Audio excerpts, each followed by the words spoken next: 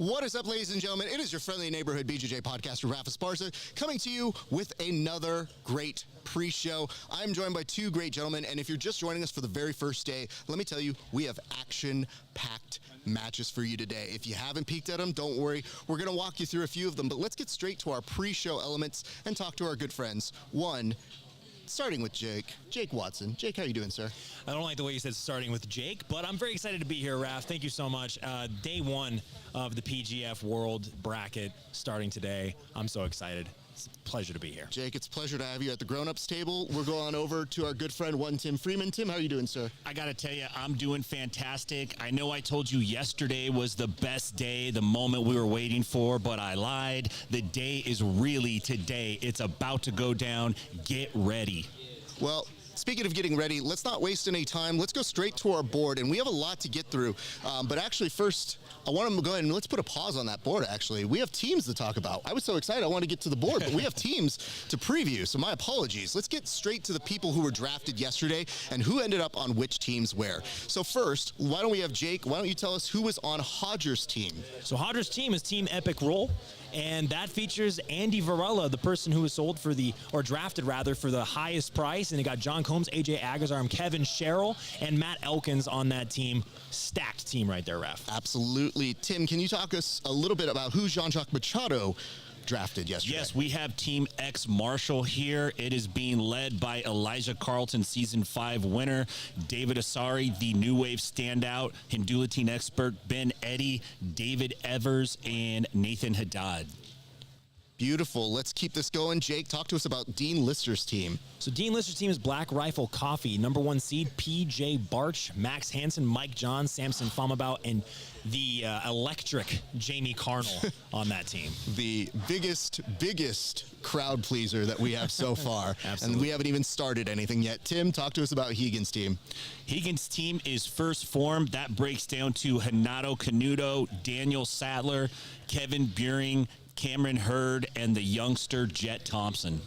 I gotta say, guys, these are some awesome teams. Yep. And I wanted to get to this board, and now we're getting to this board. But since we're talking about surprises, I wanted to ask each of you, what surprised you most at the draft? And actually, on this one, we're going to start with you, Tim. You know, I think the thing that surprised me most is that most of the coaches kind of came out with a similar strategy. They seem to be spending big for guys in the top 5, top 6. Some guys came out with specific guys in mind, especially Rigan Machado. He was set on getting the kid Jett Thompson. He talked about him. He was looking for him. He came into this auction looking for that kid. I thought that was very specific, very interesting. But yeah, I think mostly these guys playing for the top players seem to be the theme of the day. That was really interesting to see. And I think they set aside, like, what, $1,300 for him at the end of the day? $1,200. $1,200. Thank you for the correction. I appreciate that. Jake, what surprised you the most yesterday, sir? So I'm actually going to give Tim a minute to explain himself, because one of the things that surprised me the most was the fact that our very own pre-show appears to have been compromised. Tim, you were spending a little bit of time down there with Rigan Machado. Tell us what that was all about. Well, you know, I know we alluded to some rumors yesterday that potentially this is something that could happen. I was tapped by the commissioner, perhaps to sit in a specific area, maybe share my thoughts out loud, not to anyone specific, but anyone who is in the vicinity could hear some advice and helping put the team together. Obviously, it's a strong team. He went out hard after Renato Canuto, saved up some money, got some good guys, got Sathler at a steal for $1,100, I thought, or 1,100 points, and was able to round out his team quite nicely and still get Jett Thompson. So, you know, maybe there was a little outside help, not much. Like I said, Rigan came in with a very specific mindset and certain guys that he really wanted to get on his team. Okay. You know you're supposed to disclose that information here before you go through with it, sir. I can neither confirm nor deny if I actually had that information. Okay. I think we have the confirm. We don't need the deny. At this point, we saw what we saw. I could roll to a photo, but I'm not going to do that because we got to get to another roll tape right now. Now, who surprised me? I think it has to be one of the most unmovable, unflappable human beings I have existed in this planet with, and that's one PJ Barch. Take a look at this following footage and understand that yesterday, PJ Barch became a human meme. You're going to understand what I'm saying when you see PJ responding to when he was drafted yesterday. So if you're looking at it, you would see it, but it's not there. So I'm just going to talk you through what it was. PJ was essentially starting to make big gestures, move around. You got to scroll down, Octavio, and when that happens, you're going to see that PJ Barch was so surprised by how much money he was going for that at a certain point, he literally looked at us and went, well, I really wish you guys would spend more money on somebody else. So I felt that was a little bit of a surprise to me. So, on a topic that's called surprises, I guess I can get surprised myself despite programming it myself. That's all right. It's okay. It's what we go with. It's fitting. So there is that. Oh, did you find it? Hold on. Waiting for word. This is worth waiting for, so I don't mind giving this a split second.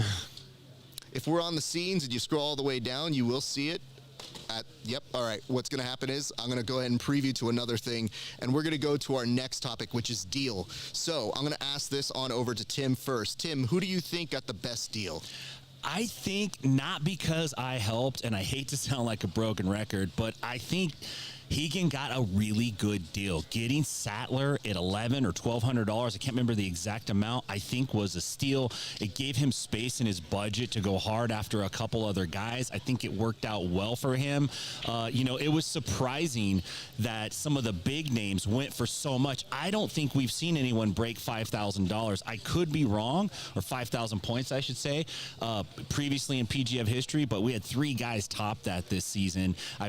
I was surprised that it went out that high. Usually you see a little bit more of a conservative strategy, but it just goes to show that these coaches are paying attention. They're looking at what's happening. They're coming into it with a more informed decision and a more informed approach, and they're really looking to score big during the auction, because this is really when they have the chance to actually impact and affect their team. It's kind of hard just to come in and start coaching a bunch of guys after 24 hours, but it's not hard if you put those guys together. You could really affect the performance and put together a very, very good winning team. Thank you for that, Tim. Jake, what was the best deal, I guess I should say, that you thought in your head? Yeah, Raph, I think that, Tim has brought it up on a couple different occasions that Daniel Sathler was an absolutely great deal for that team. He's the 8th seed and was drafted for 1,100 points. I think that he is an athlete that a lot of people aren't really considering, but he is incredible. And he has a victory over Max Hansen, who's number 1, and he has won by submission against some of the greatest athletes in the world. He has a great style. He comes from the great camp. I think he's actually the exclusive Autos competitor here at the PGF World. So I'm very excited to see what he's capable of doing. I think that him being drafted as the 8th seed and going for that low of a price definitely surprised me a lot. I think it was a great deal. Beautiful. Thank you for that. I'm going to defer my answer to this and go back to the last question because I hear that we have it ready to go. So here's what I want to point out to you. If you didn't quite understand what I was talking about with PJ before, take a look at this footage and tell me if you think any differently. Again, the normally cool, calm, collected PJ Barch looking around, slightly nervous here, now starting to realize, I'm worth a lot of money. Did anybody collect any coupons? Do we have extra money? Are we getting a bank loan to get extra players? Oh boy, these glasses just became heavier. Wow. And in doing so, he now is at a point of basically bargaining and collective denial at the same time. And yet at the very end, what I want to say to him is he definitely deserves it. A long-time vet, somebody who's been giving us submission finishes for a very long time, so I'm very excited to see him react to that. But it is the first time I've seen him be a meme. And speaking of surprises, I want to take my last few seconds to read through a text that we saw going to the text chain of all the athletes. Can we roll that real quick? It says, great job all of you standing on the auction block tonight. Couldn't and wouldn't be me. I enjoyed watching you on my phone though. Anyway, I'm sure you all miss me, but I'm sure you'll get more than you can handle very soon. As for my teammates, look forward to dragging you all to victory. Yours truly, the GOAT. One guess. Who do you think wrote that one? Tim Freeman. That is very, very easy because this guy loves writing. He's basically the Ernest Hemingway of submission grappling. We're talking about the great AJ Agazarm, the no-show to the auction. I told you he was a saboteur. I told you he was the greatest villain of all time. You didn't want to believe me, and once again, he came through just like I thought he would. I want to point this out. Nobody disbelieved you. We got more evidence for it, though, I think is the only thing.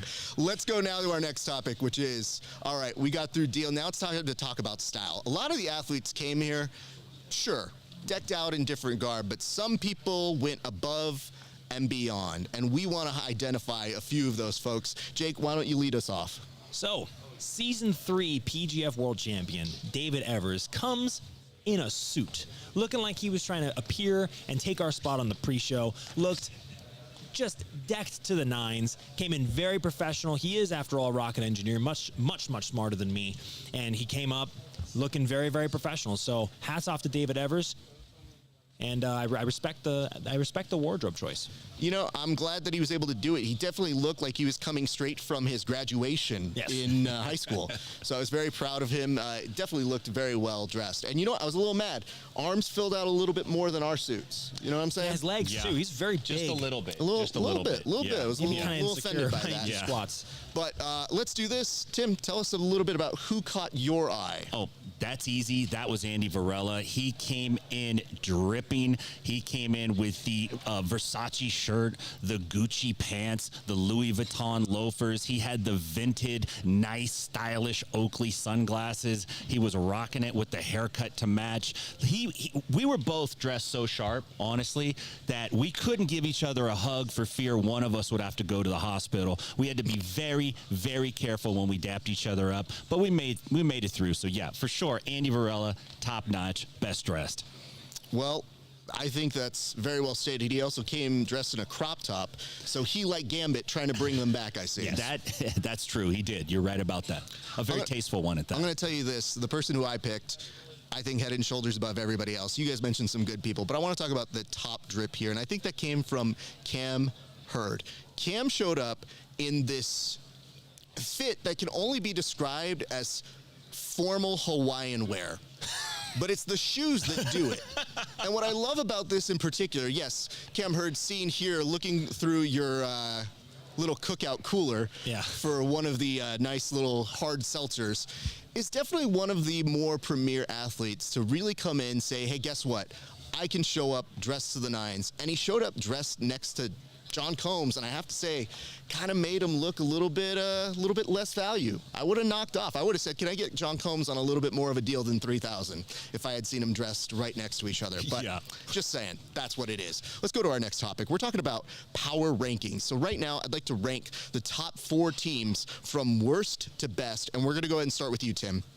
You know, it's hard to pick a bad team here. They're all really, really, really great teams. But because we got to rank them, I got to pick one. And I'm going to pick Marshall because those were the guys that were kind of getting some of the guys that perhaps the team I was consulting with wanted. I would say number 3 comes in with Black Rifle. Pretty tough team, pretty good dudes, but not going to be enough to edge out Rigan Machado and the First Phorm team, excuse me. He got some really good guys. I think people are sleeping on Renato Canuto. I think he's going to do well today.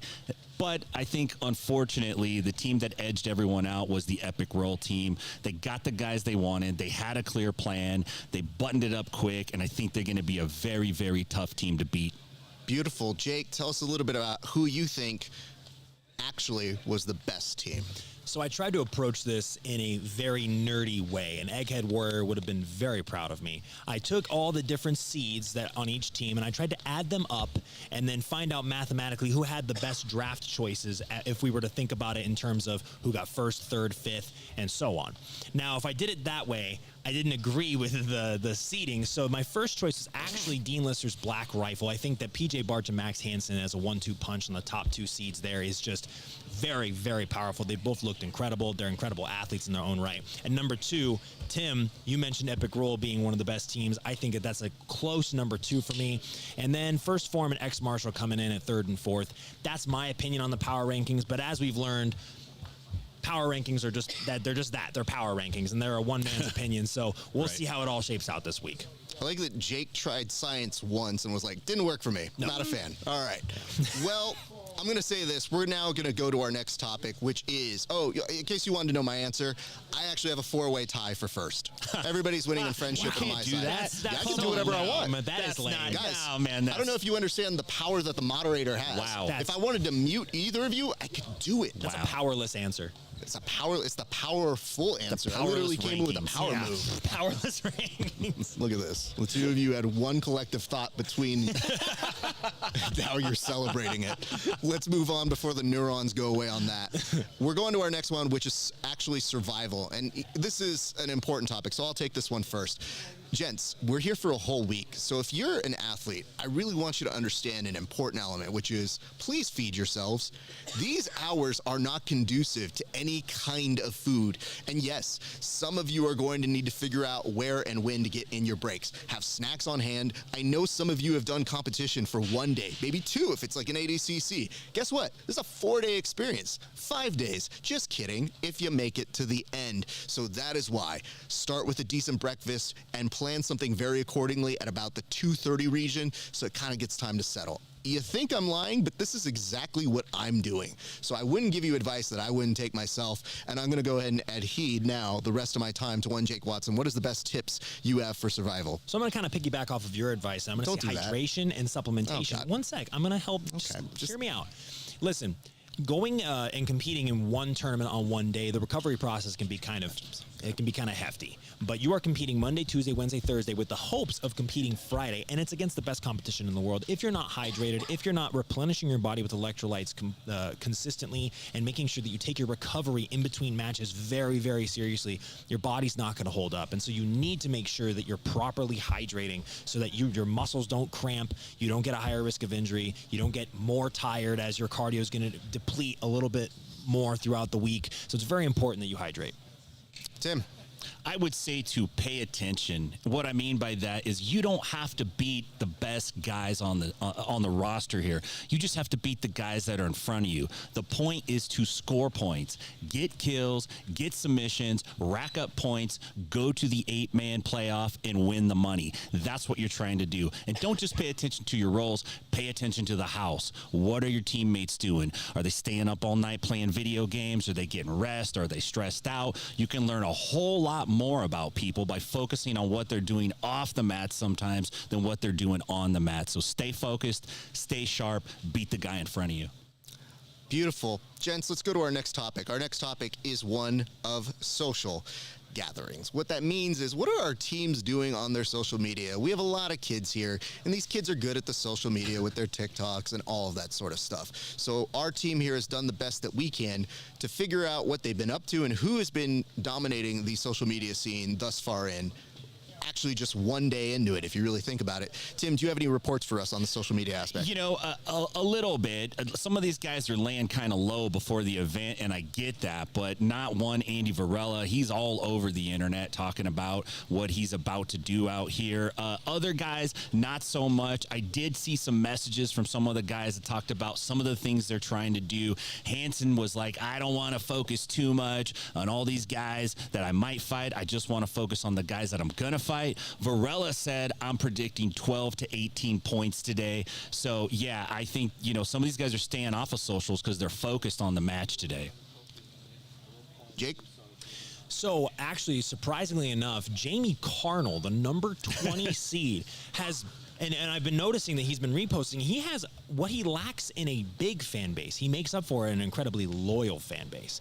He's got people reposting his stuff, saying, let's go, Jamie. He's been saying stuff like, this guy's got he's got that dog in him. I'm like a raccoon that hasn't been fed for 2 days. That's the kind of dude I am. He's absolutely unhinged on social media and in person. And I think that he really does do a good job of keeping up that persona on social media. He's got a loyal fan base. And I think that has surprised me the most about him. Jake, I also want to apologize. Your solo shot, I'm shrinking you on purpose because I want you to kind of feel like boxed in a little bit, my friend. So I hope you're okay with that. Good call, boss. Good call. Absolutely. I want you to feel what it's like. The pressure's on. Hey, here's my one note on this. Nobody's impressing me on social media yet, so this is my challenge to you guys. I think it's time that you step up your game. You're here. This is your brand. This is your business. This is your time to shine. So I would encourage you guys during this week, when you have eyes on you, go for broke. Show your personality, because we don't have a lot of TV time. So that way, when you get here, you make the use of your time. Get out here, brand yourself, become a hero, become a star, because you're going to let Jamie Carnall take all the crumbs if you even neglect any of your responsibilities on that. Let's go straight to our next one, which is training. Gents, word on the street was maybe people weren't going to train, but I'm now hearing differently. I'm hearing that people have been gathering together. The teams did seem to train together. Tim, do you have information on that?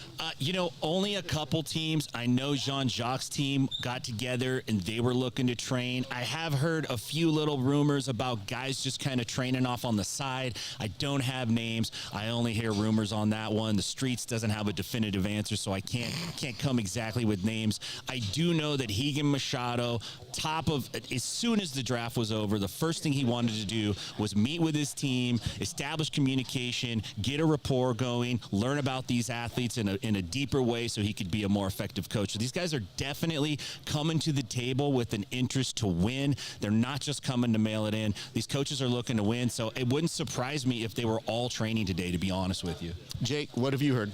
Well, one thing that is really exciting for me is the different approaches that each of the coaches are taking to lead their team. Dean Lister brings the team onto the competition mats this morning, and he had the powwow there. He led them on the mats, and I think that is incredibly interesting. Like you said, Tim, Jean-Jacques Machado had his team suited and booted, ready to go. Caleb Crump was there, the alternate.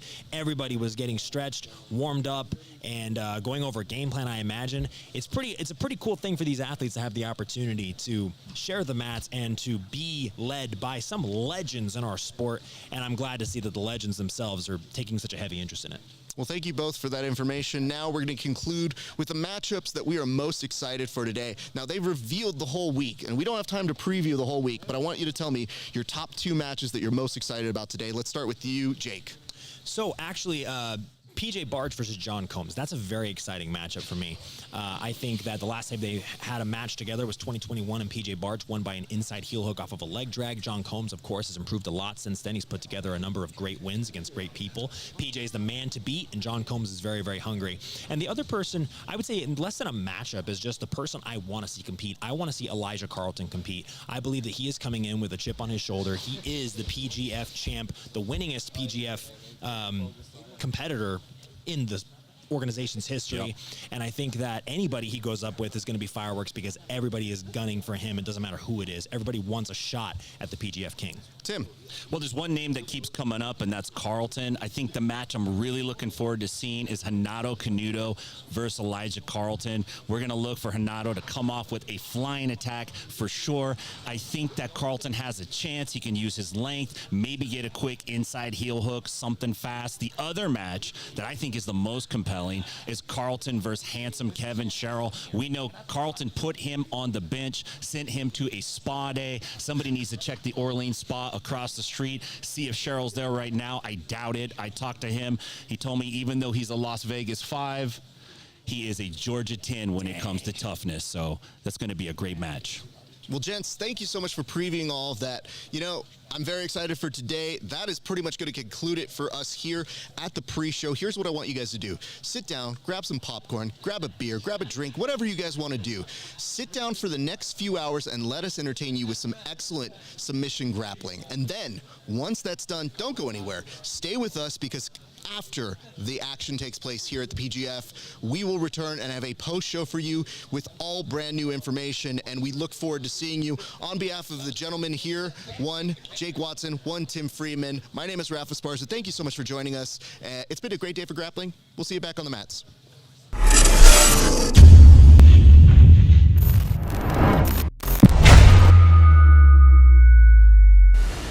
In the heart of Las Vegas, where combat legends are born, history is in the making. Welcome to the dawn of a new era in martial arts. The first ever Jiu-Jitsu League, the Professional Grappling Federation, is entering its most anticipated season yet. Here, 20 elite athletes will partake in a grueling season of submission grappling with over $100,000 on the line. 4 teams, each with a legendary head coach. This season's roster includes formidable PGF newcomers in Andy Varela, Renato Canuto, and PJ Barch, all eager to dethrone the reigning champion, Elijah Carlton. Witness the journey unfold from grappling's first ever official draft on April 21st to the highly anticipated crescendo of the playoffs. This isn't just jiu-jitsu, this is PGF World. It's everything you love about sports, plus jiu-jitsu. How does the PGF work? We have a pre-selected roster of 20 athletes, and they're going to be split up into 4 different teams with 4 legendary coaches. On Sunday, those 20 athletes are going to be drafted onto one of those 4 teams. Each athlete is going to get 12 matches during the regular season. The only way to win a match in the PGF is by submission. If you win by a choke, we call that a kill. That's worth 6 points. If you win with any joint lock, we call that a break, and that's worth 3 points. Any submission that you land in under a minute gets you an extra point. The top 8 point scorers go into a seeded playoff bracket on Friday night, and the winner of that bracket is going to get $20,000.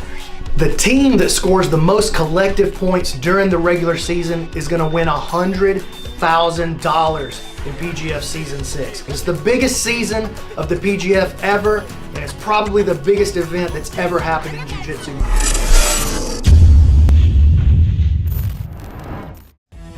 Las Vegas, Nevada may be known as the fight capital of the world, but this week it is the center of the PGF World as Season 6 kicks off tonight here in Sin City.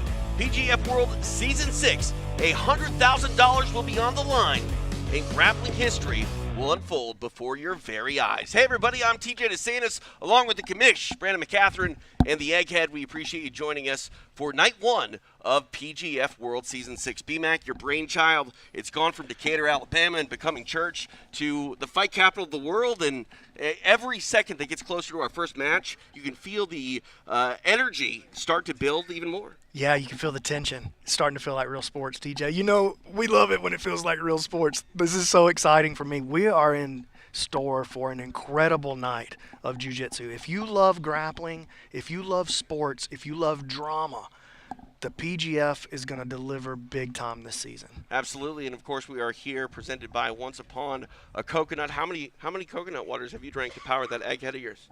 At least 6 today. Yeah, 6 today? Yeah, all right, it helps. Maybe 3 more throughout the broadcast. We give it a long night. It's all about that gauntlet, BMAC.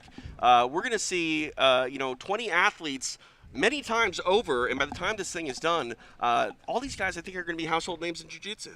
Yeah, and one of the most interesting things about the PGF for me is that we're going to see some guys that are not quote-unquote big names in the sport.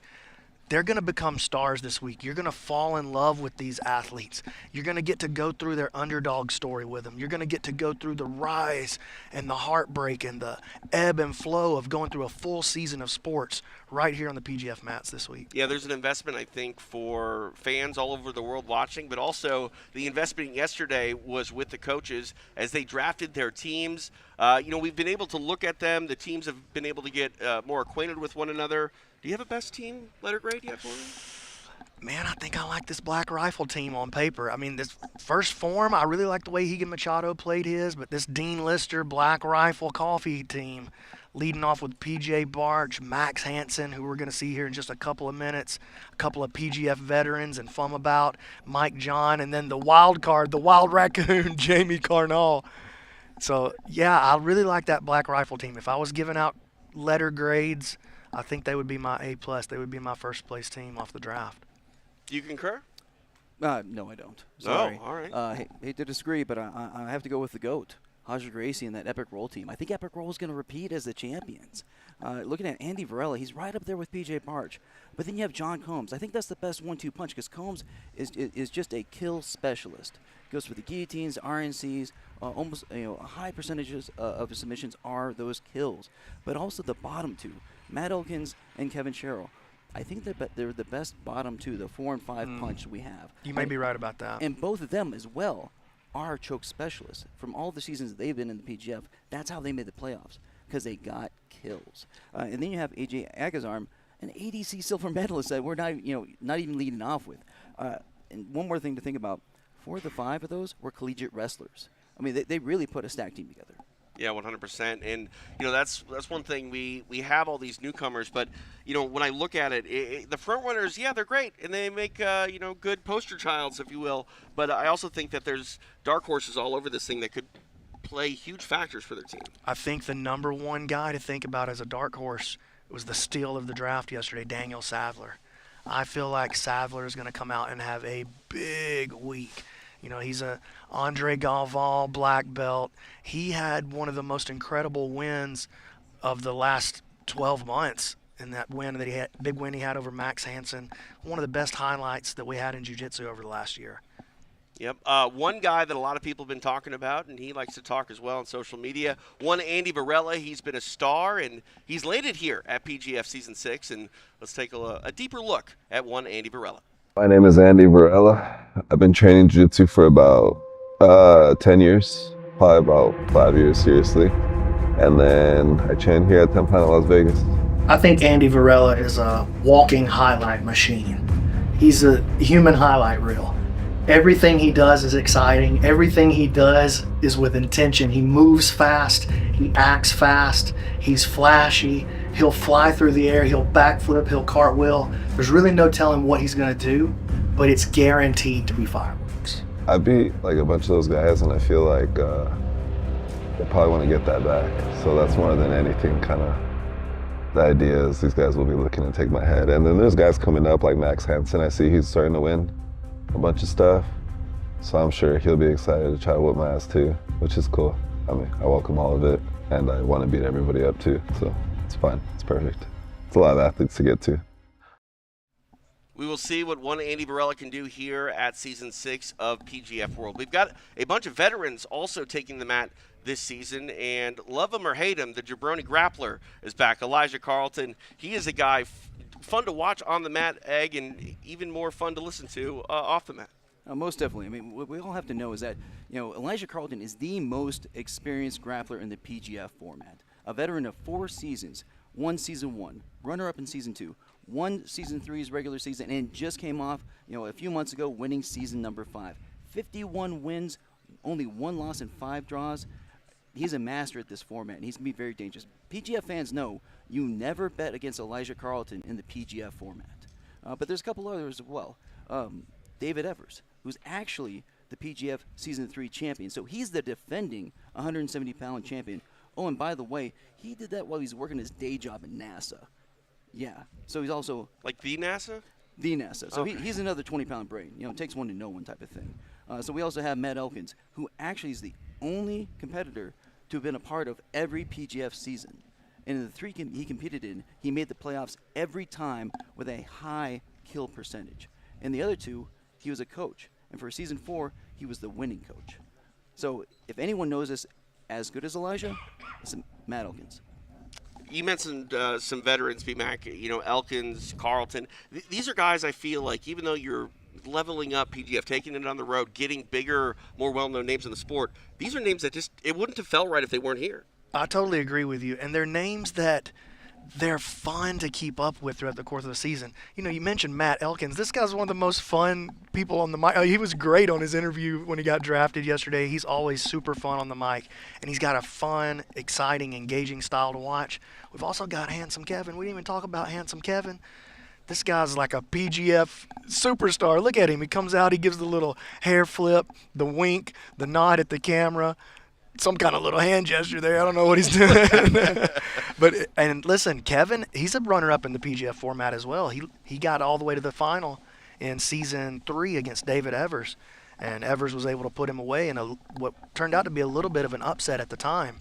So I think everybody was kind of expecting Kevin to come out with that dub. And he's got a pretty good rivalry with the jabroni. A very good rivalry going with the jabroni. They were, it's not just a one-season thing either. It's a consistent tension between these two, and so they're coming off of probably the most tension that they've had after last season. Yeah. All right. I believe we have a package more on Elijah Carlton. Let's take a look. One of the most compelling storylines for me heading into Season 6 is the story of Elijah Carlton. He's been the face of the PGF for 5 seasons. He's won multiple regular seasons. He's won multiple championships by winning the playoff. But now with the level of competition being raised so much higher for Season 6, the big question for me is, can Elijah take all of that experience that he has as a PGF champion and apply it to these high-level athletes and make it into the playoffs? Or could he even really surprise some people and come out as the champion again? It's all the same, man. I show up, do what I'm supposed to do. I'm gonna outperform all these guys. I'm gonna sub a lot of these guys. They're gonna be like, oh, just because Elijah hasn't done IBJJF and done an ADCC trial or anything like that, and he hasn't won anything big like that, like half of the roster is gonna be victims every season. That's what it's about. It's like they're gonna sleep on me like always. Oh, man, he is a way with words and a way with limbs on the mat. The jabroni grappler, Elijah Carlton, he's back this season, and now he's with our Alex Wendling.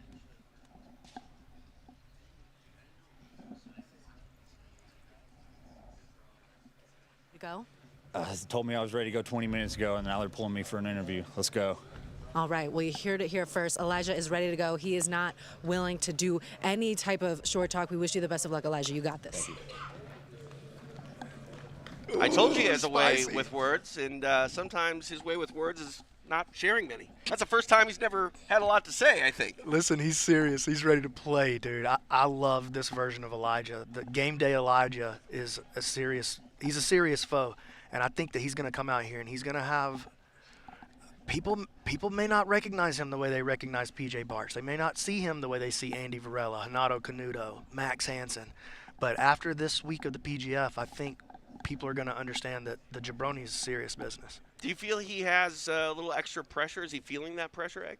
Most definitely. So a lot of people are wondering if bringing in this level of talent, if he's going to be the same dominant person in the PGF. And we're going to find out tonight because he's going to lead off all the matches against Max Hansen, an underdog or a sleeper, to win the whole thing. A very game, well-known national grappler.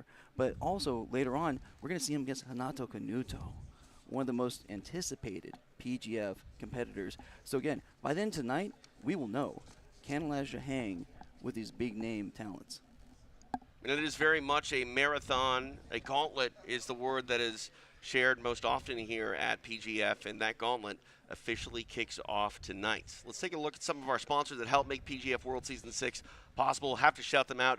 Ex-Marshal, First Phorm, Black Rifle Coffee Company, Lonnie Jones Podcast, Keeping Up with Jones. Of course, Epic Roll. They're represented on the mat. And UFC Fight Pass, happy to be on their YouTube. Of course, our tournament finale will be on Friday. So we appreciate them jumping on board and appreciate you watching as well. PGF World Season 6 about to kick off tonight with Night 1. You guys ready? I'm ready, dude. Yeah. I've never been more ready. All right. Let's get it going. You're watching PGF World Season 6.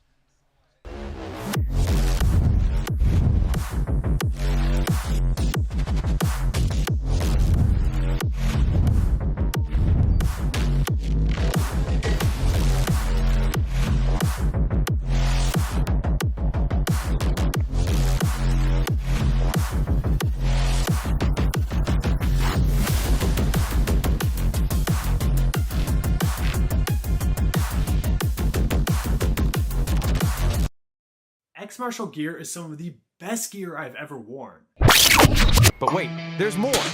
Fasten your Nogi shorts belts, because Ex-Marshal's Dojo Roadshow is hitting the road, and it's nothing short of epic. Imagine this, an Ex-Marshal team, an RV, and a mission to visit gyms far and wide. We're talking challenges that'll have you in splits, literally and figuratively. Meetings with the biggest personalities in the jiu-jitsu world, and a tour so wild, you'll wish your life had a rewind and watch again button. This isn't just a road trip, it's a rolling jiu-jitsu carnival, and it's all captured on our YouTube channel. Picture the funniest, most thrilling parts of jiu-jitsu, packed into an RV and sprinkled with that special Ex-Marshal flair. The Dojo Roadshow is where the mats meet the road, and every stop is a story waiting to be told. So, subscribe, like, and get your laugh on, because Ex-Marshal isn't just about changing the game, we're about making it hilarious. One dojo at a time. Don't miss out on the movement, the sponsorships, and the roadshow that's making history. One epic YouTube episode at a time.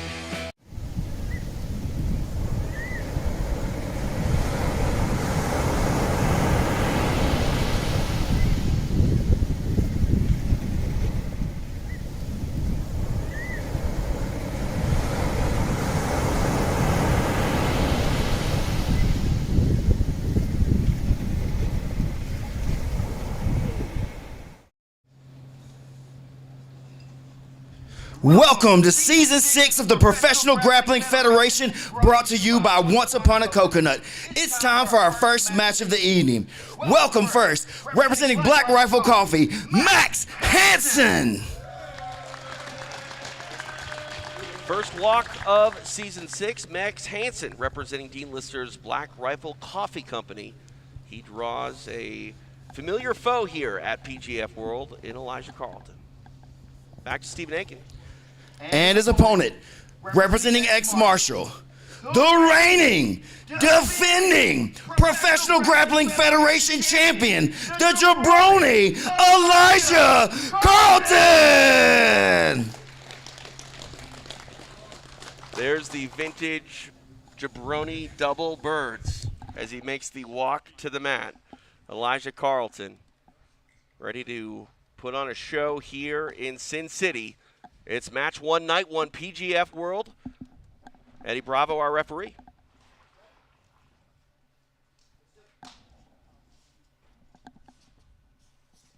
This one wasting no time to get to the floor. No surprise, Elijah pulls guard right off the bat. All of our matches here in the regular season, 6-minute bouts. Ooh, Max taking a roll at the legs as Elijah tried to move into a threatening triangle position. Now they're going to be in the seated guard position, both of them. Elijah comes up looking to pass maybe. And Elijah's triangle is the most dangerous submission in the PGF history.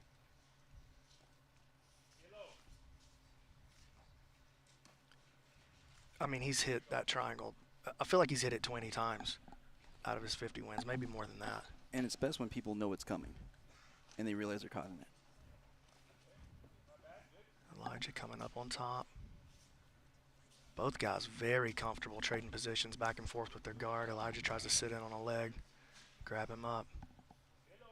You know, one of the great things about this 6-minute rule set, there's not a lot of time for stalling. We have an aggressive stalling penalty that we're ready to go with, but I don't think we're going to. Ooh, jumps in quickly on an arm lock on Elijah, and he gets a little reaction from the champ. I was saying we have an aggressive stalling penalty, but these guys are, we're not going to see it in this match. Yeah, no need. 90 seconds of elapsed time thus far in this match. It's been a busy 90 seconds. I mean, both guys have been on top. Both have gone inverted. Haven't really settled in a position on the floor. And both guys comfortable in every position, too. You'll see them, they trade back and forth. They're just throwing jabs. See, where's this guy going to leave an opening? Where is he going to be vulnerable?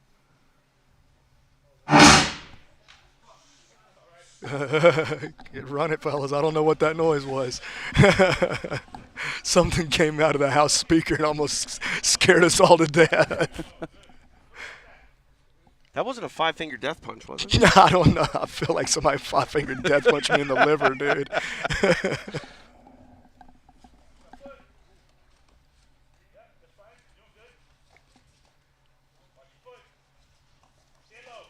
Max got a little deeper that time on his entanglement. Elijah comes up, and he's going to be looking to pass. Almost at the halfway point.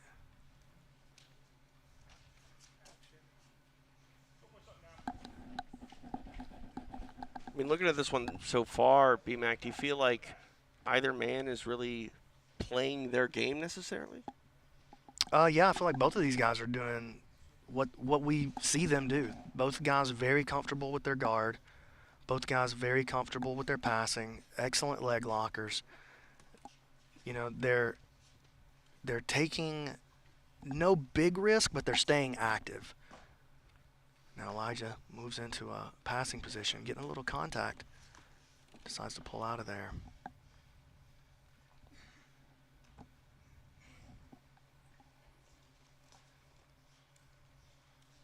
Touch over 2.5 minutes remain here in this match. Yeah, both are very dangerous. Both like rear naked chokes. Are both are really great leg lockers as well. Go reset back to the middle.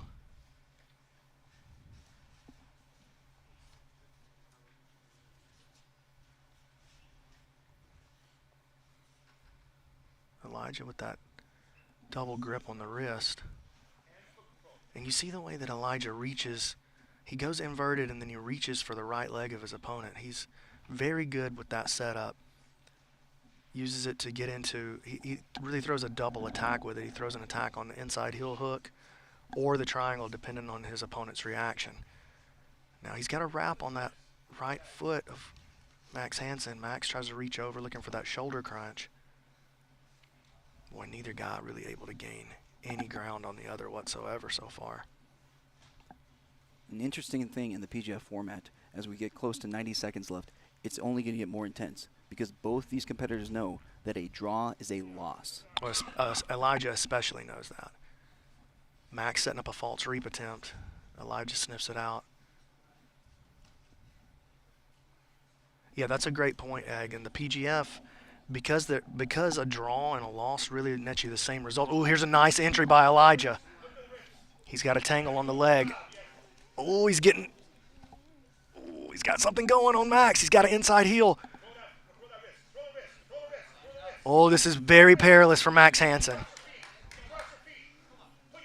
Oh, wow. Great shot by Elijah Carlton. Really good look right there. The first really dangerous moment of the match for either athlete. 45 seconds left to work.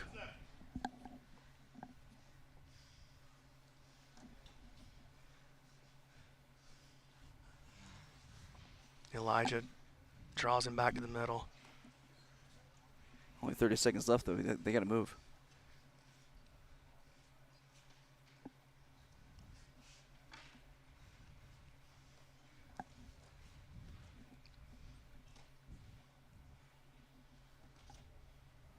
I think we're going to see Elijah take one last shot right here. Something crazy. Short time.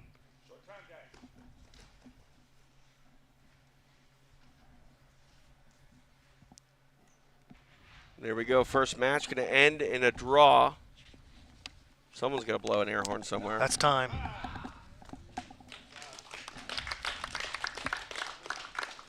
No points. After 6 minutes, this match is a draw. First match in the books here, B-Mac, your thoughts?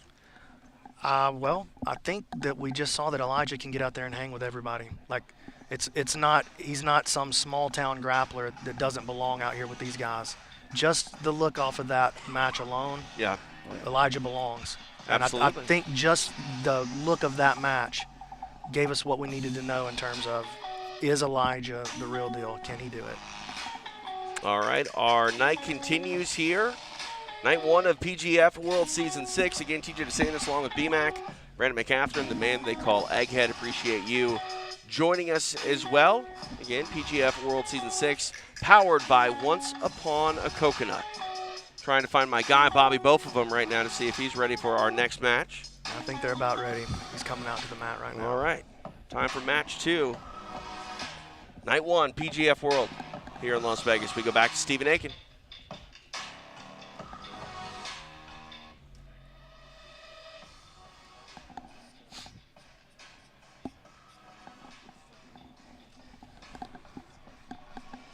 We'll get there. I think he's waiting on the high sign from me, maybe. All right, now back to Stephen Aiken. We're ready for our next match of the evening. Representing Black Rifle Coffee, Mike John. Mike John making the walk tonight. He was the qualifier winner, I believe, Egghead. That's exactly correct. Out of all the people on this roster, he had to fight his way in. And that gives him a lot of motivation, and we saw him do great work at that qualifier. All right, we await his opponent. Back to Stephen Aiken. And his opponent, representing ex-Marshal, David Evers. David Evers, a man who needs no introduction to those that are diehard fans of the PGF. He's had success in the past, and he looks to have success once again. Season 3 champion. They call him Quadzilla, TJ. You weren't with us for Season 3, but we call him Quadzilla. That's interesting. Look at those legs. Yeah, I know. All right, we are underway. This should be very interesting. Mike John, of course, got here through the qualifier. He won the qualifier. Oh, look at that. Evers coming out aggressive right off the bat.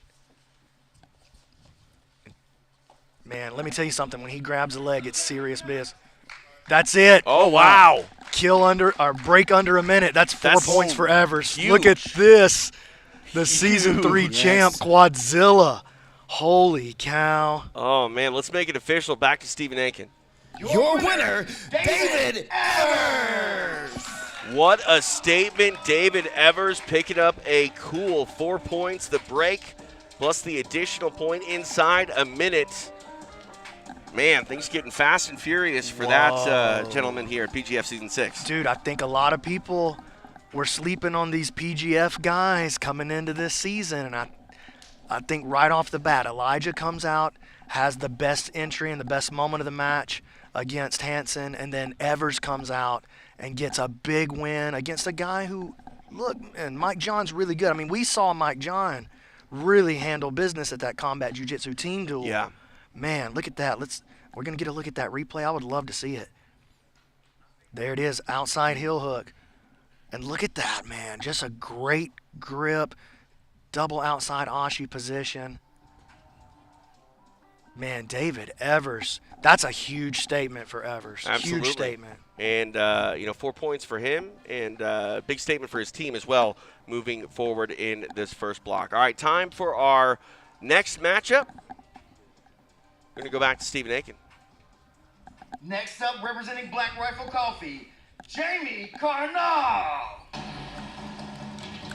Jamie Carnall making the walk. A character to say the least. And we'll see what he can do here in his first match of Season 6. Yeah, he was a runner-up at that qualifier. He had 3 rear naked chokes and a pop triangle armbar. Just a submission hunter. Well, he hunts for another in his first match of this regular season. Now back to Stephen Aiken. And his opponent, representing ex-Marshal, Davis Assari. Davis Assari now making the walk for his first match.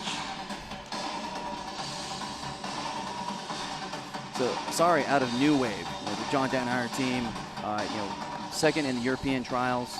Just a very dangerous competitor. Referee for this one, Master Eddie Bravo. We are underway. This should be super interesting. See, can Carnall get out here and play with one of these guys who's very well known in the Nationals? Look at that arm drag right into the single. Assari getting active right off the bat, already past the guard. Oh, my.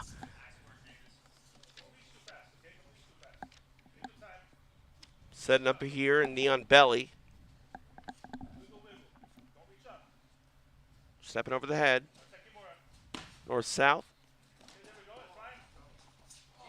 Carnall trying to roll through.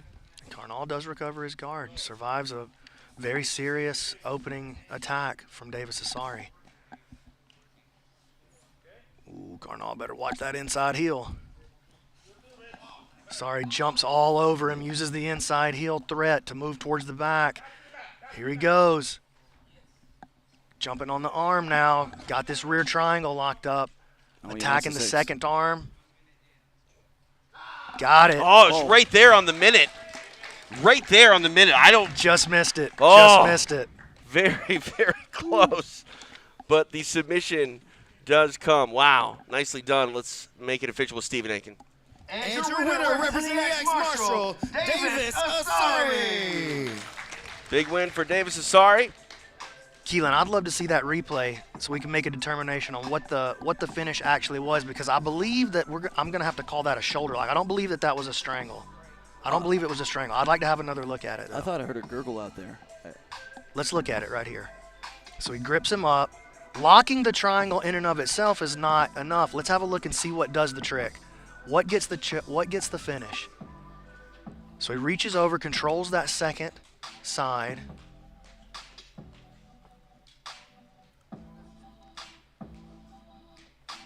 That shin is digging in on the neck right there. Yeah. But he's definitely putting its pressure on the shoulder. I think it's a choke. I think it's a choke. I think it's a kill.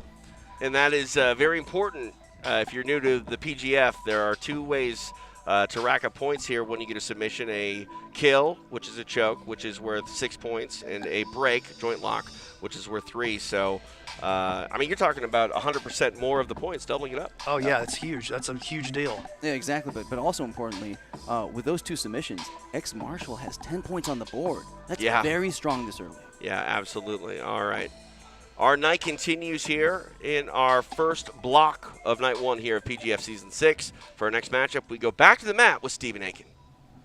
Our next athlete coming to the mat representing Black Rifle Coffee, the Butter Panther, PJ Barch. Well, if you're going to send a man to the mat that could change the tone of a team matchup, it's this guy, PJ Barch. First man drafted yesterday, and now he takes the mat tonight, hoping to be the first man to rack up points for Team Black Rifle Coffee Company. PJ Barch, ready to go to work here in Las Vegas. And his opponent, representing ex-Marshal, Nathan Haddad. Nathan Haddad. Haddad. That's right. He had it with us saying his name wrong. Well, he was like the nicest ever about it. He's like, actually, it's Haddad, but it's Hadad. It's whatever, But he's lucky. We've done way worse with other names. Man, yeah. As many shows as you and I have to call in Mexico. You should have seen me in Kazakhstan for Aiga, dude. I was losing my mind trying to pronounce all the Nurmagomedovs. It's not easy. All right. We are underway. More of a concern, besides his name being mispronounced, is the #1 ranked competitor he's facing off with right now. Yeah, and listen, Nathan comes out here very highly touted. Elio Seneca called me on the phone and said, listen, you're looking for athletes. This is the best athlete that I've got in my association. And when Jacques Machado, very strategically in the draft, he knew that Nathan didn't have the credentials that some of these other guys, so he laid low, made a great play for him in the cut. Look at this butterfly sweep attempt by PJ.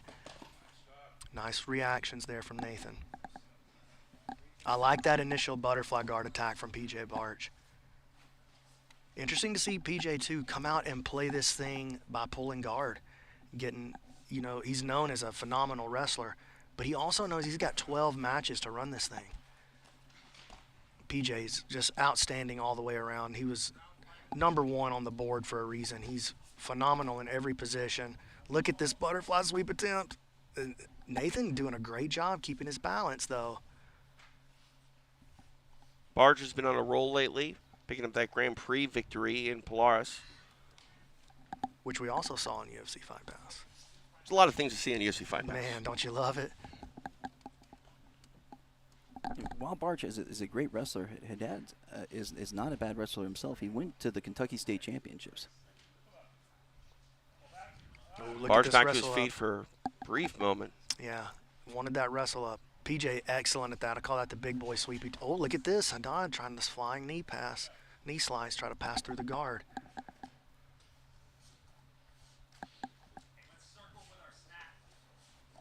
PJ getting a good grip.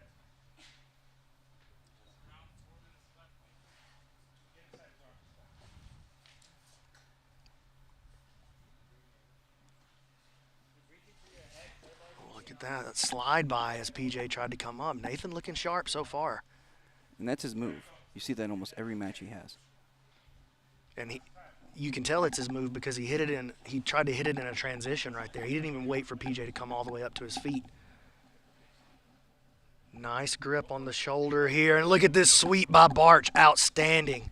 And now, look at this, though. Nathan got a nice grip with the underhook on his right side. He's going to try to bring his left forearm around to the other side of PJ's head. Maybe start trying to throw his butterfly hook in on the other side and create some sort of shoulder crunch situation. Little arm bar sweep dilemma. PJ frames across the throat. Excellent work. It's the close guard of Nathan Haddad. Barch now stacking inside of it, trying to separate those legs. Haddad with a hard push off, and PJ just kind of smiles back at him. Coming up on the halfway point of this match, 3 down, 3 to go. Again, TJ DeSantis along with Brandon McCatherine, Egghead, live in Las Vegas, the site of PGF World Season 6. Body lock for Nathan Haddad. He's got PJ playing with this knee shield. PJ tries to run in the frame. He's going to try to create a little distance, see if he can build some height over on his right elbow. Nathan keeping him locked up there. This is a nice pass attempt by Nathan. I know we're just a little bit over halfway, but if the fifth member of Team X Marshall can even just get a draw against the top member of Black Rifle Company, isn't that a huge statement? That's true. And it's a huge statement about the parity and the depth of the roster as well. Nice wrestle up. Oh, my! Wow. PJ finds himself mounted. Trying to maintain this position. Barch bringing his legs up high. Now scrambling up and reverses it. Wow, beautifully nice done.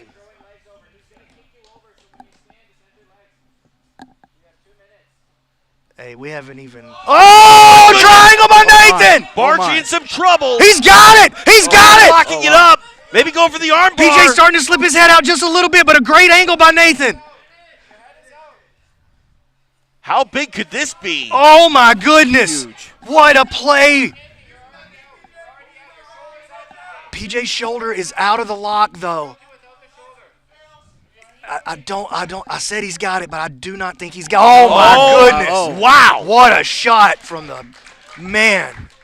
Another Wagner Rocha push-off. He might not have earned the submission there, but I got to believe he's earned the respect of one PJ Barch. And there's still time left. 70 seconds remain in this match.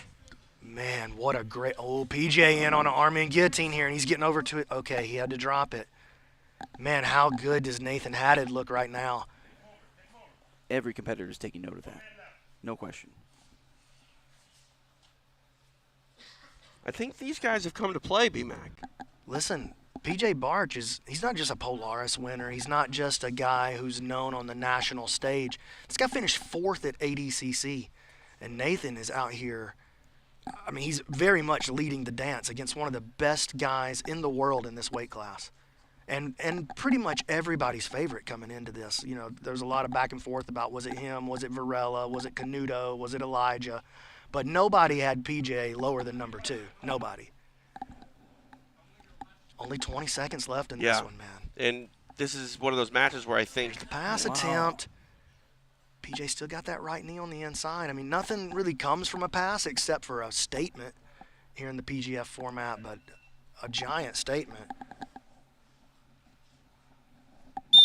And more than a moral victory as well. I think, coming in, against someone the likes of PJ Barch and almost getting a submission, it draws a nice feather in the cap. So let's go back to Stephen Aiken and make this one official. After 6 minutes, this match finishes with a draw. It is a draw that looked to potentially not be ending in a draw. That was incredibly deep with that triangle. Wow. Man, I mean, that was incredible match from Nathan Haddad. If that's any sign of what the rest of the competitors are going to have to deal with from him for the rest of this season, bro, that looks like a playoff contender to me. We might be seeing the rise of X Marshall. Their number 5 guy eliminates the number 1 in a draw, but still draws him out. That's huge. Absolutely. And that locks it up for Team X Marshall. Hey, what's up, Elijah? I was like, no, don't come and bother me right now. It's the jabroni trying to sneak up. Now he wants to do an interview. All of a sudden he wants to have an interview now. All right, time for our next match. Let's go back to Stephen Aiken.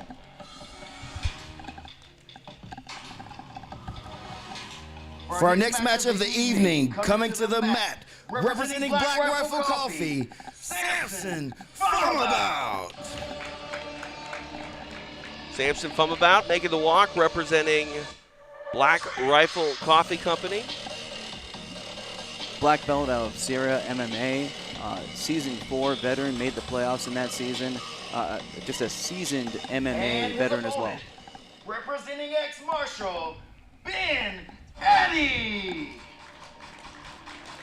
Ben Eddy, always a fun man to watch as he brings a one-of-a-kind game to the mat. Safe to say, I think, B-Mac, one of the most creative and most dangerous, if not the most dangerous rubber guard player in the world. In my opinion, the best rubber guard player on the planet right now, at least at the competitive level.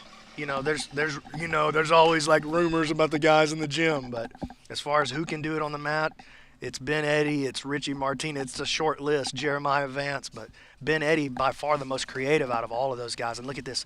Ben, it's all about the left overhook for Ben Eddy. And you know what's beautiful about this format is that they're going to have to engage with Ben. Right. There's no way to stay back and run for it. You'd never have to worry about that with Samson anyway. Samson jumping in, putting a heavy press on the ankle. Samson just recently had a big win over Barrett Yoshida when he took that title at the ADCC Long Beach Open, ran through a very experienced bracket, one of the largest brackets in the ADCC Open history, beat a legend to run through. Samson, famously in season 4, one of the hardest guys that you could ever try to submit. He's almost impossible to put away. This is my first look in person at the. Oh, look at this! He's just action. No, he throws it twice in a row. Samson understands the assignment. You know what I'm saying? Yeah. Like he understands what the PGF is all about. It's all about constant offensive action. Just trying to say it. This is my first look at the, bigger sized Ben Eddy. He's been smaller in his career and now walking around much heavier. Ben is a very patient guy, though. He's not gonna get out here and rush things just because you're playing a full court press doesn't mean that Ben Eddy's going to play a full court press. He's going to break the press, turn it into a half court game. He's going to look to get the overhook with his left arm, and if he gets that overhook, he's going to start trying to drag you into his game.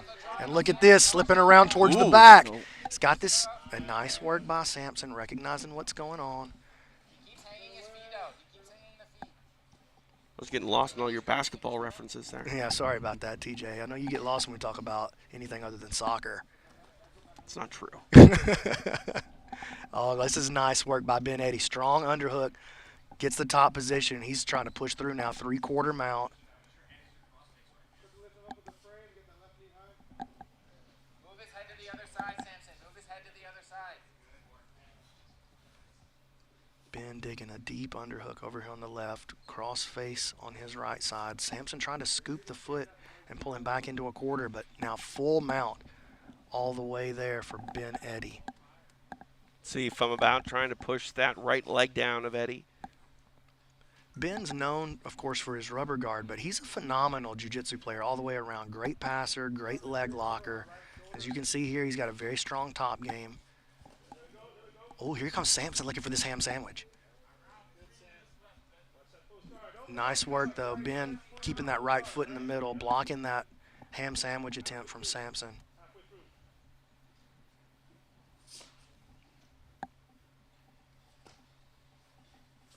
Samson uses that thread of the ham sandwich to come up on top, framing against the neck of Ben Eddy. Full guard here for the 10th Planet product in Ben Eddy. Now stacking is Phommabout. Ben getting closer and closer to his game here. Here he goes. Ooh, Samson got to be very careful trying to pull away from that.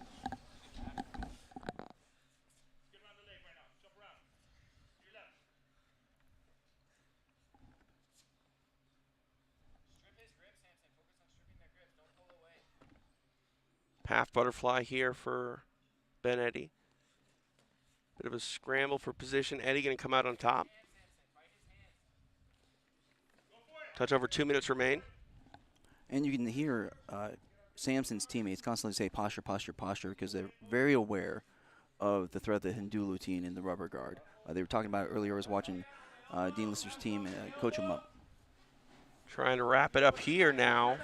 He's got the anaconda locked, but with Samson's back flat on the mat like that, it's going to be really hard to finish. Now pulling that elbow across. 90 seconds left in the match.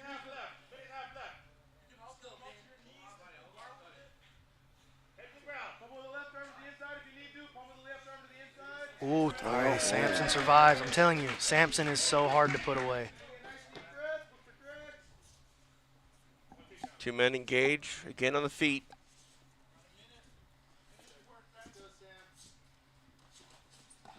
Eddy takes a seat. Samson tried to jump at him again.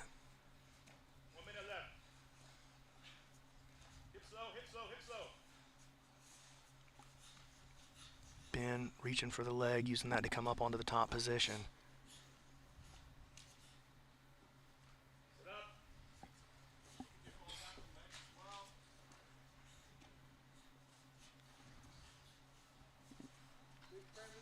Been pummeling with his knees, trying to move past the guard of Phommabout.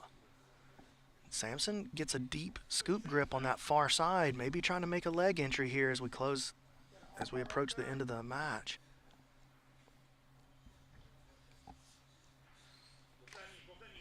Yes, Samson trying to make a K-guard entry here. He could have something cooking. He's going to go to the toe. Man, that might have been a better idea to make his move towards that backside 50-50 there, actually. Final 10 seconds in the match. Samson's just been flying around. And that's time.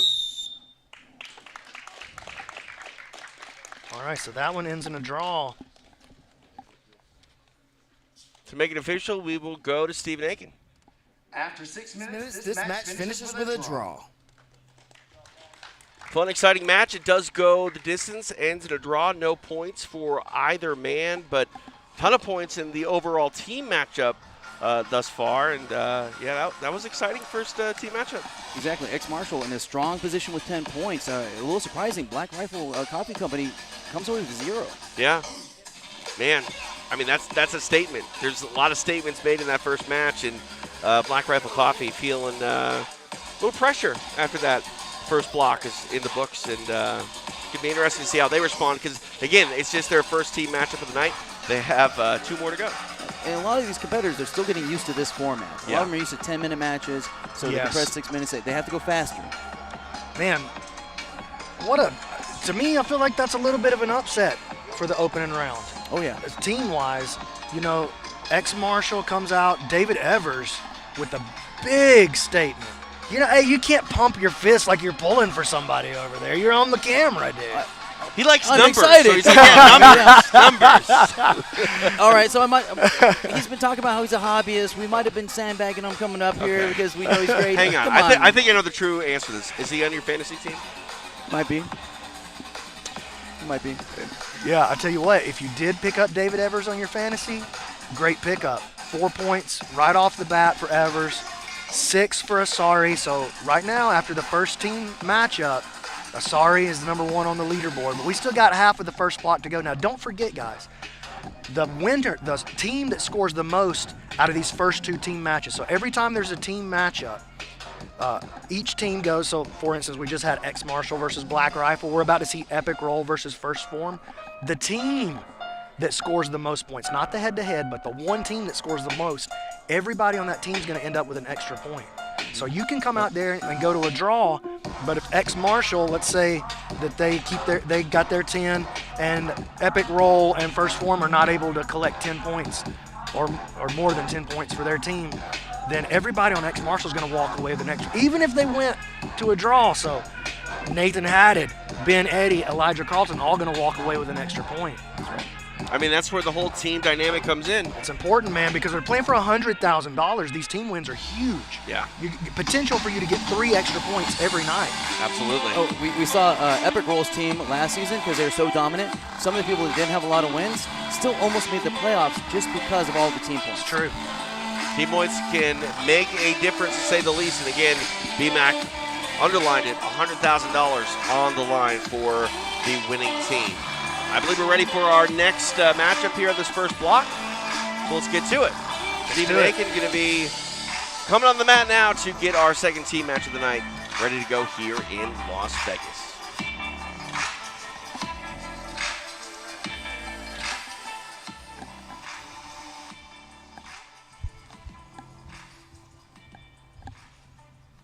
Stephen Aiken.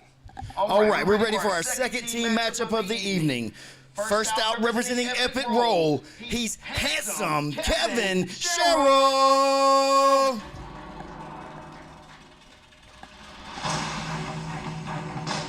Handsome Kevin, all business. And we didn't get the hair flip. We didn't get the wink. We didn't get the hair flip.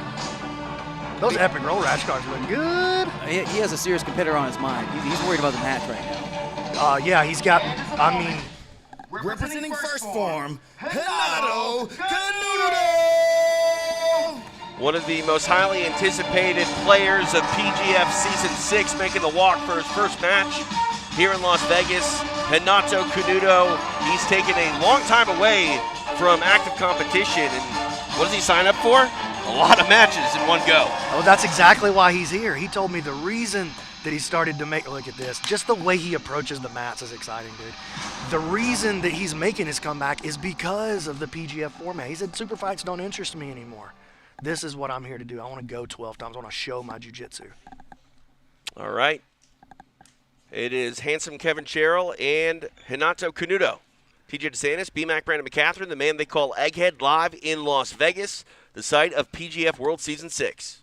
Canuto, very exciting on the feet, but handsome Kev, D1 wrestler. So he's going to come out here and make some moves on the feet as well.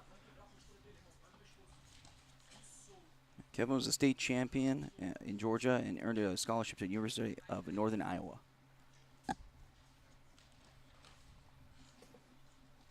Nice catch by our referee, Drew Murillo.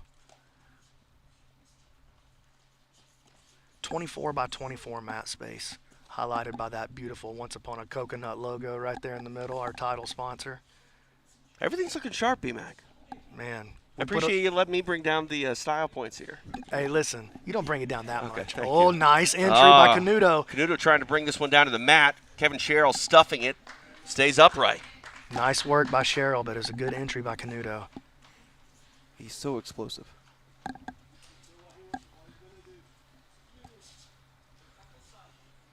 You know, ring rust is something that is often talked about in combat sports. You feel there's any ring rust for someone like Canuto who hasn't been as active as he once was? I don't know if I believe in ring rust, TJ. I'm a little bit of the Dominic Cruz school of thought on that.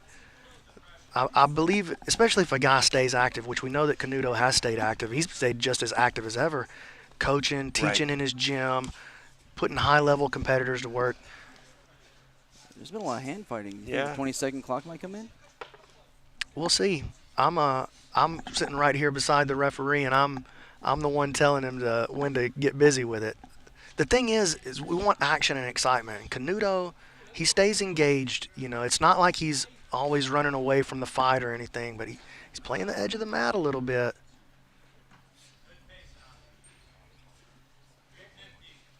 If he was stalling, if he wasn't moving around, if he was just going backwards, but he's making entries.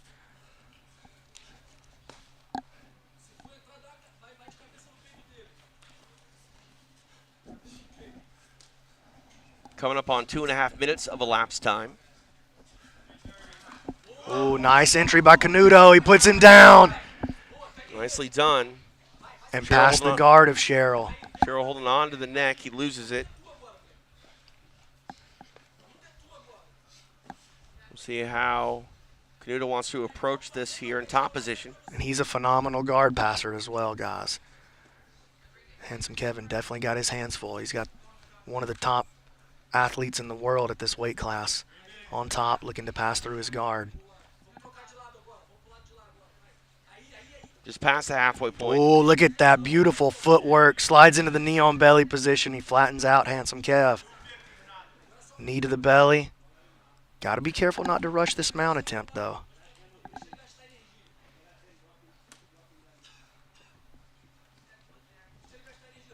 Canuto, both a gi and no gi world champion. And now the full mount. Canuto really running the show here. Putting heavy pressure on, going for this mother's milk, going for the smother.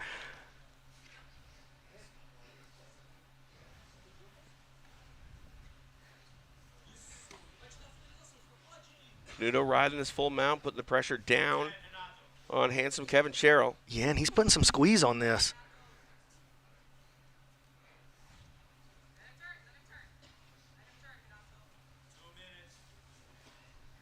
Oh, is he looking for maybe a Murata Plata? That's what's going on. He's got something locked up right there. Kevin, big trouble. Renato wants to lock this figure four in, try to create this shoulder lock. It's all about the hand position of Sherrill right now. If his wrist is caught so deep that his forearm is trapped in there on the hip, it's going to be very hard for him to escape this. But if the wrist is starting to slip, which it was, nice work. A great attack by Canuto. Back to the feet, 90 seconds left. And now he pulls guard. Nice shot. Decides to pull guard with it. We'll almost had to look at the back there, Sherrill, but able to shut that down. Canuto keeping the pressure on. Get a hold of that right leg. And Hanson kept saying, "It's okay, you can drag me back to the middle." And a nice work by our referee, Drew Murillo. We've worked a lot with these referees to make sure that they understand exactly what we're looking for. We got referee out there on the mat, Eddie Bravo here. Nobody more experienced in the game than Eddie Bravo. And then we've got a couple of certified California State Athletic Commission referees and ADCC certified referees over here on the sideline helping me call the stalling. Their only job over here is to watch for stalling. And you got referees and pinstripes, too. Big fan. Yeah, whistles and Big flags. fan. I'm going to throw a flag if it gets crazy out there, TJ. No stalling, but just about 30 seconds left.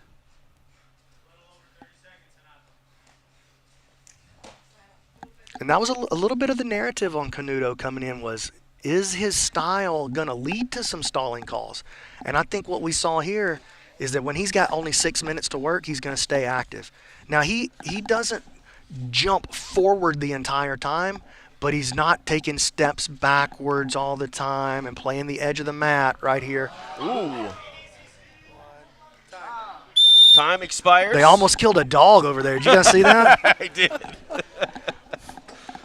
Expect the unexpected here at PGF. This one goes the distance. Stephen Aiken will make it official. After 6 minutes, this match finishes with a draw.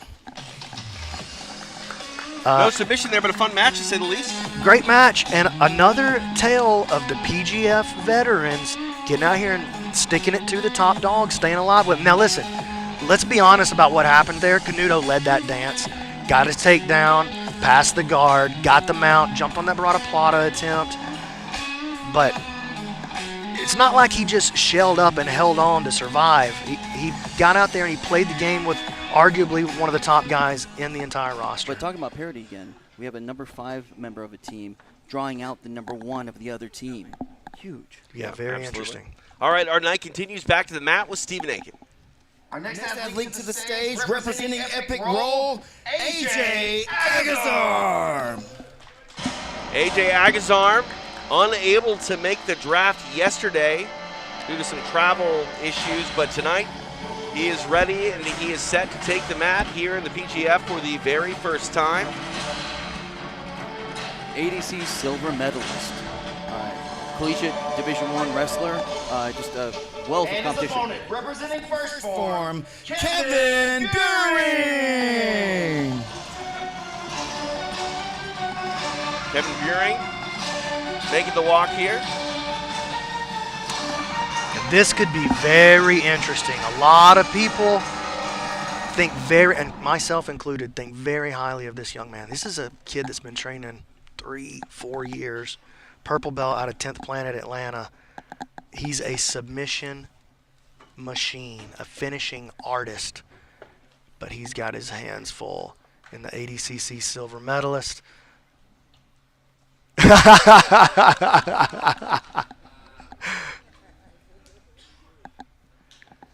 Quite a bit of size difference between these two as they walk out onto the mat. Here we go. We are underway. And AJ immediately starts the circling routine. He's going to have to engage with this. Kevin moving forward.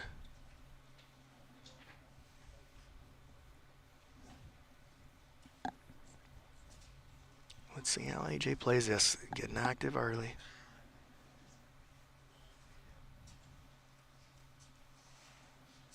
PGF veteran Kevin Beuhring made the playoffs in Season 3 as a baby blue belt. Yeah, brand new blue belt. Won the qualifier to get into Season 3 as a white belt. Subbed his way all the way through. And he's got deadly entries. Agazarm has to be very careful stepping in here to try to pass.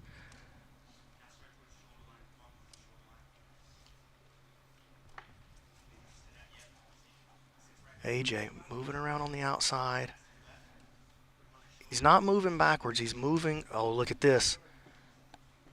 Beuhring got the entry. Okay, nice work by Kevin. Oh, look at this. Throws by the guard. Jumping in on a choke perhaps here on Agazarm. Action on the edge of the mat here. Both guys staying active.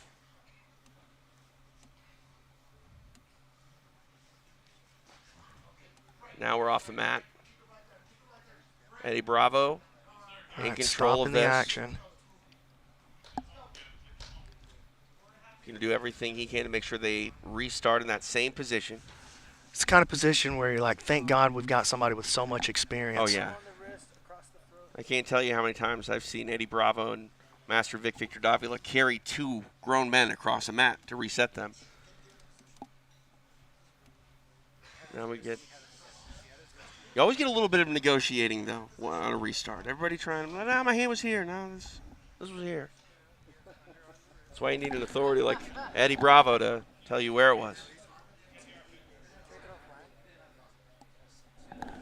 Hit the whistle, throw the flag, stalling on Agazarm. Well, there's a whistle and a flag. Hold on. Yep, we got to stop right there. I got a stalling call on Agazarm. Stalling call? Stalling on the reset. AJ Agazarm on the reset. It's you, dog. Agazarm saying, wasn't necessarily just me. Now things change. Now, this call, B-Mac, does this take away something from Beuhring? I mean, he gets the referee position. Well, now he's almost back to the same position. Yeah, and look, it worked out great. The ball never lies. I like that. Well, that's the nice thing about being the commissioner. I can make the call that I feel is appropriate. Agazarm's tough to put away right here. But Kevin sneaking in on him. Ooh, he's sneaking up on position here. Now he starts to lock up the back. AJ doing a good job getting his back to the mat here. Kevin going to look for this baby twister. Got a lot of pressure on the spine here on Agazarm. Agazarm never going to quit to that, though. Body triangle here. Locked on.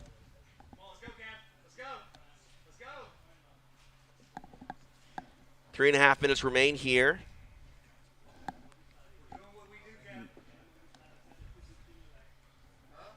Long time to defend your back. And to be honest with you, going back to that stalling call, B-Mac, I mean, that sets a tone for all the competitors here. No funny business. No funny business, dude. He's going to squeeze across the face of Agazarm. Man, listen, you could say anything you want to about AJ Agazarm, but you can never, ever, ever question his toughness. I've seen this guy tough out submissions that any mortal would have quit to. Any mortal. But this position from the young man, Kevin Beuhring, has really got AJ in some hot water here. He's going to go for this baby twister again.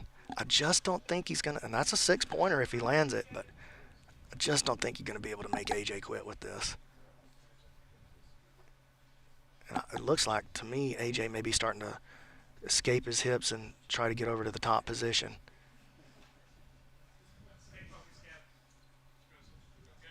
Just a touch under 2.5 minutes remain here. Again, putting some pressure on that head a moment ago was Beuhring. I mean, Agazarm has more than 220 matches in competition. So he's been in tough spots before, you know that.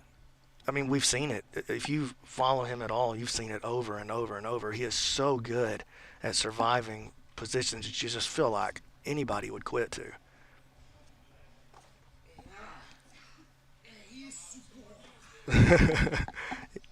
Beuhring got him speaking Portuguese down there.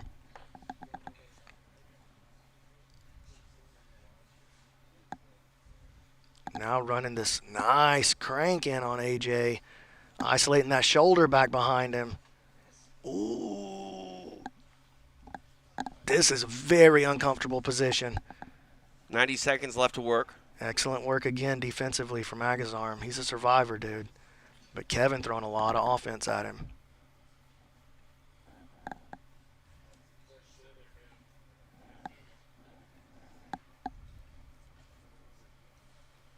Interesting thing, AJ Agazarm actually taught himself Portuguese. Pardon me.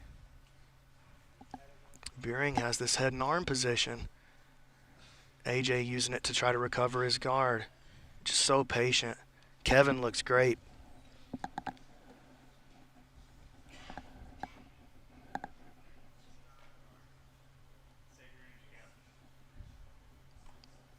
.45 seconds left in the match.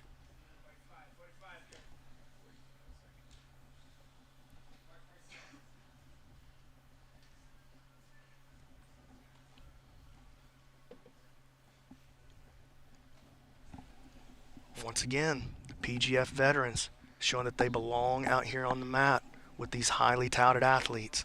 Nice recovery by Agazarm. And just think about this. This is a purple belt. Oh, look at this, locking up an outside heel. Knee line slipped. Final 10 seconds. And that's time. Great match. And a little bit of history there in that one, B-Mac. The first ever stalling call. Pretty crazy. Let's go ahead and make this one official with Stephen Aiken. After 6 minutes, this match finishes with a draw. Ends in a draw. And, I mean, I know how he feels about the stalling call. He made it. How do you feel about it? Oh, I love it. Yeah? I mean, because 6 minutes, if you stall at all, that can be a significant part of the match. And again, looking at the parity, we have a 10th Planet Atlanta purple belt that just led the dance for a large part of that match with an 80cc silver medalist black belt. Yeah. How much of that was a moral victory for Kevin Beuhring, the way he really controlled the entire pace of the fight? I don't think Kevin Beuhring believes in moral victories, especially in the PGF format. There are no moral victories. There are draws, there are losses, which are the same thing as draws, and there are points on the board. There are no moral victories here in the PGF. Okay, was it a moral victory for you for getting that flag thrown? And No, because I didn't want to do it. I was really hoping I could go through the whole time. And, listen, maybe that was a bit controversial. But I felt like it was very obvious who was doing the stalling on the reset. And so I made the call that I thought was right. I didn't feel like the referees were making the move. I got the referee right here with the stalling call. I told him to make the move. He makes the move. Ultimately, at the end of the day, I'm the one that'll take the heat for it. Send the heat. I'm okay with it. And this is what I like. I mean, the commission's sitting right here. He's got a bird's eye view, every angle. And if anybody's going to say, hey, we're not doing something right, I want to change it, it's him. He's not afraid to get out there. We saw that last season. He hopped on the mat himself to do a reset. Yeah. So that's phenomenal. He will make things right. Absolutely. We are rolling through night one of the PGF here in Las Vegas. CJ DeSantis along with the commish, B-Mac, Brandon McCaffrey, and the man they call Egghead. Getting some things right here, getting them a bit more dialed in. But thus far, B-Mac, how you feeling? I feel pretty good. Same that a lot of people expected.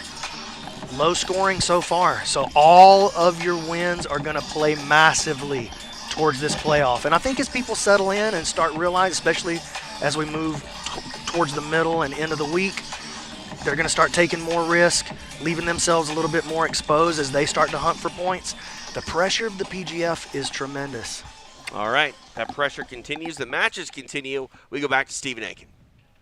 Coming up next, representing Epic Roll, Andy Varela.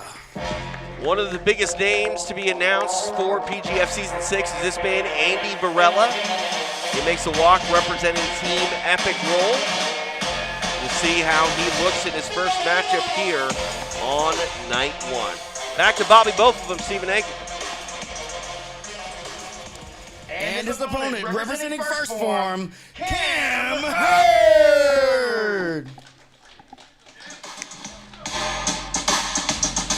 PGF veteran Cam Hurd. We saw him last season, Season 5. He returned for Season 6.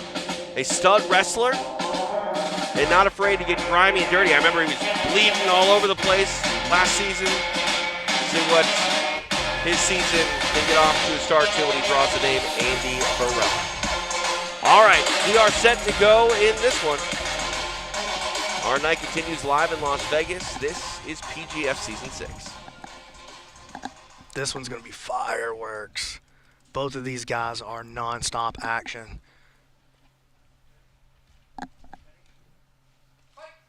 So Varela won their last matchup at the Phoenix ADCC Open with an Anaconda, and Cam has had this type of match circled on his calendar. He wants that back. Cam just had a great showing at the ADCC West Coast Trials, made it to day 2, top 16. And this is a new weight class for him. We saw him last season at one nice foot sweep attempt by Varela. We saw Hurd last season at 185 pounds. And, oh, look at this. And Varela has a very mean front head choke. A nice job rolling through by Hurd, but got Varela all the way through his guard, and Cam Hurd recovers. Varela putting pressure down on him.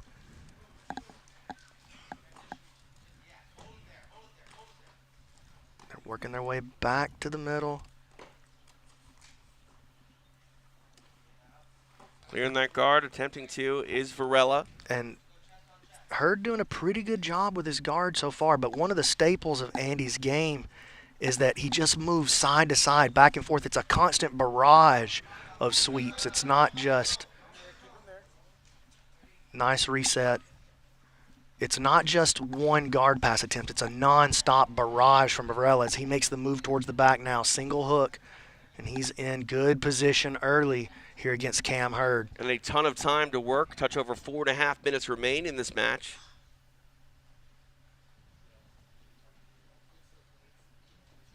And again, this is our second team matchup of the first block. No points for either team thus far.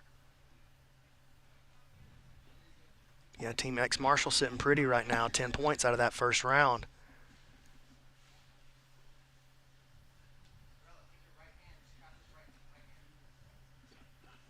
Single hook control. Now here comes the second hook, and now the body triangle. Varela advances position again. 4 minutes left to work on that.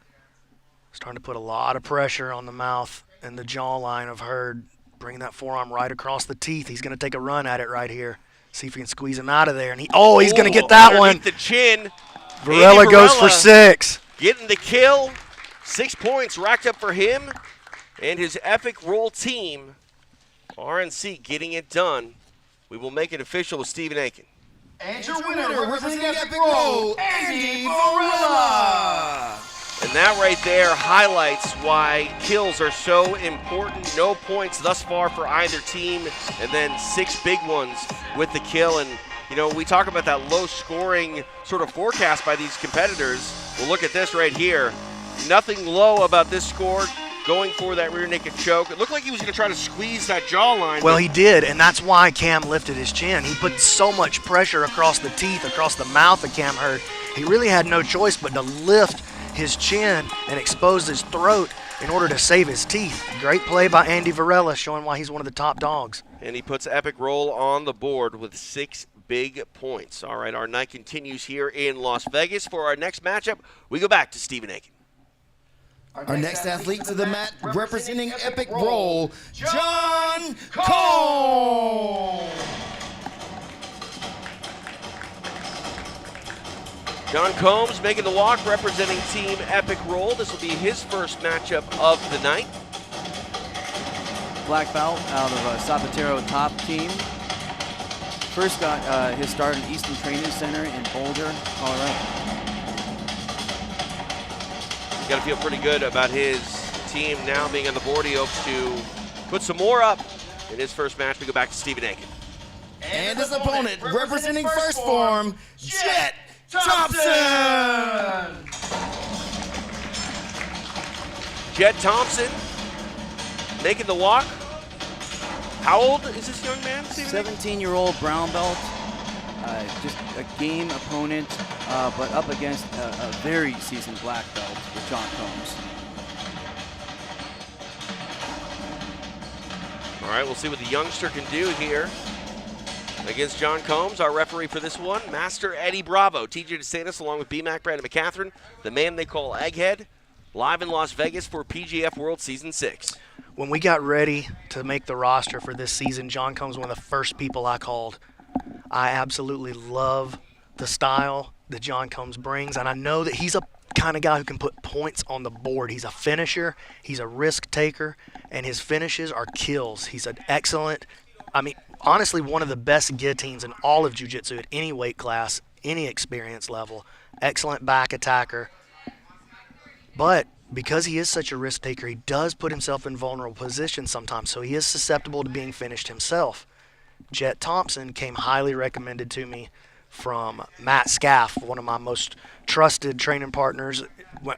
Honestly, one of the best jiu-jitsu guys on the face of the planet, in my opinion, Matt Scaff. He understands the game. He keeps up with these guys, and he's like, listen, trust me. You have to get this kid on the roster. He's nothing but action. 1 minute down here in this matchup.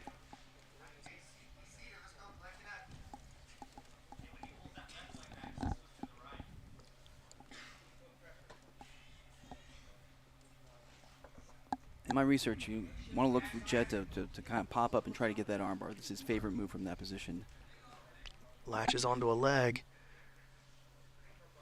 Trying to drag Combs down into his range. Combs crafty, though. Jett post on his face gets a little smile out of John Combs. Big kickoff by the young man. Able to get free. Combs standing over the top of Jett Thompson. Now back to the floor. Look at this. Getting in on the leg. Oh! Big win! Are you kidding me? Aoki lock for the young man! Jett Thompson getting it done. 3 big points in a match that many probably were going to think he was going to get 0, but wow, let's make it official. Stephen Aiken.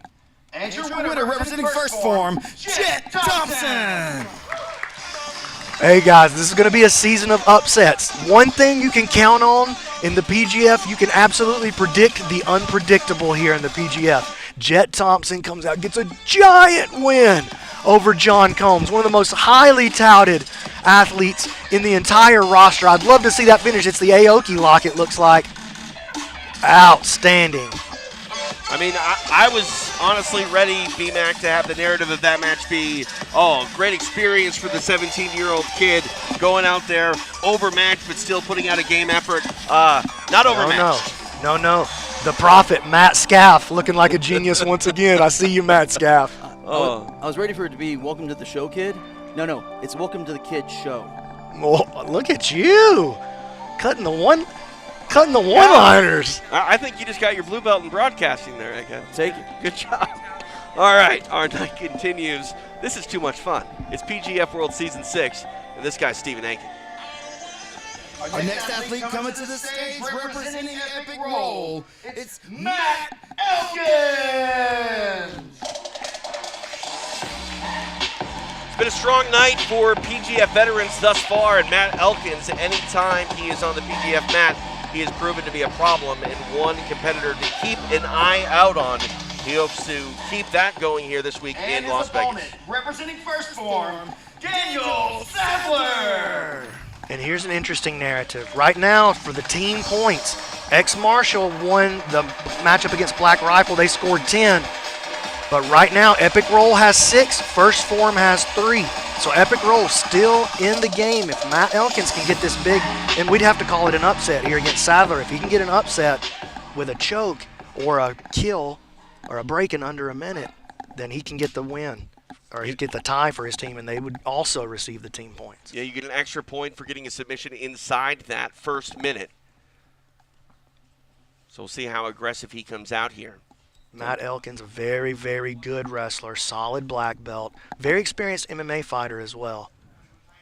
And most importantly, tons of PGF experience. Technically, First Phorm could tie for the team points if Sathler can get a kill in the next 28 seconds. Look at that. Sathler, though, not scared at all to take risk. We saw in his matchup at Who's Number 1 against Max Hansen, he will fly at you. He will. That was one of the most beautiful triangles you'll ever see. Nice entry here and a good takedown by Sathler. Sits back on a leg. Tries to rip on one. Elkins follows around, trying to make a move around to the back, and a nice counter from Elkins to stay alive with it. Nice leg drag here by Sathler. Action-packed, both of these guys. Sathler checking that shoulder. Puts Elkins down. Elkins fights back to the feet. So first Phorm is eliminated from the team points. Yeah, I thought so just by a quick look. Math not my strong point though, you know. Thank God for spreadsheets. I mean, thank God for Egghead, too. Yeah, for sure. Keeping us straight in here.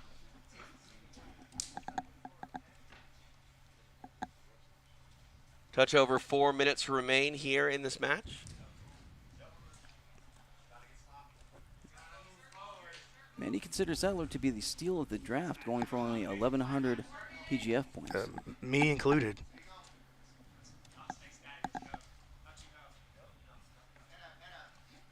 Elkins has a very strong, choke-heavy game. The finishes that he does find tend to be kills. 26 out of 28 submissions of his in PGF history were kills.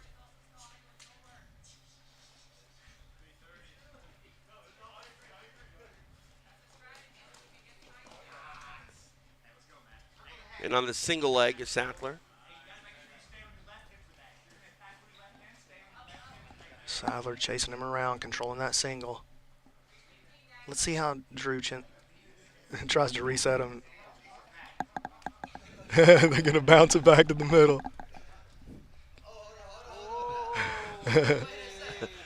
Elkins saying that Sathler trying to take some liberties here on this restart. Everyone tries to win the reset. Everyone tries to win. It's true. Hey, if you don't, then you're not a very experienced competitor. You got to try to win the reset. These guys are so high level. Every little advantage that you can find, super important. And we've already seen the parity.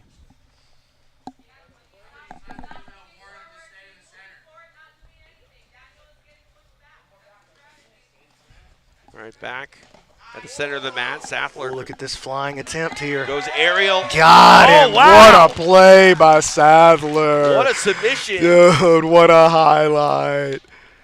Beautifully done for Daniel Sathler. He gets the break over Matt Elkins, and Stephen Aiken will make it official. And your winner, representing first Phorm, Daniel Sathler. First points of the season on the board for Daniel Sathler. And he went aerial to get it. Beautifully done. Egghead, your thoughts? Well, I mean, we've seen he has highlight reel finishes. And both the highlight reel finishes in the recent history were flying attempts. So anyone that locks up with him has to be aware that he's going to come flying at you. Yeah, an exclamation point to end the team matchup there, concluding our first block. And those points don't really help first Phorm in the narrative of getting the team matchup, but points on the board for the overall season, and Daniel Sathler with style points picking up his first points of the season. Yeah, looked phenomenal. Got out there, out-wrestled the wrestler a little bit, put him down a couple of times. Elkins didn't look bad, but man, Sathler's such an explosive athlete, and that's exactly what we expected, exactly what we predicted from Daniel Sathler. The steal of the draft comes out, puts 3 on the board. And now here's the narrative. Block 1 is over. PGF Season 1, Block 1 is over. Team X Marshall. Everybody on X Marshall gets an extra point. So David Evers came out, got 4 with that break under a minute, got that elbow genie bonus point, but he leaves with 5 because his team wins. That's huge. That's huge. Davis Assari had 6, now he's got 7. And so Davis Assari is your leader after Block 1 of PGF. All right. What a night it's been. We're only through 1 block of night 1 of Season 6 of PGF World, so a lot more headed your way, so please go absolutely nowhere. PGF World Season 6 Night 1 continues live from Las Vegas next.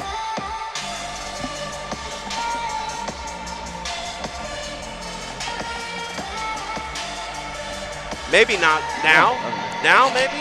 I don't know. There's a lot of excitement, a lot of moving parts. All right, I'm going to try it again. You ready?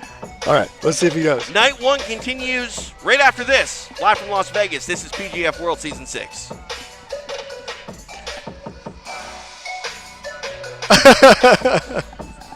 I thought I could control things. Apparently, I can't control everything. You're not. I wouldn't say that's your strong point, TJ.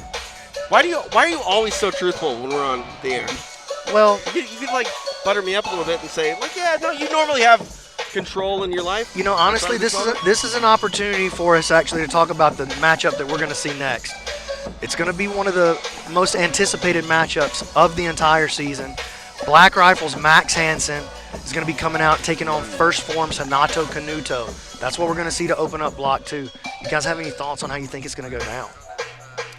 It's going to be fast-paced because obviously we know Renato Canuto, one of the most exciting, dynamic competitors here. You saw it, Constant is moving. But also Max Hansen has said that he knows 6 minutes is very short and he's going to keep the pressure going. So I don't know what the result's going to be, but it's going to be exciting. Yeah, and I honestly, what we've seen tonight thus far has been so electric that I'm with you, B-Mac. I think we need to just sort of expect the unexpected, and you never know what's going to happen. And we just saw a flying submission attempt and finish. We saw a lot of the veterans do well. I mean, outside of the Elkins submission there, we've seen a lot of these PGF staples come out and really perform and prove that they're very worthy of being on the stage. Yeah, one of the things I think we're going to see from this match, one of the storyline really of this next matchup between Hansen and Canuto, Canuto's very high-paced, and we all know that. He's incredibly fast-paced. But Max Hansen, we saw in his match against Elijah, and if you watch much of Max in his style of play, he's a very patient, calm, measured player. And so I think this is really going to be like a half-court style ball versus a fast break kind of ball. So I'll be very interested to see, will the style of Canuto be able to pressure Max into stepping outside of his normal game and making a mistake? All right, I think we might be ready to go to a commercial. Dude, I'm almost scared to let you try. You ready? Okay. Pump me up, Coach. All right, listen. One shot, mom spaghetti, etc. All right, live from Las Vegas, you're watching PGF World Season 6. We'll be back right after this. No, we won't. So, I don't know what we're doing.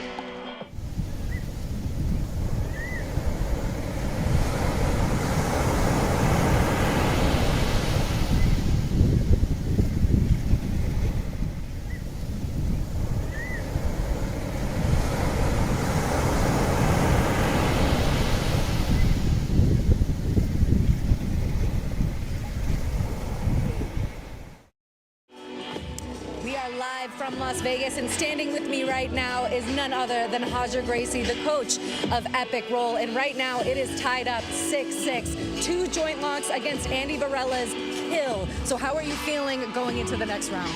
Pretty good. I mean, we've been doing good so far. Luckily with the foot, but I mean, it is what it is. It'll be a long week, so. And we did see John Combs limping off a little bit. Did you get to talk to him after he had that leg lock? No, was he feeling yet. okay? Yeah, not yet, but I think he's fine. I mean, I'll talk to him now. But it didn't look that bad, but it looked quite tight. It looked quite fast. Yes, Jett Thompson definitely got the points for that 3. And now you guys are headed into the next round. What is the message for your team going in? Same thing. Let's keep going. Just keep going? Yeah, we cannot wait to see it. Yeah. Guys, we'll see you out there. All right, we're back here, Matt's side, night 1 of PGF Season 6. TJ DeSantis along with Egghead, B-Mac, Brandon McCatherine. Alex just spoke with Roger Gracie, an Epic Roll. Your thoughts on where we stand thus far right now, B-Mac? Very interesting. I'm going to pull up my handy spreadsheet right here and let us run through it. So X-Marshall with the 10 points versus Black Rifle, the win by David Evers. First win of the season, inside heel hook, or it's actually an outside heel hook. I wrote down inside, but it was an outside heel hook. Outside heel hook in under a minute, utilizing what we call the elbow genie bonus point in honor of our friend Jonathan Roberts, a PGF legend. He was so famous for finishing those arm locks in under a minute. We had to change the rules for this guy. We wanted to award more points for somebody that finishes in under a minute. So Evers comes out, gets the outside heel, scores 4 points for his team against Mike John. Probably a big upset in most people's scorecard. Oh, yeah. Davis Assari comes out, gets a win that a lot of people really expected. Assari comes out, gets the rear triangle against Jamie Carnall, score 6, and then both of those guys leave with an extra point because of the team point. And so 5 on the board for Evers, 6 on the board for Asare. Carlton, Haddad, and Ben Eddy each walk away with 1 point even though they didn't score because of the team points. Epic Roll in first form, they actually tied 6-6. One win was Varela against Cam Hurd with the rear naked choke. Jett Thompson, Daniel Sathler, both got wins, but both breaks, 3 apiece. So they had 6 for first form, 6 for Epic Roll, but 10 for X-Marshall. X-Marshall wins block number 1, led by Jacques Machado. So you're the boss around here, right? I mean, yeah. Okay. I don't know if we're starting our next block or if we're going to commercial break. I think we're going to start the next block. You think we're gonna start the next I feel ready. Where's Stephen Aiken at? I feel like it's time for Stephen Aiken. Where is he at? Hey, he's got to be floating around here somewhere. Oh, I think I see him. I see him over there. Let's make a move to Stephen Aiken. Okay. All right. He's the boss. That's why I listen to him. Let's go to Stephen Aiken. All right, we're ready for our next matchup of the evening. Up first, representing Black Rifle Coffee, Max Hansen.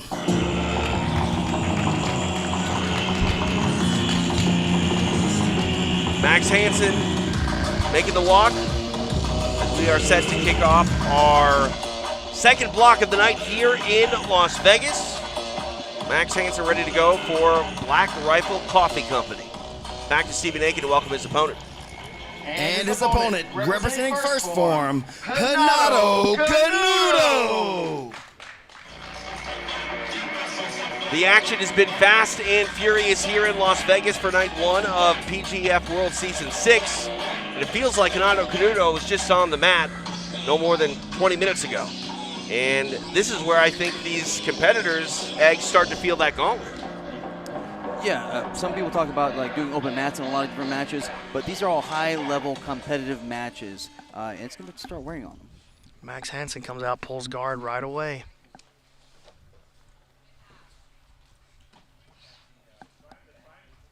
Again, this our first match of the second block. TJ DeSantis along with BMAC, Brandon McCatherine, the man they call Egghead, live in Las Vegas, the site of PGF World Season 6, brought to you by Once Upon a Coconut. Canuto standing over Hansen.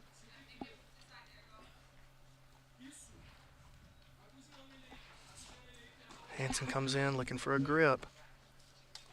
Hansen just very fluid from his back. Comfortable inverting, comfortable moving in and out of the leg locking positions, comfortable coming back to the top with his wrestle ups.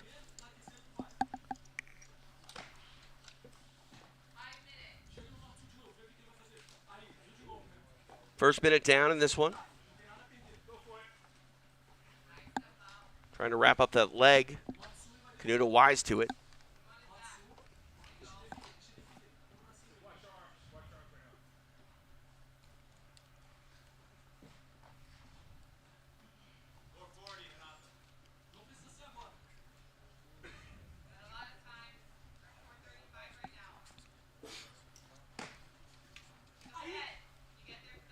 Hansen's a black belt out of Adama, Pedigo affiliate. Yeah, his coach is Dante Leon, and I really feel like I tried everything I could to get Dante Leon in this. He said, "Let me send my boy Max Hansen instead." Canuto standing on that right leg. Oh, look at this. Dude, he is so fast.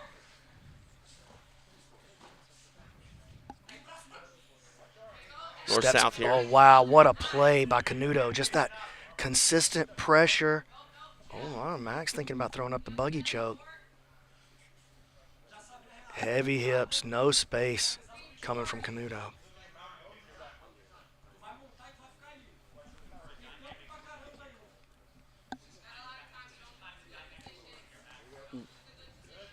Nice recovery by Hansen, but man, Canuto just immediately blasts right back through it. Oh, Hansen trying to drag in on the leg. Nice recovery by Max Hansen. Using those leg lock attempts and entanglements to threaten Canuto and push him out of position.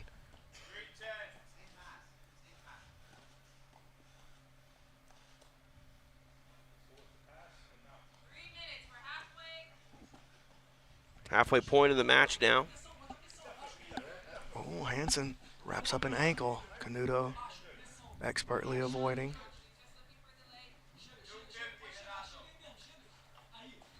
And here's a false reap. Okay, Max is hey, look, he's getting some looks. Renato starting to get aggressive with those collar ties.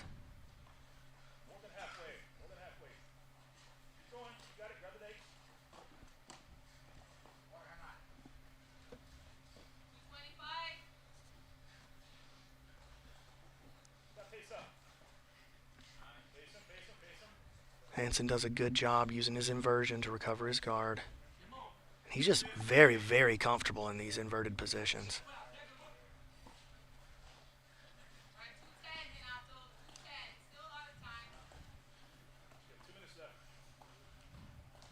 Canuto got a little frustrated there. Those feet were coming around from Hansen. He got kicked in the mouth.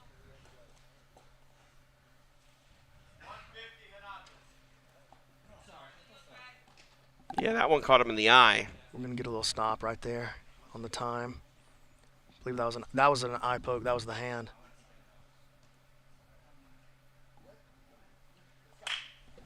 All right, Eddie Bravo calling him back to action.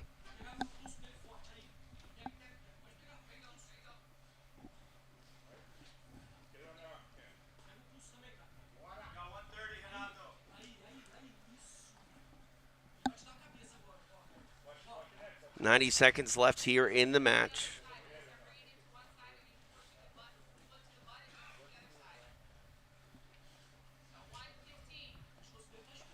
Canuto stepping on the leg.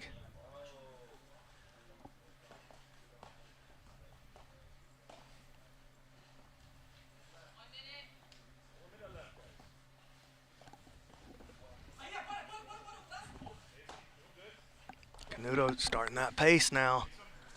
Trying to push through. Oh, he falls back on the leg. And Eddie's going to send him back to the middle. Wonder if we're going to see a sprint here towards the end. 45 seconds left in the match. Yeah, it looks like it. Canuto starting to turn up the intensity. Pulls into a leg drag. Oh, making a move towards the back here. Hansen keeping his back flattened out. Nice play by Canuto. 30 seconds left. Rolling over, looking for the head now. Hansen comes to the top for the very first time right here at the end.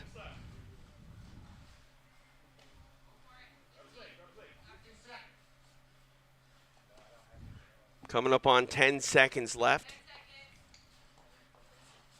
False reap entry here from Hansen. Canuto does a nice job avoiding it. And that's time. No points scored as we go the distance. Stephen Aiken will make this one official. After 6 minutes, this match finishes with a draw. Draw there between these two competitors. Had a brief stop for an accidental eye poke, and then a lot of action and aggression on display through the final, say, 90 seconds or so, but no submission to speak of. Yeah, and you know what I noticed on the face of Renato Canuto leaving the mat? Frustration. So he's 2 matches down, no points on the board for Canuto, and he totally expected himself to be in the lead after 2 matches, I guarantee it. I mean, you could say a lot of people expected him to be in the lead. Yeah. Highly touted competitor to come in here. You know, gi and no-gi world champion. Yeah, not just a guy who's done well, world champion. And at any point, there's so much tension because he could, like that, pop a flying submission, and it's all over. All right, our night of action continues here. Back to the mat with Stephen Aiken. Our next athlete coming to the mat, representing Black Rifle Coffee, it's Mike John. Mike John, PGF qualifier winner. Back to the mat, representing Black Rifle Coffee Company.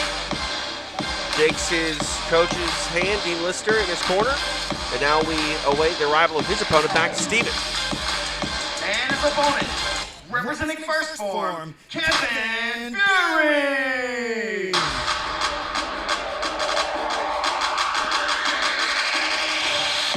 Kevin Beuhring on his way to the mat. Just had that really strong showing against AJ Agazarm. But he knows he has to put points on the board, so he's going to be looking for that submission in this match.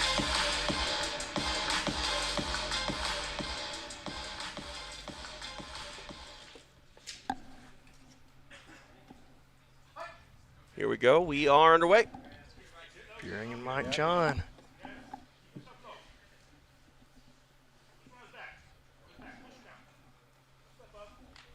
Mike John really got to be careful with this kid. Kevin's entries, his off balances are just so good.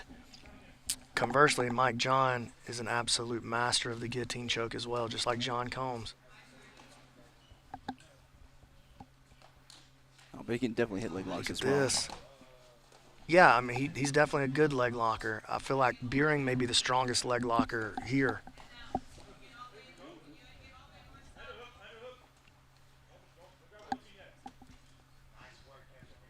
So we have a little 10th Planet on 10th Planet Crime going on. Kevin Beuhring, the purple belt out of 10th Planet Atlanta, and Mike John, the black belt out of 10th Planet Orange. Oh, nice play by Mike John.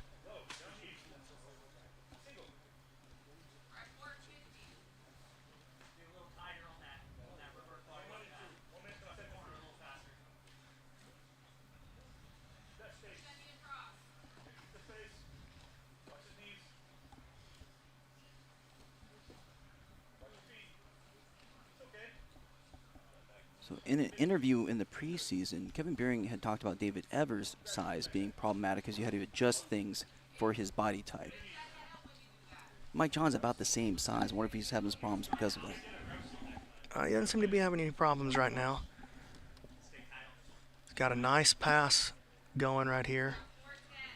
John with the nice recovery. Kevin moving around towards the north-south. And now here's the exposure. Here's the back exposure. We're going to move into the truck.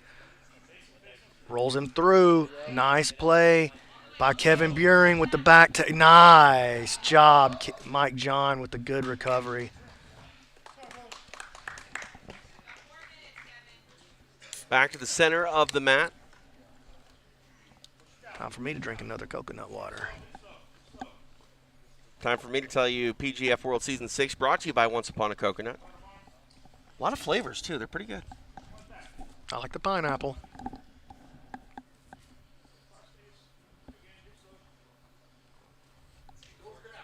3.5 minutes remain.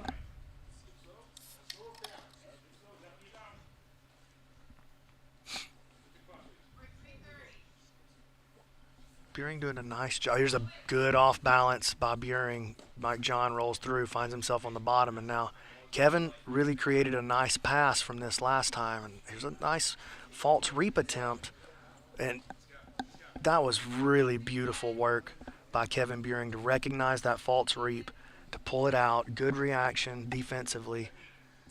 Resets back to the top. Heavy and strong pressure here by Beuhring. Oh, look at that hip switch to counter. That's the same way that Vinny Magalhaes passed the guard of Gordon Ryan famously. The last time that I can remember seeing Gordon lose, actually. Vinny passed him with that exact play right there. Gordon reached up to try to grab that shoulder crunch sweep. Vinny hit a hip, posted on that hand, hit a hip switch, passed the guard, and that's what Kevin Beuhring does here to find himself past the guard of Mike John. In side control here. 2 minutes, 20 seconds remain.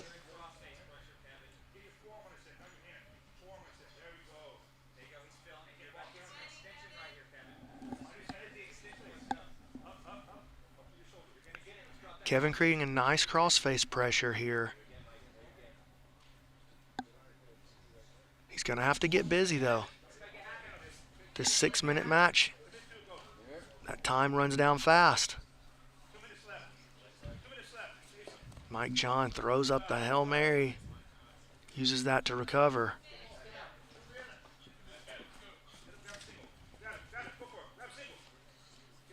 Mike Now John back to the to the feet. Yep.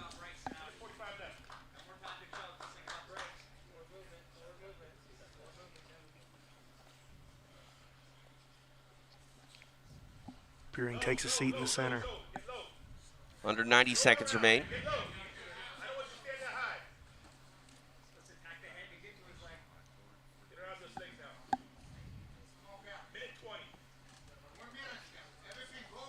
Nice sweep by Beuhring over to the top position. Uh-oh, this could be trouble. Nice recognition, though, by Mike John. Man, just anytime I see Beuhring attack a leg in any way, it just makes my blood chill. So dangerous. Back to the feet, under a minute remains. Beuhring back to the floor.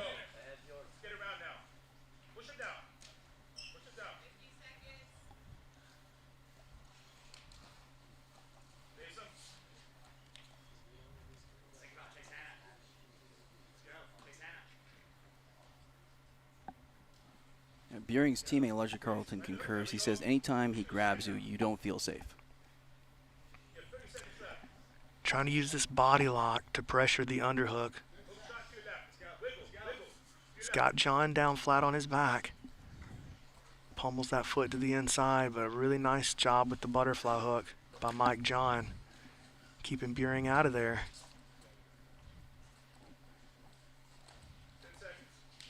Oh, look at Beuhring.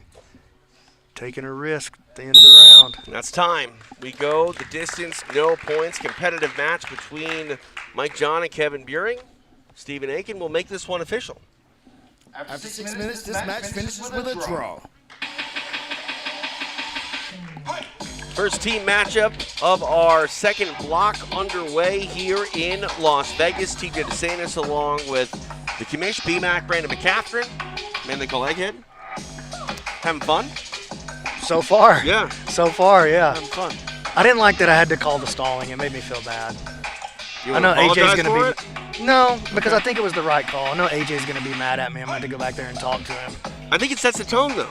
Yeah, I know it was the right call. Yeah. Like, I wouldn't have done it if I didn't think it was the right thing to do. Right. So why are you feeling bad about it? I just don't like when people are upset at me, TJ. I'm going to remember that. I'll make you feel that a lot more. It might help me in my dynamic with you. I might be the power player of our couple. That'll never happen. It's true. You can choke me unconscious if you want to. We can do that right now if you want. Let's not. Let's not. Egghead, your takeaways thus far throughout the night. And also, we're mid-team matchup.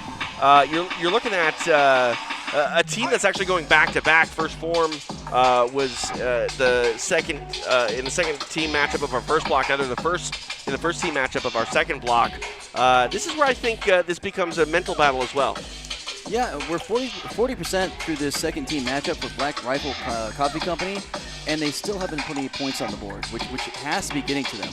Because, it's a long season, but the more matches that you slip through your fingers up putting points on the board, the harder it becomes to win that $100,000. And the more pressure it builds, and the more likely you are to take some silly risk and end up losing the match as well. That's right. But another takeaway is the PGF veterans have really shined. They haven't always put points on the board so far, but a number of them have, and the other ones have exceeded expectations. Proved that they belonged, I would say, is really the order of the day for a lot of these PGF old school rednecks coming out of the South that know nothing about jiu-jitsu. Turns out they know a lot about jiu-jitsu. Oh, yeah. Biggest shock so far of night one? Shock? Yeah. I'm not shocked by any. Yes, I am. Yes. Jett Thompson, John Combs. Has to be.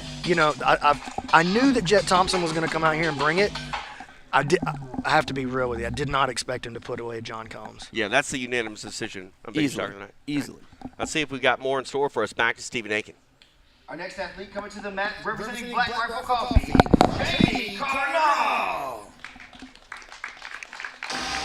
Jamie Carnall making the walk for his second matchup of the night. He would love nothing more than to put some points up for Team Black Rifle Coffee Company. He'll get a shot here in our second block. Back to Stephen Aiken. And his opponent, representing First Phorm, Hurd. Cam Hurd representing First Phorm. His second match of the night.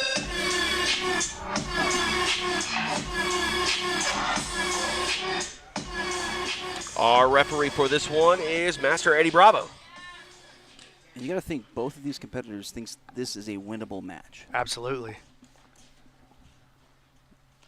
Carnall, of course, came out, looked great in the qualifier, took second to Mike John, but he strangled everybody else that he got his hands on. Cam Hurd, I would say, is the most improved player on the roster. That great showing that he had.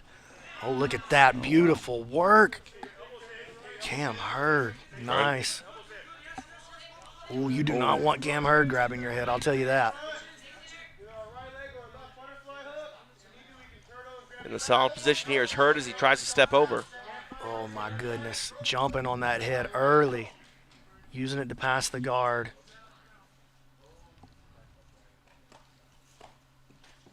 Holding on to the chin strap. Look at this, Carnall working on arm lock here on the backside. Nice job slipping out of there by Carnall, using a very unconventional tactic to free himself from danger. Didn't he liken himself to a raccoon? He did. So he was in a garbage position he and said, he found something nice in the trash. He said all these guys liken themselves to dogs. He said, I'm more like a starving raccoon. Gonna fight you for that piece of pizza in the trash. I had a pet raccoon once. You did not. I did too. June the raccoon.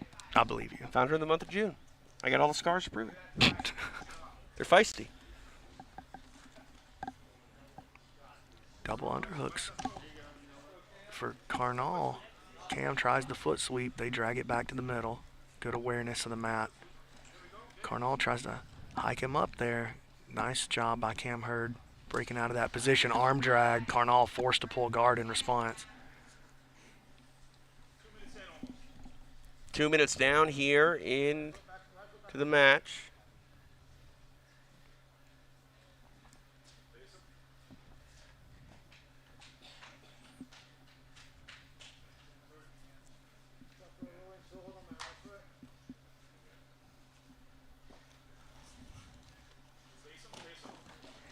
Nice work. Again, using the threat of the headlock to pass around the guard. And he's got something cooking here.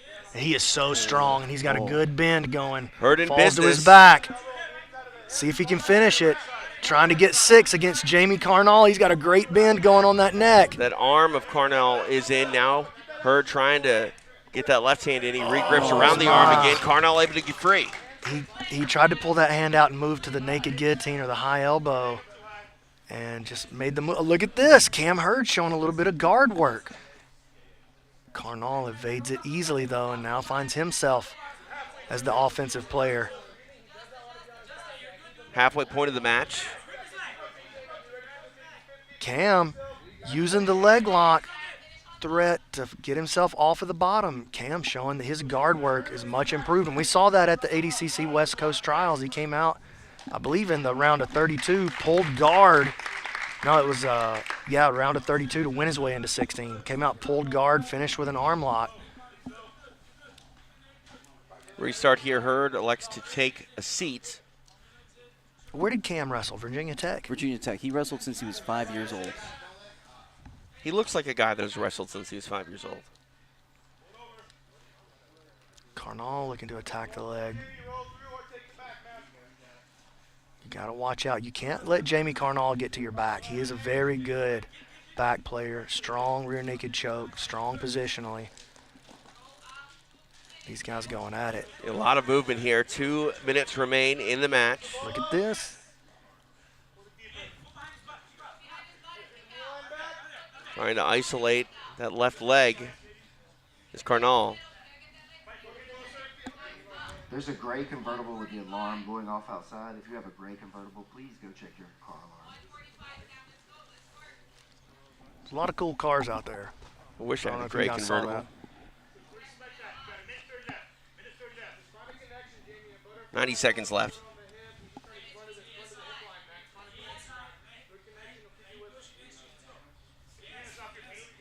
Oh, look at this. Shoots Ooh. the triangle. Ooh. We saw him do this at the qualifier. Going to the arm. Can he finish it?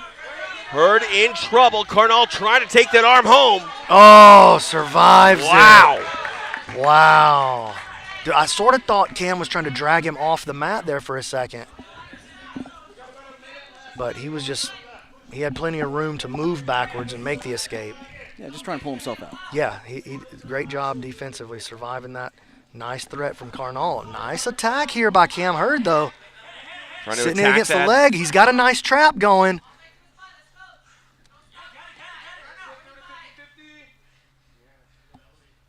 40 seconds left. Carnall got Cam breathing hard out there, jumps on the head. Ooh, looking for this anaconda threat. 30 seconds left to work. It's enough time to make it happen if he can keep that head. Nice job by Cam using that sucker drag to get him out of there. Now back on this. Now Cam going to attack the head one more time before the round ends. Short time, 10 seconds remain in the match. Oh, he's got to put the gasoline on it right there. Has to let it go. This one's going to a draw. I really enjoyed that match, though. I thought that was really fun. There it is. 6 minutes in the books. Match expires. Will end in a draw. Stephen Aiken will make it official. After a really hotly contested match, this match finishes with a draw. Fun match. We saw a lot of aggressive movement, close submissions. I mean, rabid raccoon, maybe. I thought Cam was pretty close on that choke, on that guillotine choke. That was very dangerous. I wonder if maybe he didn't pull that arm out just a little bit too early, got a little bit greedy on the hunt for the submission, made the move towards the naked guillotine just a little bit too quickly. Had a good threat going with that arm in guillotine. I always say you don't want to go to the arm in guillotine or to the naked guillotine until you've turned the athlete into a philosopher. Once you get him trying to think about how to get out rather than trying to explode and react out, that's when you make the move. And I think he just made that move while Carnall was still an athlete. All right, we're going to make our move to our next matchup. Back to Bobby, both of them, Stephen Aiken. Our next athlete coming to the mat, representing Black Rifle Coffee, the Butter Panther, PJ Barch. Number one player in our PGF draft, PJ Barch, taking the mat for the second time tonight. He represents Dean Lister's Black Rifle Coffee Company team. Time for his opponent, back to Stephen Aiken. And his opponent, representing first Phorm, Jett Thompson.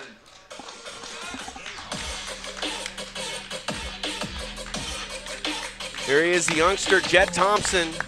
B-Mac, what can you say about Jett Thompson? Well, I think one thing you got to say is that you respect him. Yeah. There's no more sleeping on him. He comes out and puts John Combs away in the very first match. And, you know, PJ didn't have the match that he wanted in match number one. He found himself in very deep danger against Nathan Haddad. Almost got triangle choked. Here we go. We are underway. Again, 6-minute matches here in our PGF regular season. TJ DeSantis, B-Mac, Brandon McCatherine, the man they call Egghead, live in Las Vegas. Appreciate you joining us for night one of PGF Season 6. Jett makes an aggressive guard pull, tried to use it to get in on the legs. PJ, much too savvy for something like that. PJ, probably the best guard passer here. Jett is very, very wiry, very aggressive. Check out this grip TJ's keeping on the foot. Keep your eye on that. We could see, I don't think we will because PJ's such a disciplined passer, but he could use that to threaten the toe hold enough to make Jett make a mistake with his guard. Jett has a good grip dug in on that far side, though. He's got a scoop grip, got that foot posted on the inside. Oh, tried to shoot that triangle up at PJ. Jett is definitely not starstruck here. No, he's too young. He doesn't know. He doesn't know to be starstruck. And he might be a star in the making. And he's already struck once tonight. I think you might be right about that, TJ. I think that people are going to walk out of PGF Season 6, at least night one, with a new name on their lips, Jett Thompson. What a great name to be a star, too. Jett. Come on, dude. Oh, yeah. Nice job by PJ. You know, Jett's pretty big for this weight class, too, man. He's not like a little kid. He's not like a wiry little fella. That kid he looks strong.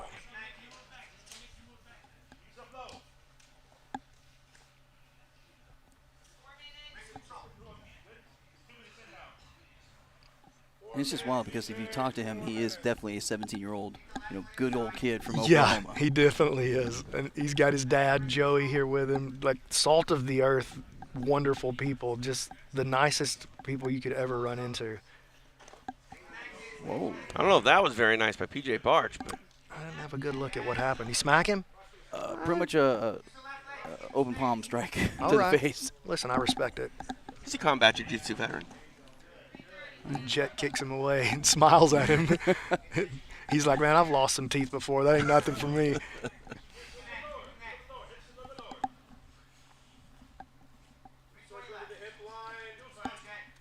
At what point does PJ start to feel the pressure of putting the kid away? I mean, honestly, I think about 3 minutes ago. We're at the halfway point of this match. I mean, points very important here in PGF, and I think the pressure was, coming into this one. We'll see it ratchet up a bit more. We'll see if They're he getting makes a handsy spread. with each other. A lot of hands to the face right here from both guys. And Jett trying to scoop that far leg again, looking for a K-guard entry. Posting on the mouth of PJ repeatedly. And again, you want to talk about pressure. The pressure in this match is on PJ Barch. He's supposed to win. That's what I'm saying. At what point does that become like a serious threat to him? Oh, we're there. He keeps posting on PJ keeping his cool though. He's not really even reacting to it. He just has that reputation for being that calm, cool professional. He is, man. He's the consummate professional. And look at him smiling. Jett Thompson pulls him into the closed guard, and Jett just really like reaching up to check PJ's mouth just for fun at this point.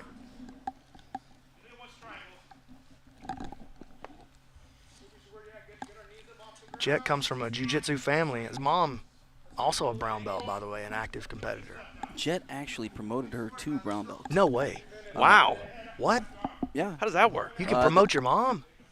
Coach let it happen. I armbarred my mom one time, and she bit my leg. I did not promote her for that. I kicked her out of the gym. She's out. She hit you with a flip-flop later? Birkenstock. No, there you go. The choice of moms everywhere. Only 90 seconds left. Jett actually got some hot water in his interview with the PGF Insiders.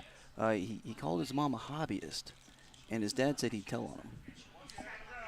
Yeah, that's strong words from the young man. Jett trying to create an angle. PJ keeping his right forearm in good position, stopping the hip movement of Jett Thompson. Barch Now stacking. A little smile there from the young man to PJ Barch. Just hands all over him, and PJ falls back on a leg in response. And these 25 just seconds look. left. Whoa. I'm telling you, man. Oh, all right. Yeah, it's a dangerous game from Jett. Like, just constantly with the hands on with the Butter Panther. And now PJ returning the favor a little bit. To be fair, PJ started it. Hard kick away by Jett Thompson. Jett trying to spin through, make something happen as we approach the end of this match. again with the hand on the face from Jett Thompson. Tick-tock goes the clock. It's bold. I mean, one thing you have to say, Jett Thompson is not intimidated. You said it. He is not starstruck. Wow. That's a wrap. We go the distance. No points. Two guys embrace one another. Stephen Aiken will make it official. After 6 minutes, this match finishes with a draw. Well, a match that was entertaining to say the least. They got a little bit gritty and grimy, and yeah, that frustration, I think, definitely on display there, and that frustration is going to continue to build the longer it takes for each player to get their first points of the season. I think we saw some of that there. So we already talked about how the PGF veterans have shown that they belong. Jett Thompson has definitely shown that he belongs. Absolutely, dude. Big win over John Combs. Unintimidated, gave up no positions against pretty much everybody's consensus number one, PJ Barch. Top 4 finisher at ADCC Worlds, PJ Barch. Jett Thompson not intimidated at all. And we come down to the last matchup here between Black Rifle and First Phorm. Phommabout versus Sathler. It's been all draws. One of these guys scores right here. He's going to get the win for his team and potentially set them up to, I mean, you could, but with one win, it's going to be hard to win the team block here. It's tough. All right, pressure on for our final matchup of the first team matchup of our second block. Match of the evening. Coming forward for Black Rifle Coffee, Samson Phommabout. Samson Phommabout representing Dean Lister in the Black Rifle Coffee Company. Again, this is our final matchup of the first team meeting in the second block. Back to Stephen Aiken. And his opponent, representing First Phorm, Daniel Sathler.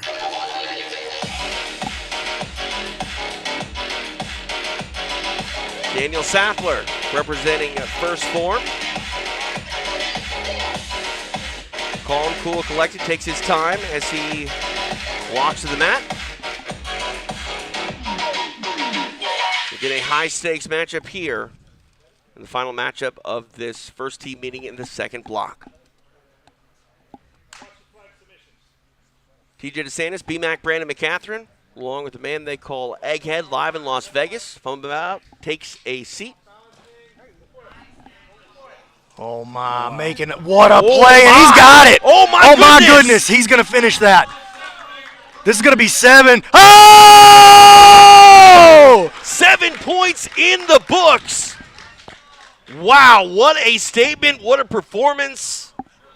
And that's points, BMAC. Those are big, big points. Whoa, Daniel Sathler. Big night for him. Let's make it official, Stephen Aiken.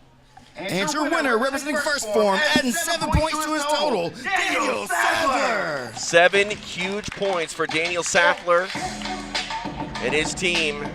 First Phorm able to get something done in that first team matchup of the second block. And man, that kid, Daniel Sathler, look at this, guys. I mean, just phenomenal stuff. This had a lot of action, and Sathler able to get the last lap. Dude, Samson came out just a little bit, I don't want to say lazy, but a little bit lackadaisical maybe with his leg lock entry, and Sathler making a big statement, biggest scoring play of the night so far. Kill in 20 seconds, 7 points on the board, 7 points to his team. Wins the team matchup for First Phorm against Black Rifle.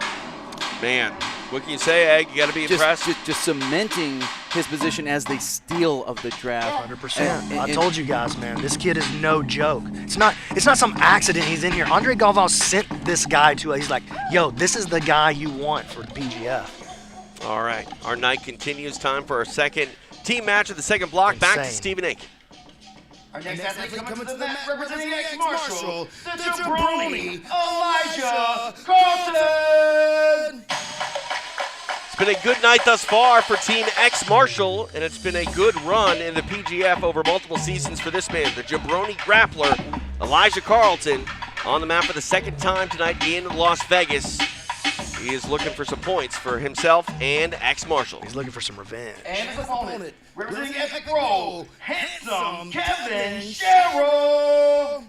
And this is a super fight, BMAC, that is exactly that. Yes, it's part of the team format, but if this was on an individual, fight card, I'd be paying to see this one alone. Handsome Kevin, he has some history, to say the least, with Elijah Carlton, and I'm here for it, Egg.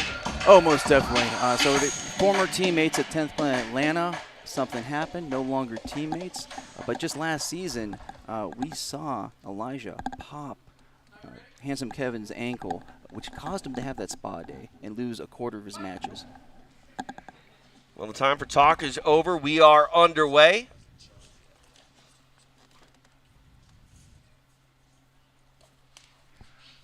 Cheryl takes a seat. Yeah, interesting. He chooses to pull guard. Elijah sits in quick on a leg.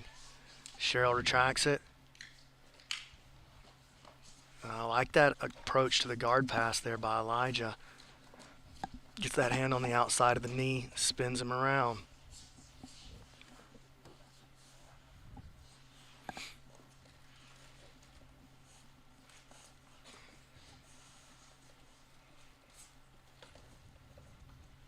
Kevin trying to set up that shin-to-shin guard. Elijah looking to step into the middle against it. He chooses to retreat to his guard and back up.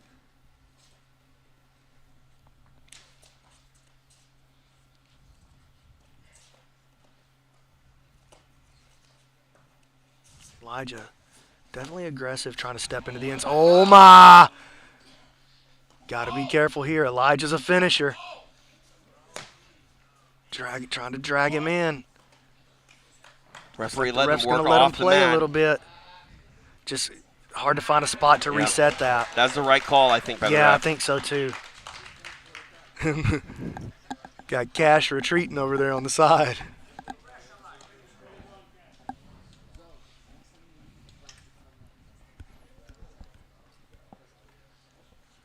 Elijah with the good inside position here. I'm hearing a report that the chat has donated $300 towards a ref-o-rama. A ref-o-rama? I guess they want to see the refs go at it at the end of this. Well, we'll have to see how that plays out. That sounds pretty awesome.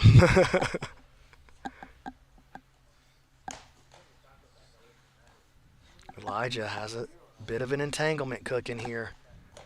Nice work by Sherrill to disengage that.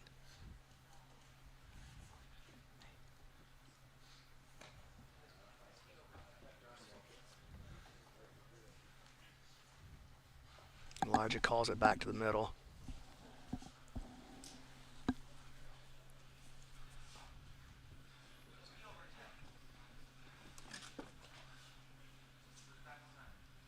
Carlton back to his feet. Kevin tries to wrestle up. Elijah does a nice job. Reaches out, frames with that right hand, then kicks the knee free.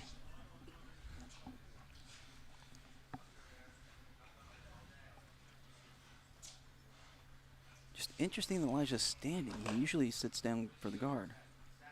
Yeah, he's been on the feet and top position quite a bit tonight. Halfway point of the match, 3 down, 3 to go.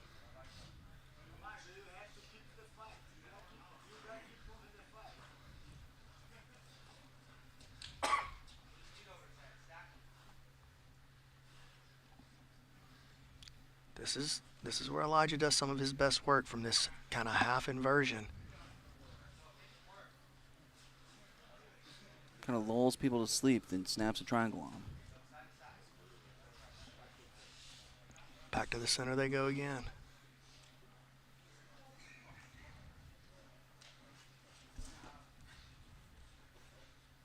Trying to get those butterfly hooks in elevation, does Carlton. Yeah, got a good elevation, just wasn't able to capitalize on it. There's a nice 2-on-1 grip. Dragging Kevin down into the game. Oh, man, Elijah is just so dangerous. You really can't do anything that you feel like is the right thing to do because he's got traps against all the quote-unquote right reactions.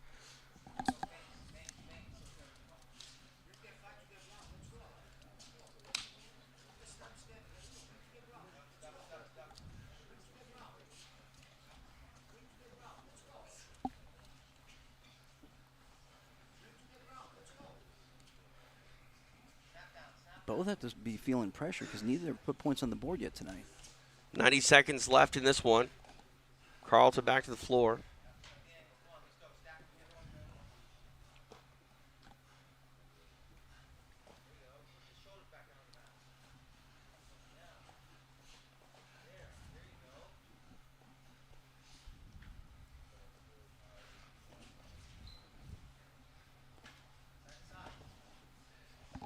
Elijah trying to create an off balance. Kevin doing a good job of framing him out of there, making it super hard.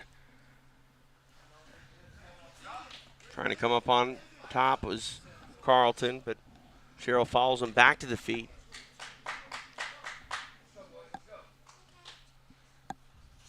.45 seconds left in the match. Elijah trying to draw Kevin in. Playing lazy, trying to draw him in, making a mistake. Getting over aggressive. Kevin a very disciplined player though. He doesn't really make a lot of mistakes.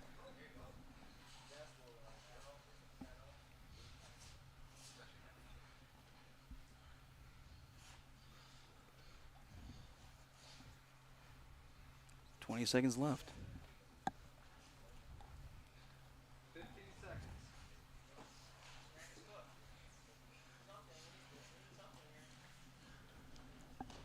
Tick-tock goes the clock. Looks like this one is headed for a draw. And that's time. Revenge not on the menu tonight in this one. Stephen Aiken will make it official. After 6 minutes, this match finishes with a draw. No points. Egg, your thoughts? The pressure has to be mounted for Elijah Carlton. And obviously, he has Renato Canuto coming up next. If he looked at tonight, he had to probably circle this one as a winnable match. It went to a draw last time, but of the 3, this was his chance to put points on the board, and it just slipped through his fingers. Yeah, and Canuto was frustrated earlier tonight as well, so high stakes in that one between 2 very competent competitors. That one headed your way later on tonight here at PGF. Carlton, Canuto, Barch, 3 of the top 4 prospects coming in, 3 of the top 4 picks after the draft, all blank after 2 matches. Interesting nugget right there. That's very interesting. Very interesting. Big spin on all of those athletes from every team. No points so far. All right, Block 2 continues here in Las Vegas. What remaining matchups in this block are really pivotal for points to be scored, do you think? Okay, well, right now we're about to see Evers versus Agazarm. Evers came out and put 4 on the board. Agazarm came out. Look, it was a good match that he had against Kevin. You know, he ended up getting his back taken as a result of the stalling call, you know, and then Kevin led most of the dance from there. Yeah. So I almost kind of like feel like I have to throw that one away because of the way that it went down, right? Assari, though, Davis Assari, points on the board. Andy Varela, points on the board. And they'll face off in the next match after that. Then you got Nathan Haddad versus John Combs. Combs definitely feeling the pressure. Nathan definitely feeling like he belongs out here after in any other rule set. It was a draw here. Any other rule set, Nathan walks out of there with a win against PJ Barch with that threatened triangle. Ben, Eddie, Matt Elkins also coming up to close out Block 2. It's been fun and exciting thus far. I believe we're getting some batteries changed here. It's a long night here at PGF for the athletes and the crew as well. Oh, yeah, dude. It's a long week, man. Yeah, you know, we're sitting out here, we're going 30 match after the draft. Yeah. After all the setup, we're doing 30 matches a night for 4 nights in a row just to find out who makes it to the one-night playoff on Friday. It's a lot going on. There's a lot to keep up with. I feel like I'm doing 19 jobs at once. But those of you that are watching, that are alive in the chat over there, whether you're watching this on the UFC Fight Pass YouTube channel, if you're over on my YouTube channel, BrandonMC.Ninja, the PGF World YouTube channel, wherever you're watching, Caffeine, Kick, Amazon, Twitch, we're everywhere right now. Facebook, we're streaming everywhere. Did you say Amazon? Well, Amazon runs Twitch. Oh. That's what I meant to say. We're not on Amazon. Well, we're worldwide. You can watch us in the Amazon. You could do that if you got an internet connection, because it's free to watch. That's the main thing. And there so, you know, that is one thing I will say while we're trying to talk a little bit here. I wanted to make this free for everybody to watch. Like, we could have put this behind a paywall, you know, and real talk, I'd have made a lot more money if I would have put it behind a paywall, you know what I mean? But to me, it's really important that if we're going to keep the theme of jiu-jitsu, PGF is everything you love about sports plus jiu-jitsu, it's important to me. The NBA is not hiding behind a paywall. The NFL is not hiding behind a paywall. Like, we want this to be something that everybody can watch and become addicted to. Play in the fantasy. If you haven't done that already, make sure you're playing in the fantasy. Somebody put that link in the chat. Okay, that's enough for me. Let's do it. Back to Bobby, both of them. Stephen Aiken. Our next athlete coming to the mat, representing ex-Marshal, David Evers. Here he comes, David Evers. Evers representing ex-Marshal. See what he can do here in his second matchup of the evening.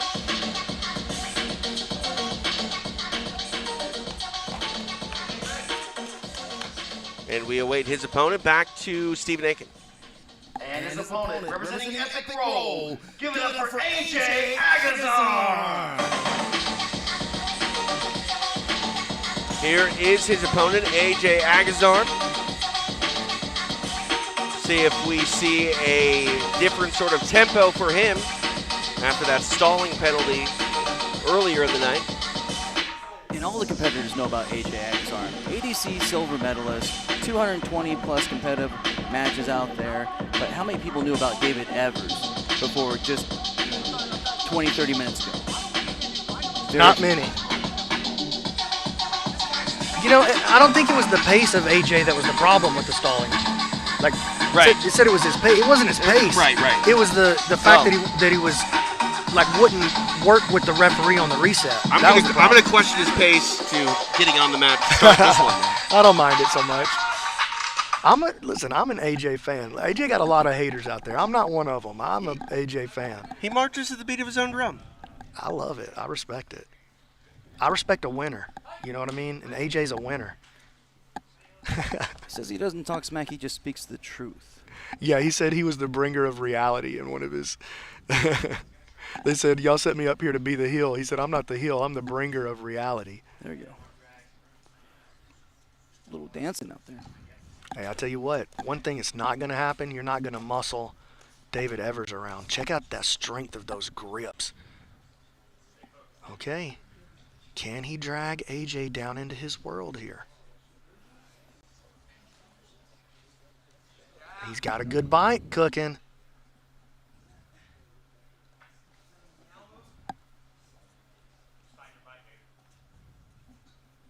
Setting in a deep grip with his right arm around the ankle of Agazarm. They're jawing back and forth a little bit. Oh my goodness. He's looking to go belly down on this. Did AJ say, God, you're strong? Everyone has said that that's faced David Oh Evers. my. He's getting a good look here. Oh, this could be a problem for Agazarm. He's hard to put away, man. Navigates that so well. A position that would have terrified almost anybody. Now back to the feet. 90 seconds of elapsed time. Evers using that grip to pull him down into the game again. Agazarm, he's going to want to reach with that left hand towards the crossface, but check out those grips, those interlocked fingers over there on AJ's left hand. Now AJ creating a good position for himself here, and Evers works. Oh, look at this. Beautiful sweep by Evers. Nicely done. Evers now in top position. Falls Sits into the back for a leg. leg. Decent look here for Evers. Oh, my God. He's got a powerful straight ankle lock.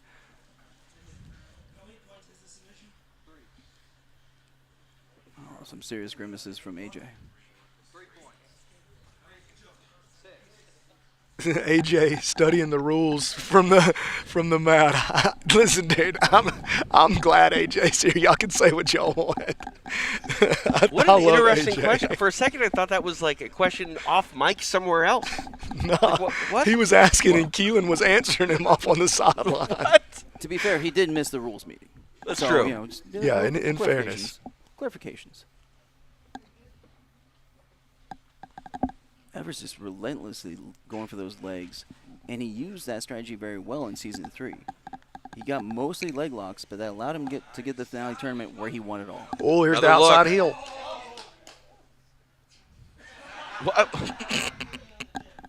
Dude, AJ is such a character.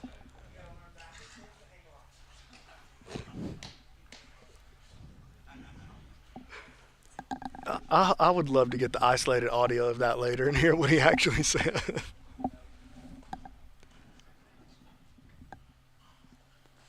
Say what he wants, but he's been the one defending for 3 minutes. Well, he got a really strong top half guard position against Butter half position. He put Evers back flat on the mat, had a strong underhook. Evers just used it, able to use it to sweep.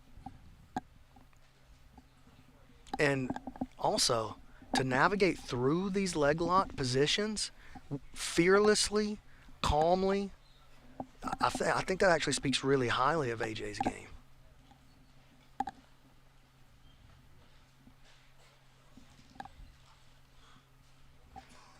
Come through with a little pressure on the throat. 2 minutes left in the match. Evers with the cross post on the shoulder. Working his half guard. Yep, I was going to say he's going to want to get his butterfly hook back in. AJ doing a nice job, uses his right hand to pummel back to the inside of that. Evers, again, creates a leg lock entry on the escape, but AJ so good freeing his knee line. Evers may be thinking about that back step, but AJ just not having it. Gets a little bit of a back exposure, almost got there.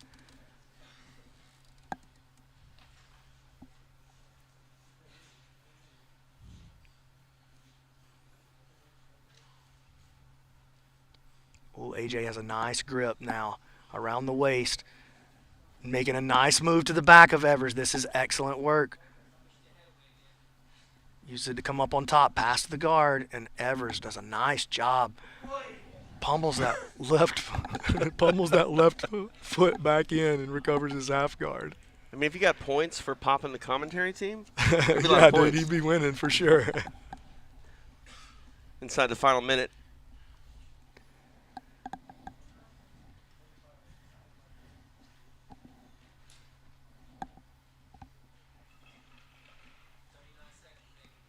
Evers moves into the lockdown. First time we've seen the lockdown so far tonight.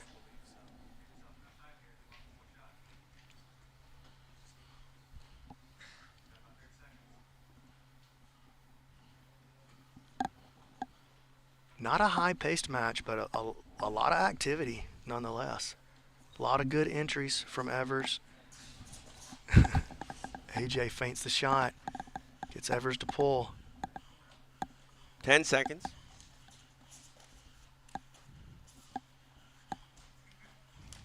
AJ getting active now, just trying to put the pace on, looking for a leg drag, and that's it. Time. We go the distance, nice no match. Points. I thought that was a really entertaining match for me. Absolutely. All right, to make it official, Stephen Aiken. After 6 minutes, this match finishes with a draw.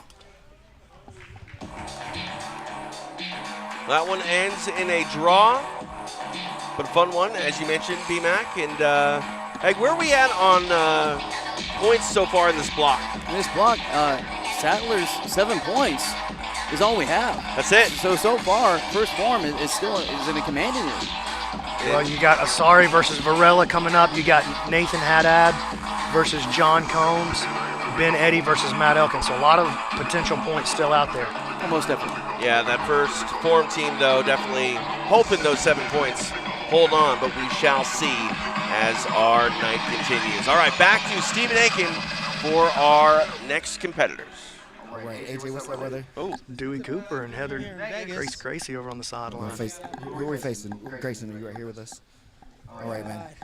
Tough couple matches in here so far. You like you're having a good time. You want to give these guys a couple of lessons on how to finish those leg locks, it sounds like? He's coming to my academy in Santa Monica to learn back escapes and ankle locks. I got you. Já foi uma vez. Is there anything else you think these guys are going to learn from you this week? You know, hey, learn and have fun. You guys, that back room is so serious. I'm trying to lighten it up a little bit. Get you guys, this is so sick. You know, props to PGF, Brandon putting the show on. This is really rad. This is a cool environment. Nice to do some grappling out here in front of you guys on a Monday. A Las Vegas Monday afternoon. Woo! Thank you, AJ. We're glad you're here, man.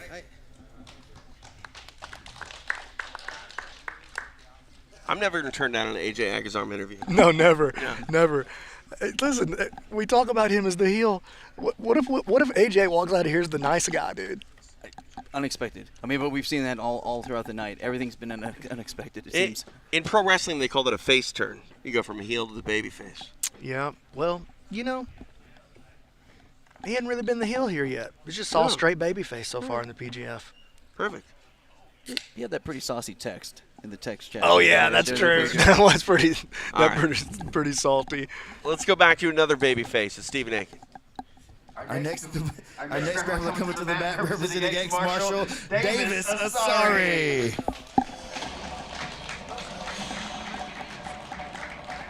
Davis Assari making the walk here, representing Team ex-Marshal.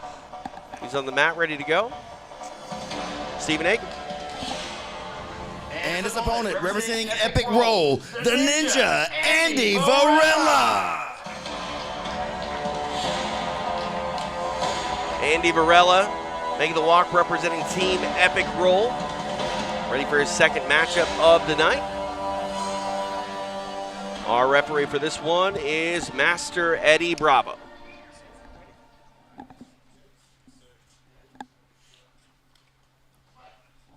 Here we go. TJ DeSantis, BMAC, Brandon McCatherine, along with Egghead. Appreciate you joining us. We are live from Las Vegas, the site of PGF World Season 6. So Assari currently in second place. Got that triangle in that first round, but also got that extra ex-marshal team point. So he's in second place with 7.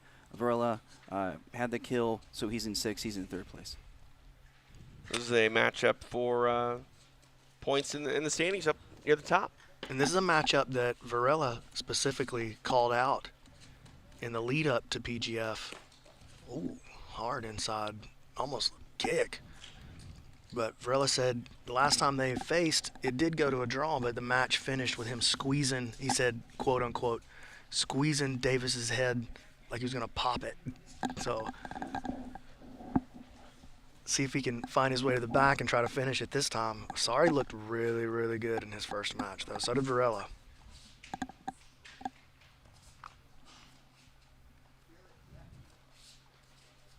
One minute of elapsed time.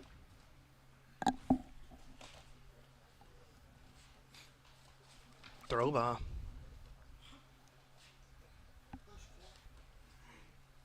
The prior match was in the ADCC Phoenix Open. Two great competitors on the mat, BMAC. I'm curious, what was it like trying to get the athletes for this season? I mean, obviously a $100,000 prize, that's big money, high stakes, but it's still a different sort of format where these guys game. Oh, dude, once I told them that Roger Gracie was coming, everybody's just said yes. It was like the easiest roster I've ever put together.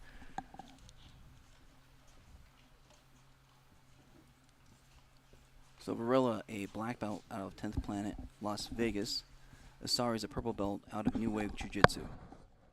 Yeah, this a home game for Varela. BMAC, do you know if he's staying at home? Do you know if he's at the Airbnb with the rest of the team? Varela staying at his own spot. This is a true home game for him, for Canuto also. It might be an advantage for Andy Varela. I mean, I feel like that's got to be a huge advantage, right? Action moves to the floor. Look at that. Tries to wrestle up, and now Asare playing the guard again. Asare tried to lure him in, lull him to sleep, take a shot on him.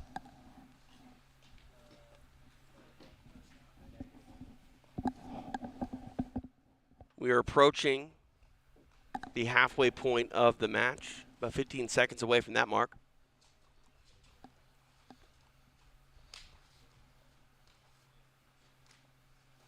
BMAC, you've seen enough action here to avoid a stalling penalty? Yeah, well, nobody's really moving backwards. You know, Right. just because they're not having success doesn't mean they're stalling. You know what I mean? There's a difference between a slow pace and like avoiding the fight. The name that we've given the stalling penalty is excessive avoidance. Right. That's what we're trying to. So nullification of one another's offense is not stalling. That's not stalling. Just Yeah. just because you're not scoring, you know, a football game that ends 3-0 is nobody's stalling. It's just nobody's scoring. You know. No thought of a get down rule for PGF?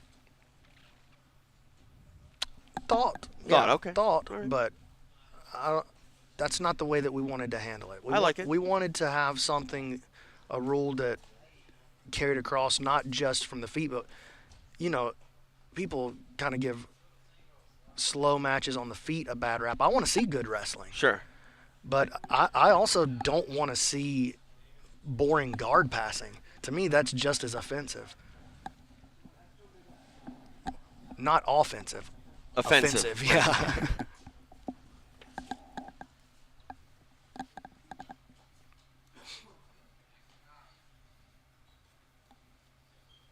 TJ, Brandon's not afraid to throw the flag. We saw it a number of times. Oh, I know. I'm eager to throw the flag I saw tonight. just to watch it. But I'm also trying to play the game in a fair way. You know, I don't want to. Listen, if something crazy is going to happen in an Andy Varela match, where's it going to happen? It's going to be on the feet. Right. You know, like I feel like if we just throw Varela and Asari down to the ground just because it's not going exactly the way that we thought it might go, that's not. I mean, we're taking away some of the most exciting potential from a match like this. Right. And you throw the flag when you have to, not to, make an impact in the match. Correct. Inside the final minute, you can see the intensity starting to get a little turned up here. And to his credit, Assari's not afraid to stand with him.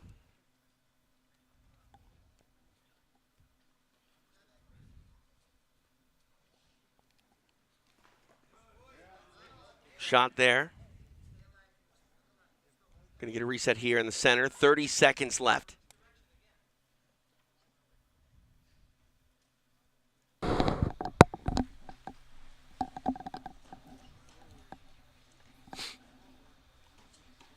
Both still looking for their opportunity. Clock not on their side. 10 seconds.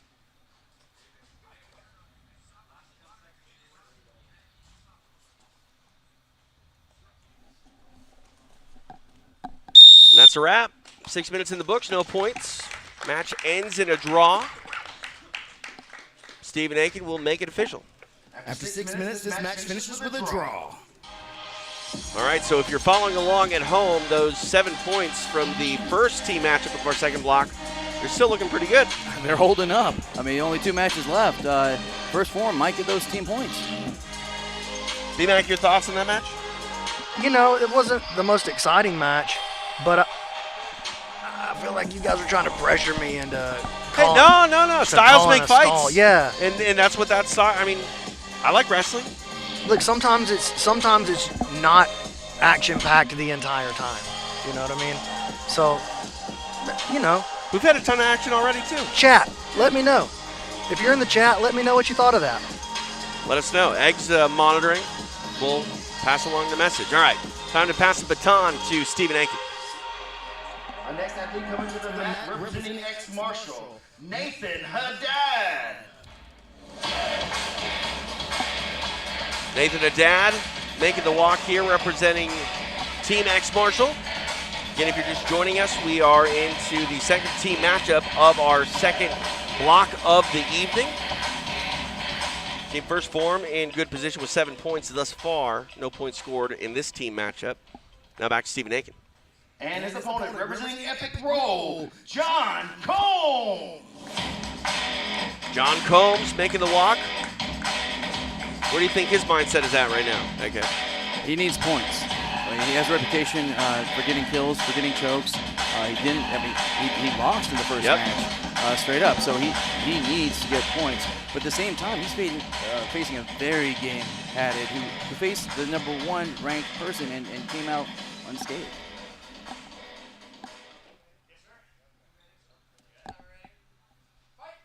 All right, we are underway. Combs, we talked about it earlier. He's a risk taker. He'll go out, and that risk often pays off for him at the black belt level. Excellent point scorer, knows how to, and point scorer in this format, by the way, knows how to go out there and get chokes. One of the best guillotines in the world in his weight class. Whereas Nathan, I feel like he really made a statement the first time we saw him out there against Barch. Had Barch in serious trouble with a deep triangle, controlled most of that match. Oh, look at that. Combs reaching for that chin strap. Tried to wrestle up. Nathan going to have to be very careful dropping his head down into range where Combs can put his hands on the head.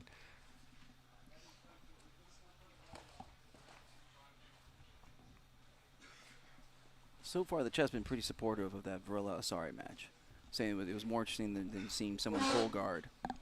Yeah, I feel that, not that, and listen, ooh, nice wrestle up by John Combs. Makes sense he was an All-American wrestler. Dad kicks him off.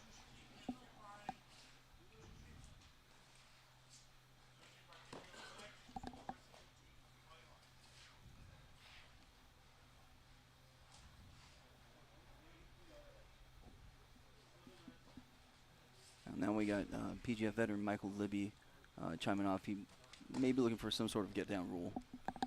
Well, he can get on down here and start his own promotion. Love you, Libby. Oh, look at this. John Combs dragging Nathan down. Oh, this is bad news for Nathan. Look at him switching off towards the Darce. Look at John just drag him down into the water like a gator with a bite. Oh, he pulls in on it. Doesn't quite have it. Has to let it go. Man, listen, that is a very dangerous position to find yourself in with John Combs. Haddad stands. 3.5 minutes remain in the match. Oh, look at this. Nice step around. Nathan now looking for a Darce. Combs creates an off balance, gets himself out of trouble. Both guys showing offense. Look how good Combs is at the timing of that snap down to attack the head. Haddad has to pull into the closed guard.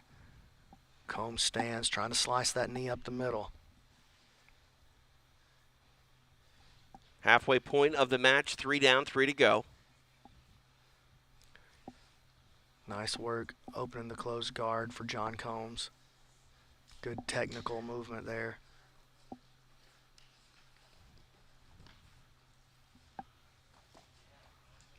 Nice passing. He's got Nathan flat on his back. Knee on the belly. Underhook on the far side.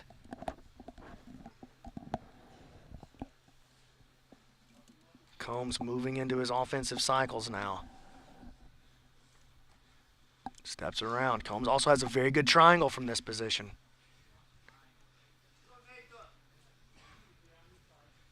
And look at Combs sneaking that foot through. Oh, just a little bit preemptive. Didn't have the trap he needed on that arm on the far side. Made the move to the triangle too early, but I like, there's that slide by. You talked about it, Egg. Excellent work. Off the mat, almost onto a couch. Yeah, dropped him right into the lap of his ex-Marshall team. Old Dean over there on the sideline.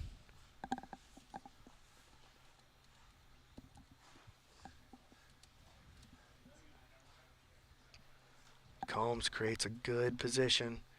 Gonna try to work this knee cut. Digging for the second underhook on his right side. Excellent passing by John Combs. Nicely done, knee on belly here. Just a touch under 90 seconds. Oh, this is gonna be a triangle. This is another triangle setup from the top, but from the opposite side. So that's really the opposite setup that time. Haddad wise to it. Yeah, and you see how quickly Haddad got his head back to the mat right there? He was exposed. Combs on the attack, though. Looking for a Darce choke here. Good time to work here. A minute remains. There's another triangle setup. Now all the way into the mount. Combs really leading the dance, but not able to put Nathan away. Looking towards this arm triangle now. Decent look at it. 45 seconds, less than that remains. Nathan got his hand on the inside. Combs going to try to finish, though. He's going to take a risk and try to finish this. And I like the mindset here with short time. yeah, the shoulder's not quite in position. He's getting closer and closer. May switch off to this rotolotine here. Back to the arm triangle again. Looking to kick off and get out to the side. Nice footwork. 20 seconds left. As long as Nathan is looking towards that arm triangle, it's going to be very hard to finish it, though. Now just 10 seconds remain. Again, trying to throw that triangle. Switching off to an arm lock now. Time will expire. Combs aggressive. He's in a bit of business late. Haddad survives. And this one's going to end in a draw. Stephen Aiken. After 6 minutes, this match finishes with a draw. And again, those first Phorm 7 points still looms large as we continue through our final team matchup of this second block. TJ DeSantis along with the commish, BMAC, Brandon McCaffrey, the man they call Egghead. Appreciate you joining us live wherever you are. We're in Las Vegas. It is the site of night 1 of PGF Season 6. And this is our last matchup of this? It is. All right. Ben Eddy versus Matt Elkins coming up right here. All right, a lot on the line. Back to Stephen Aiken. Coming to the mat next, representing ex-Marshall, Ben Eddy. Here he is, Ben Eddy making the walk. This will be his second match of the night. And again, a lot of pressure on these two athletes, as points would be huge. Unless one of these gentlemen gets a kill within True. the first minute, the team points go to Phorm. Or first Phorm, pardon. Here's Matt Elkins, PGF veteran. And our referee for this match is Master Eddie Bravo. You were mentioning it, Egg. Points, they're going to have to come within the first minute. It's going to have to be a kill to tie first Phorm. So see how aggressive these guys are early in this first 60 seconds. This is a fascinating matchup to me. Very contrasting styles as far as the techniques they use, but they really both play a similar pace. Matt going to keep a little bit of a higher pace, but he has a real chill game as well. Oh, look at that pass by Matt Elkins. Nicely and done. Nice recovery, though, by Ben Eddy. Now Matt getting into the pass again. Matt has to be very careful he doesn't get dragged down into this Ben Eddy spider web of terror. Yeah, we get drugged down there, B-Mac. You're not just in Ben Eddy's world. You're in his universe, and it's a hard thing to get out of. He's just so good down there. And the thing is, you've just never felt what he does before in the training room. It's not that it's impossible to defend. It's that you've never had to try to defend it before. It's just such a unique game. Would it be fair to say he has the most dangerous guard this season?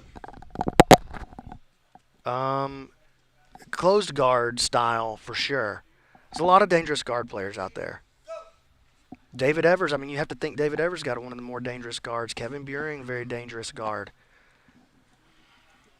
But that close range butterfly to closed guard style, rubber guard for sure, got to give the nod to Ben Eddy. And there we have it. First Phorm gets the team points. Yeah, big points for them racked up, but still a important match for these two competitors.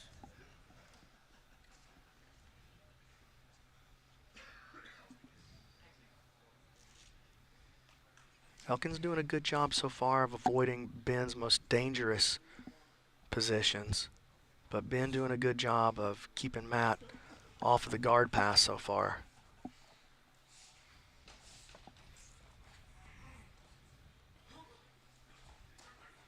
Matt thought about that back step there. Ben blocked it with the extended leg. Ben weaves the foot across, and then Elkins has to keep his eye. Oh, look at this. Elkins got to keep his eye on that foot trending across the hip.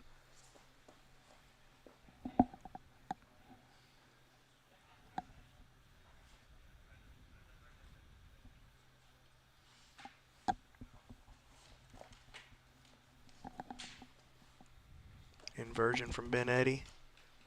Tries to follow up with the wrestle. Going to get a reset here in the center of the mat on the feet. Halfway point of the match, 3 down, 3 to go.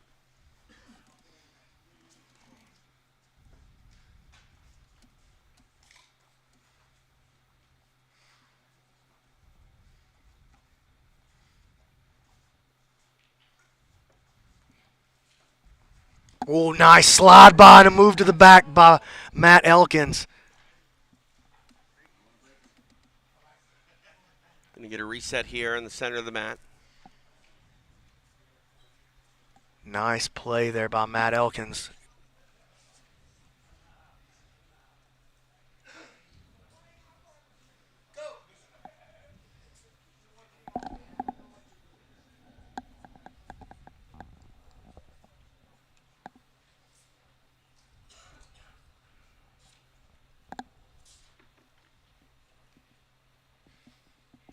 Matt Elkins is the black belt 10th Planet Birmingham, a lead instructor and lead of it. Inside the final 2 minutes.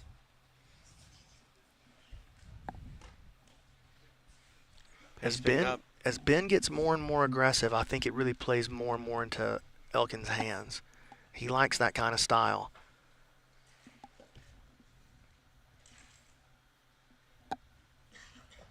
Ben framing out across the body. So Elkins tries to now pummel through. Grip on the wrist from Ben Eddy, trying to stop that lead hand of Matt Elkins from coming in for the crossface, flattening him out. You can see that battle between those two right there. There's that crossface, flattens him out. Almost completes the knee slice, and a great recovery at the last second by Ben Eddy. Elkins bails back to his feet, standing over Eddy.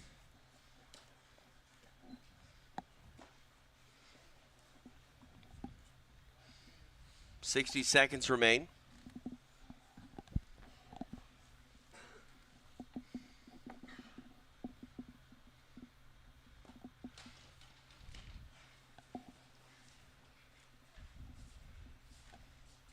$45.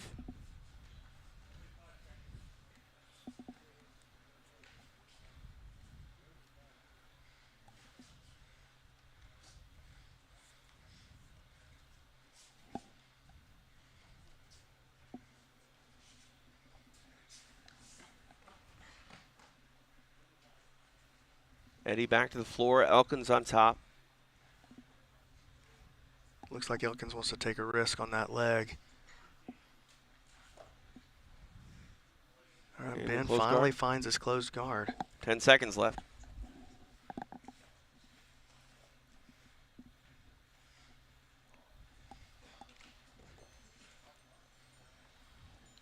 And that's a wrap to the match. And the team match as well. And it concludes block 2 of night 1 of PGF Season 6. To make this one official, we go back to Stephen Aiken. After 6 minutes, this match finishes with a draw. 2 blocks in the books here in Las Vegas for PGF Season 6, and a huge second block for First Phorm. 7 points gets it done. They get a team point, and man, it's been a night of a bit of unexpected action, but man, we continue to go on and continue to see how this thing unfolds, and I'm having a blast. Again, I want your thoughts on what we've seen here through 2 blocks. It's just been amazing. You know, we had 5 different submissions in that first block, a lot of back and forth, a lot of action. And then the second block kind of showed what a lot of people were anticipating. With the higher parity, the higher level of competition in PGF World 6, that every submission is dear. It's going to be hard to get them. And we saw only 1 submission in that entire block.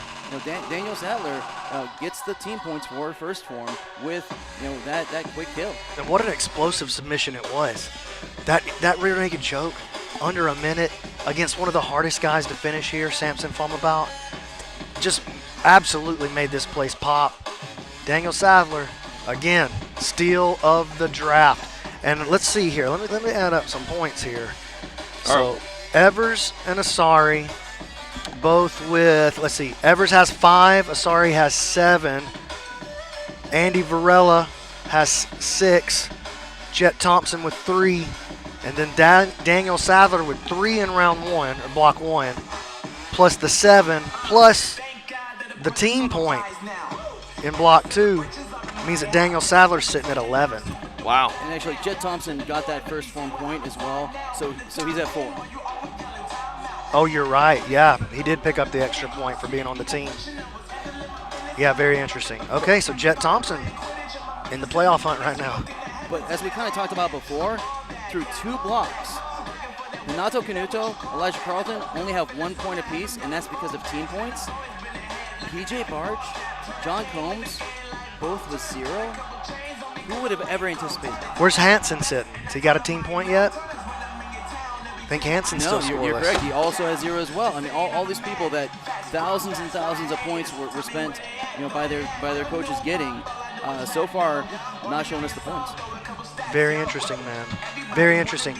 Let's see how this last block pays out. As I look through it, I see a couple of big matchups here. Okay, so I see Max Hansen, Kevin Sherrill. What I'm looking for is winnable matches for guys. So I see Max Hansen, Kevin Sherrill.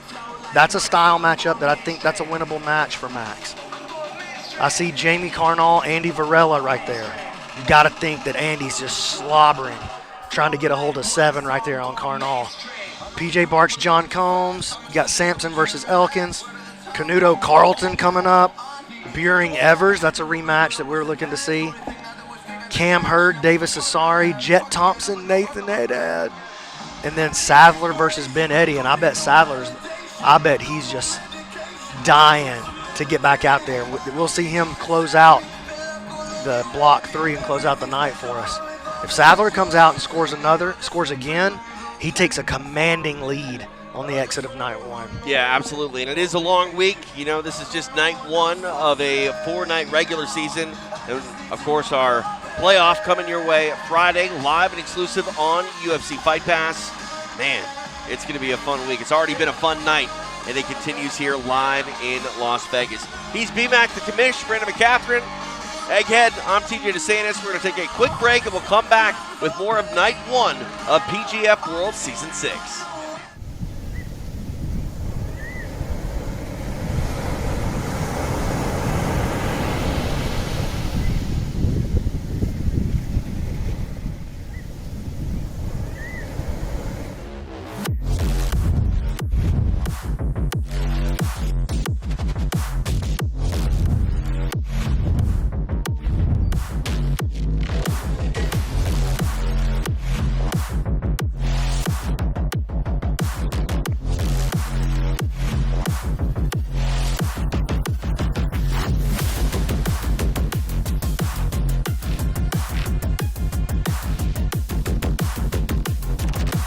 Martial gear is some of the best gear I've ever worn.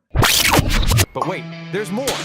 Fasten your Nogi shorts belts, because X Marshall's Dojo Roadshow is hitting the road, and it's nothing short of epic. Imagine this, an X Marshall team, an RV, and a mission to visit gyms far and wide. We're talking challenges that'll have you in splits, literally and figuratively. Meetings with the biggest personalities in the jiu-jitsu world, and a tour so wild, you'll wish your life had a rewind and watch again button. This isn't just a road trip, it's a rolling jiu-jitsu carnival, and it's all captured on our YouTube channel. Picture the funniest, most thrilling parts of jiu-jitsu, packed into an RV and sprinkled with that special X Martial flair. The Dojo Roadshow is where the mats meet the road, and every stop is a story waiting to be told. So, subscribe, like, and get your laugh on, because X Martial isn't just about changing the game, we're about making it hilarious. One dojo at a time. Don't miss out on the movement, the sponsorships, and the roadshow that's making history. One epic YouTube episode at a time.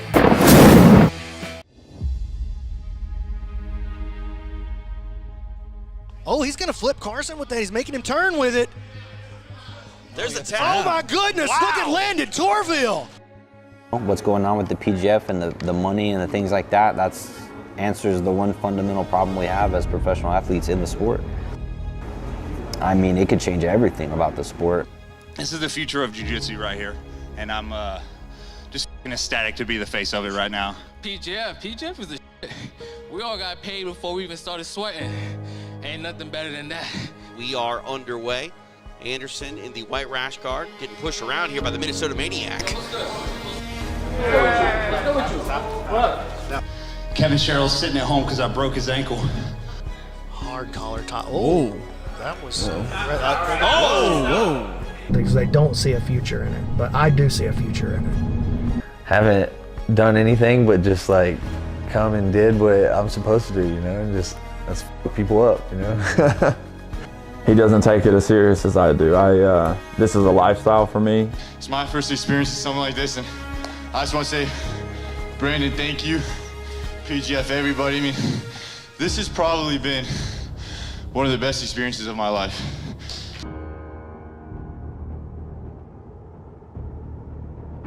It kicks you into this state of, like I said, excitement or fear or nervousness or happiness. And then when you get to the battle, you get to the competition, all that stops. Travis's scariest attacks, he's in. He's got it. It's almost like a feeling of nirvana. I think I'm just addicted to the high of competing and winning, and it's fun. I think I'm an addict by nature. I just enjoy the thrill of it. And right now, PGF's sitting by itself. It's that lone soldier, you know? So I think that if if the PGF can gain enough traction, it could potentially change the competitive scene in jiu-jitsu as a whole. We're going to keep building this until everybody can get paid what they're worth in the sport of jiu-jitsu. We will have the biggest jiu-jitsu promotion on the planet. Welcome back to Season 6 of PGF. I am standing by with Dean Lister, and you are a guy with a lot of experience coaching. You've coached the Ultimate Fighter, so you are no stranger to giving advice to your team. Your team right now has not scored, so what is the message going in? It's normal, it's the first day. My guys, almost all of them the first round. A little bit, not lazy, like maybe a little sleep, you know, so tomorrow I have to wake them up with something. It's okay, it's normal. At this level, everyone's really high level, so that's a desire not to lose, you know? And the thing is, if you don't put yourself in the situation to win, you're just gonna not lose, or you're gonna lose. So you're always taking a chance. It's nerve-wracking because everyone here is high level. So tomorrow's gonna be a little push in the right direction, but I have a lot of faith in my team still. It's all good. And we just got done watching X-Martial and Team Epic Roll. Team Epic Roll is going to be your next matchup coming up. So when you're looking at some of those matchups, is there anything in particular that you're wanting to execute on? You know what, right now, it's just going to finish off the night well, hopefully. I'm just going to be a positive influence and be in the corner. Nothing specific I'm looking for. There's good matches. I'm looking forward to all of them. And you told me off camera that you told PJ to get a little aggressive out there.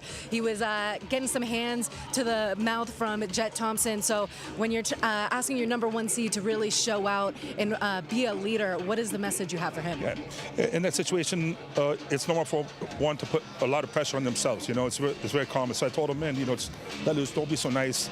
And it's like we could be sportsmen, but be a little rough. It's okay, you know. We're not in a real MMA fight. We can be friends afterwards. You have to be a little more intense, right? So they're going to tomorrow for sure, and this round as well. I'm telling them right now, push a little. Don't be so nice. Be a little rough. Manhandle the person. Don't be ashamed of it at all. Well, we cannot wait to see the comeback of Team Black Rifle, coached by Dean Lister, and we'll be back with many more matchups after the break.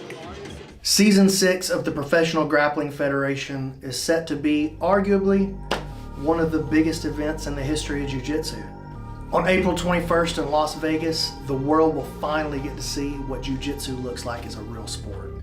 One of the most compelling storylines for me heading into Season 6 is the story of Elijah Carlton.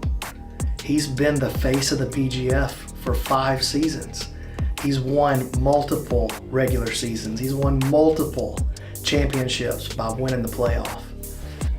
But now with the level of competition being raised so much higher for Season 6, the big question for me is, can Elijah take all of that experience that he has as a PGF champion and apply it to these high-level athletes and make it into the playoffs? Or could he even really surprise some people and come out as the champion again?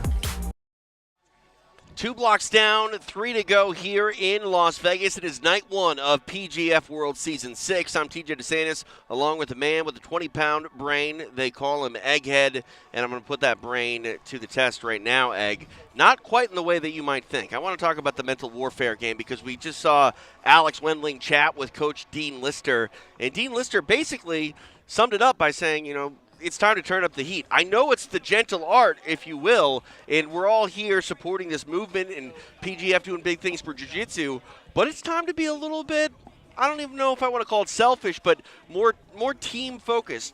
Get grimy out there, make it dirty, and make the gentle art maybe hurt a little bit. Well, some people would consider there might be an issue with so many of these competitors competing at a very high level in other rule sets that, you know, awarded referees' decisions, right, or advantages, True. or winning by points based on takedowns and other things like that. Yep. The PGF doesn't care about any of that. No. It is get a submission or you lose. Right. And because a draw gets you no points, it's the same as a loss. And sometimes it takes a couple matches for people to actually really have that sink in for them. They have to sell out there, and that's essentially what, you know, Coach was saying. Like, you can't just play to not get submitted. You have to play to submit. Yeah, you know, I think that the longer this week gets and starts to unfold, we're going to see that intensity ratchet up more and more. And I think we've already seen it a little bit tonight. You said it, Egg. You know, we have some really big, high-profile players here in this season that are sitting with that goose egg next to their name when it comes to points. And as we head into this third block, momentum's a big thing in combat sports, and each and every player on each and every team wants to finish this night strong so they can carry that momentum into night number 2. Oh, that's very much right. So coming into the PGF season, every competitor knew they were going to get 12 matches, which is a lot for a competition. But at the end of tonight, 25% of the season is over. Yeah. And if the big names put up 0 points, that puts a lot of pressure on them. And it puts a lot of pressure on their teams. Because at the end of 4 days, one of these teams is taking home $100,000. That's a lot of pressure. 100%. Obviously, the team dynamic is something that's very important. All of those teams want to come out on top and get that $100,000 grand prize. But let's not forget the other type of scenario we have here. Teams are all good, but come Friday, those teams go by the wayside. Each and every one of these athletes want to find themselves in the playoff hunt, and that's where those individual points get more and more important. Exactly, because not only are we talking about the $100,000 for each team, for the team that wins the regular season, but those top 8 competitors, that put up the top 8 amount of points, they will be in that season finale, the postseason, if you will. Yeah. The finale tournament that takes the top 8, and it's a single elimination tournament. So it's going to be a little bit different. Right now we have the 6-minute rounds. That's going to be 10-minute rounds, and there will be an overtime because we have to have some winner of the match. Right.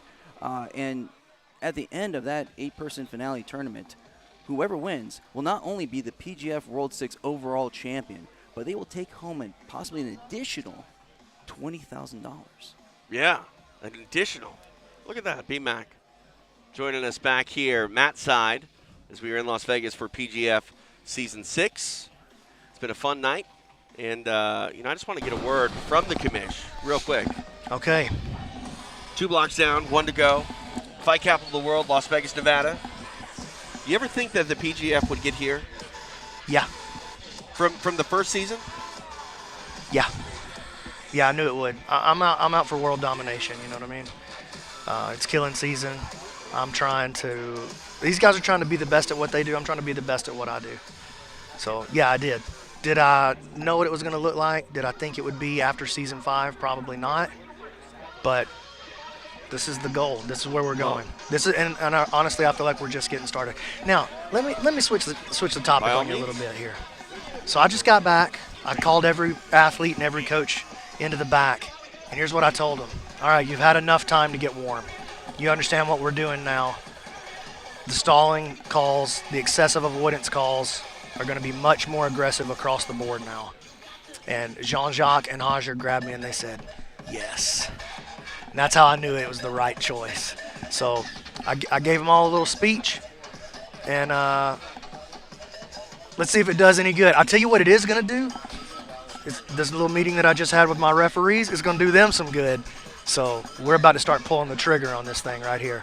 I kind of think that they're not necessarily jitters, but I kind of think that maybe it hasn't gotten real to everyone yet. $100,000 cash prize, that sounds good on paper, but it's real money. It's real money that hangs in the balance, and sometimes you need a little wake-up. You need a little slap across the face. You need that cold plunge, if you will, to get the blood flowing. Listen, everybody out here is so good that if we don't have something like this, they're not going to take the risk necessary to get the points.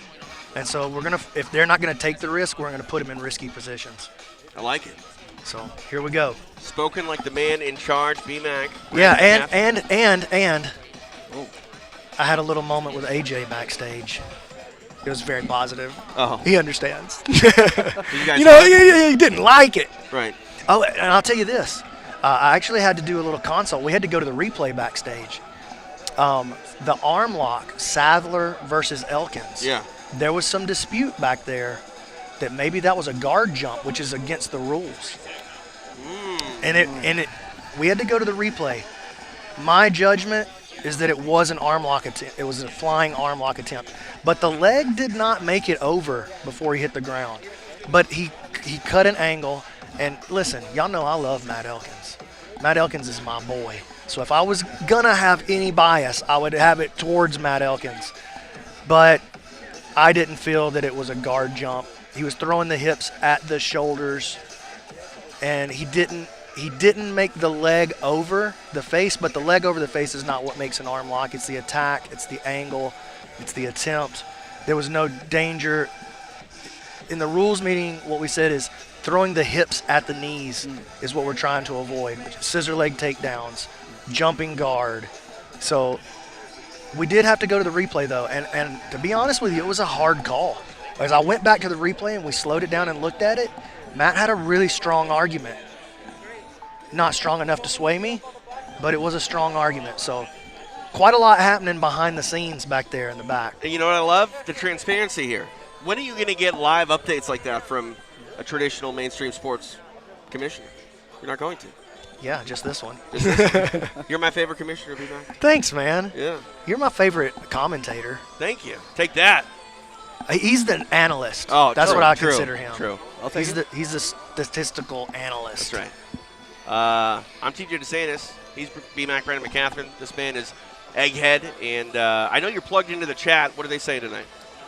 They're having a lot of fun. Yeah? There's a lot of people that they're really excited for Sathler. And I agree with you, Commish, because if you look at intention, you kind of look at some history too. Yeah. And if you look at Sattler's history, he does flying submission attempts. He doesn't do the guard pulls. Well, he did it before that. Yeah. He's already done it tonight before that happened. Exactly. And so that definitely I think it's the right call. I mean, it might look a little weird, but that I'm sure that's his intention.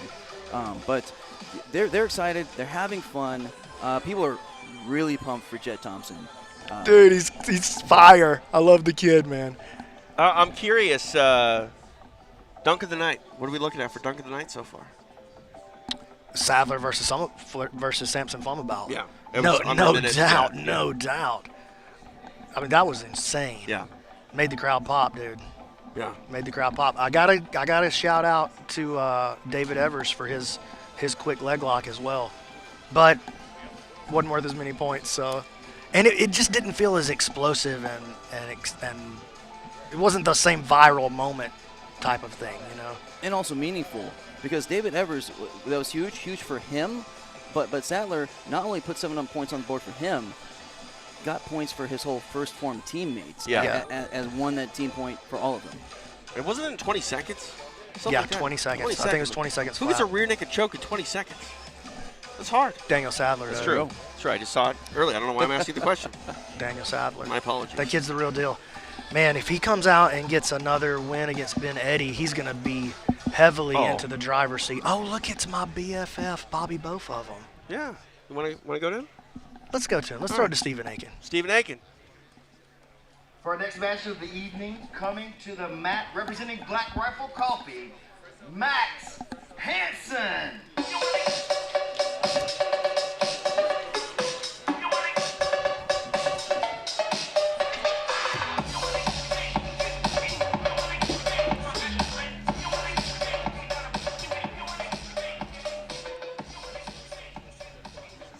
And his epic roll opponent, handsome Kevin Sherrill.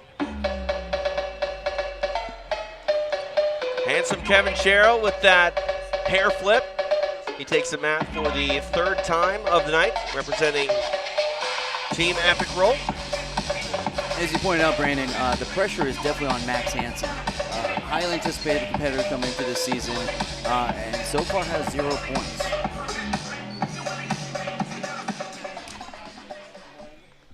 All right, we are underway.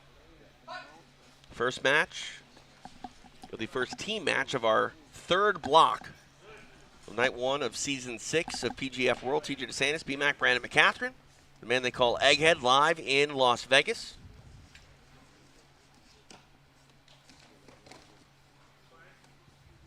Hansen goes inverted for a brief moment. Ooh, kicks Cheryl back, and Cheryl wrestles up, puts him down.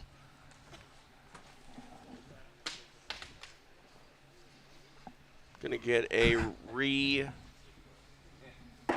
here in the center of the mat.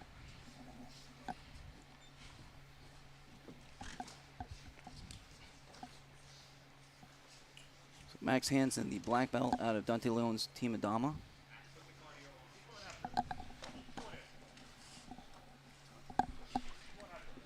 Now back to the feet.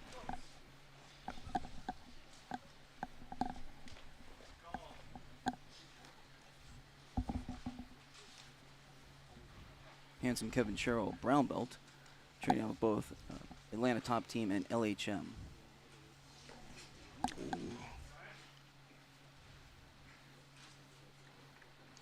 Referee halts the action here, taking a look at where they're at. And we're going to get a reset.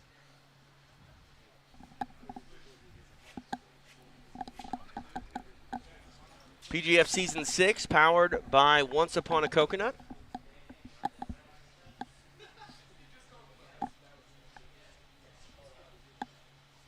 Action back underway.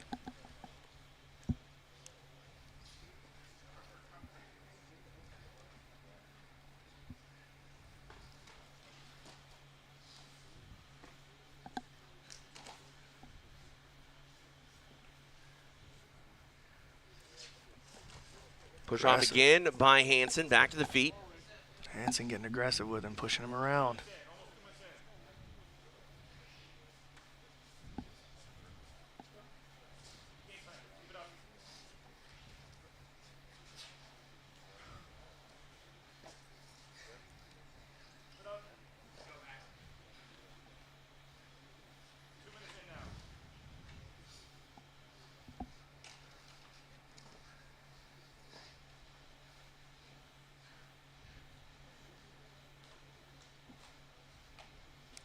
Max digging in a good grip on this far side. He's going to be coming up looking for this Choi bar.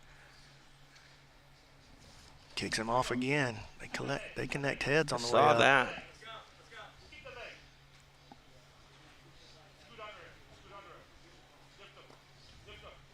Hansen. Ooh, nice entry by Max Hansen.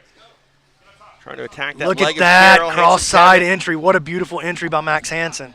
Cheryl able to roll through. Now back to the feet. Cheryl pushes away. We get a reset in the center of the mat. Hansen takes a seat. That was a really, really nice entry.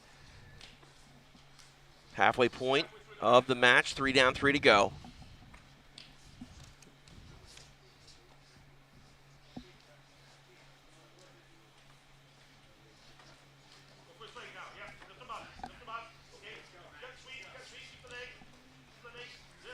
Ooh, he's going to try out this Max Shashinsky style straight ankle lock. Uses it to come up and sweep. Cheryl stands.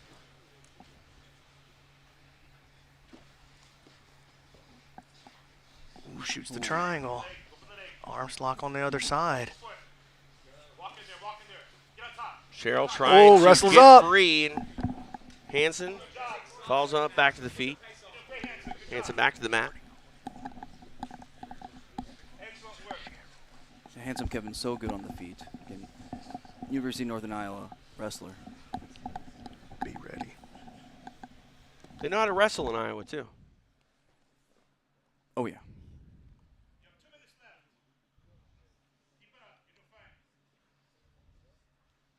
Then he's a prior state champion in high school.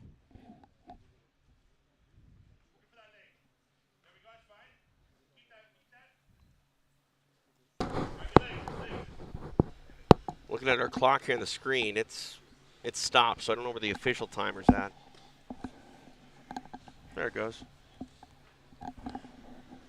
Yeah, it's off by about 30 seconds, it looks like. The official timer is right now sitting at 1:23 left in the match. So it's off by exactly 30 seconds. So just a heads up on that, guys. That's the first time you've ever given me official time. Usually it's the unofficial clock with the overtime from you. But yeah, no, I got it going on over here this time.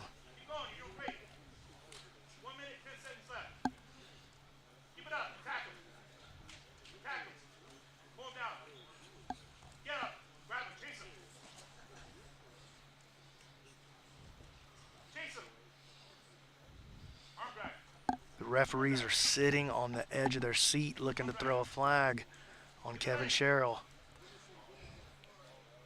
Warning, Cheryl! you can hear that warning coming in for Kevin Sherrill. He's going to have to get aggressive here. He's going to end up on the bottom of this referee position.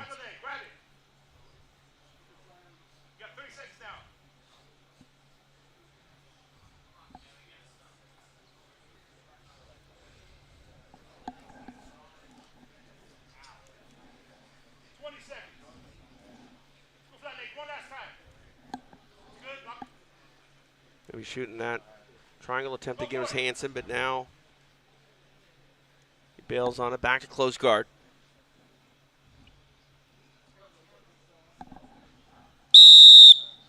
There's the whistle.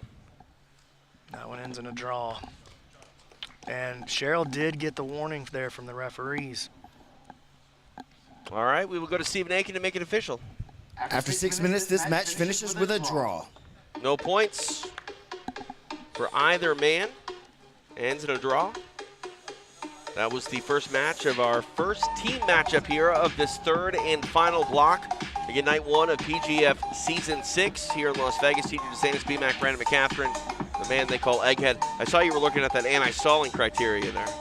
Yeah, so, if someone's called for stalling 3 times during a match and it goes to a draw, the person that was not stalling gets awarded 2 points. That's right. And if there's 5 stalling calls, you're just done. Yes. And the other opponent gets the 2 points as well. That's right. Like, again, everything in the PGF made to focus on offense, action, making this exciting for all of you. Yes, and we're going to be getting more and more aggressive with that as the week goes on. As these guys get more and more comfortable with these draws, I'm going to start pulling the trigger on them faster and faster. So I've instructed the referees, let's turn this thing up. I need more action than that. And we're going to see Mike John, AJ Agazarm here. Let's go back to the mat. Stephen Aiken. Our next grappler coming to the mat, representing Black Rifle Coffee, Mike John.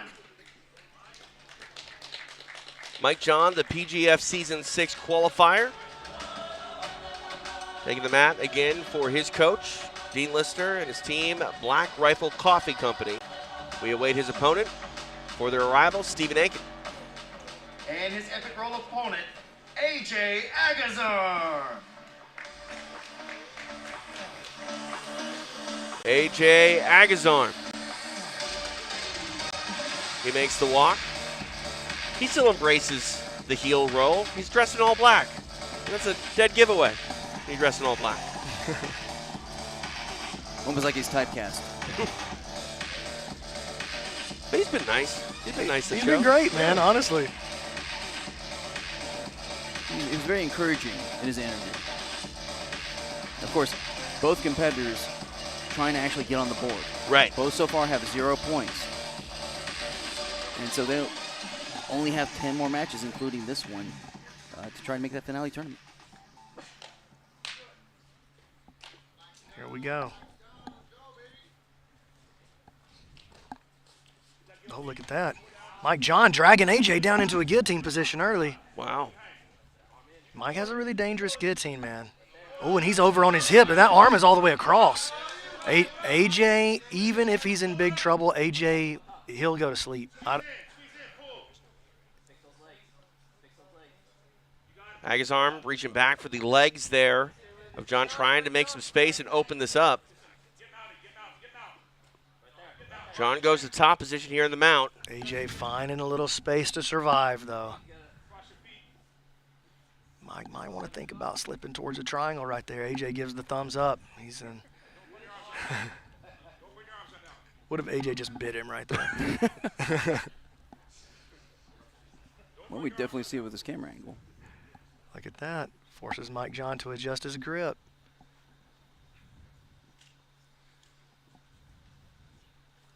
All right. Action off the mat. Agazarm clear, so we're going to get a reset here in the center. Agazarm with a message for the commission, I think.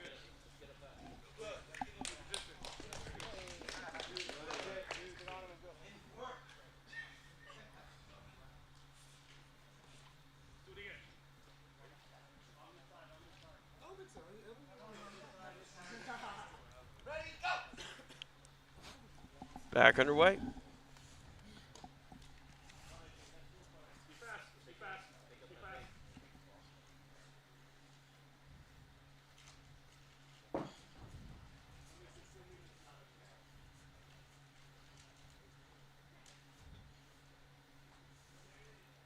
AJ Agazarm, the very veteran competitor, black belt out of Gracie Barra, more than 220 competitive matches. Mike John on bomb there, black belt 10th Planet Orange. Warning! Agazarm. AJ Agazarm with the warning. Did you say Gracie Barra? Baja. Baja. It's okay. I know about jiu-jitsu. So. TJ, That's all I got. Some of these competitors have called Hajar Roger. I know. Okay, so I may or may not have too. I think I heard Roger call himself Roger. Yeah, I heard that too.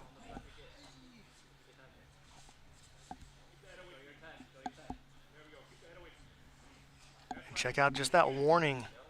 Put AJ right into. Ooh, this is a high elbow here. This is a high elbow guillotine. This is pretty good looking.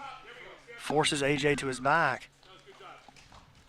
AJ looking at a Kimura now.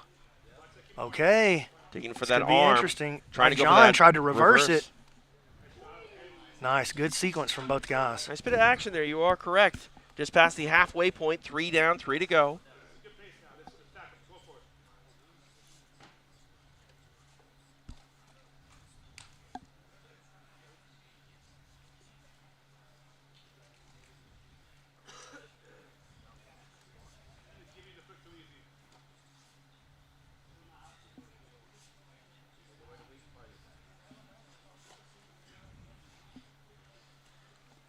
So Mike John on top was the winner of our only qualifier for the season, so he earned his spot in here by winning.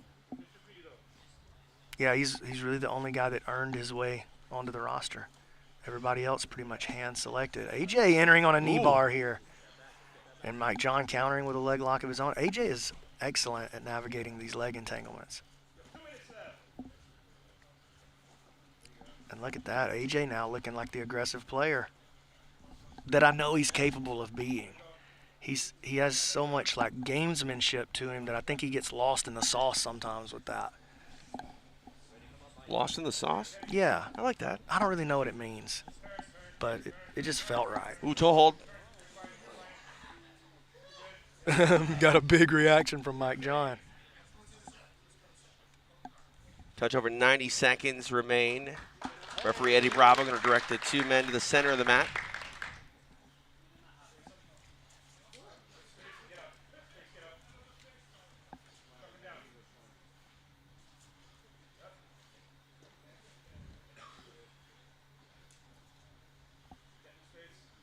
Good heavy hips from Agazarm. Trying to break that knee shield down. Step around the side. Mike John wants this guillotine again, but AJ very nicely follows it over to the opposite side with his hips.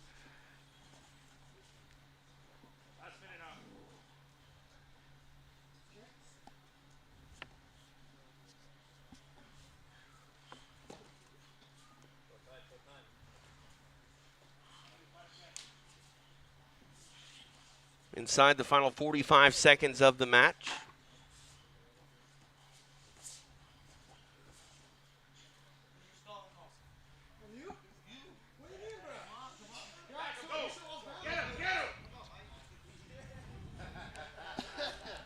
Some dialogue.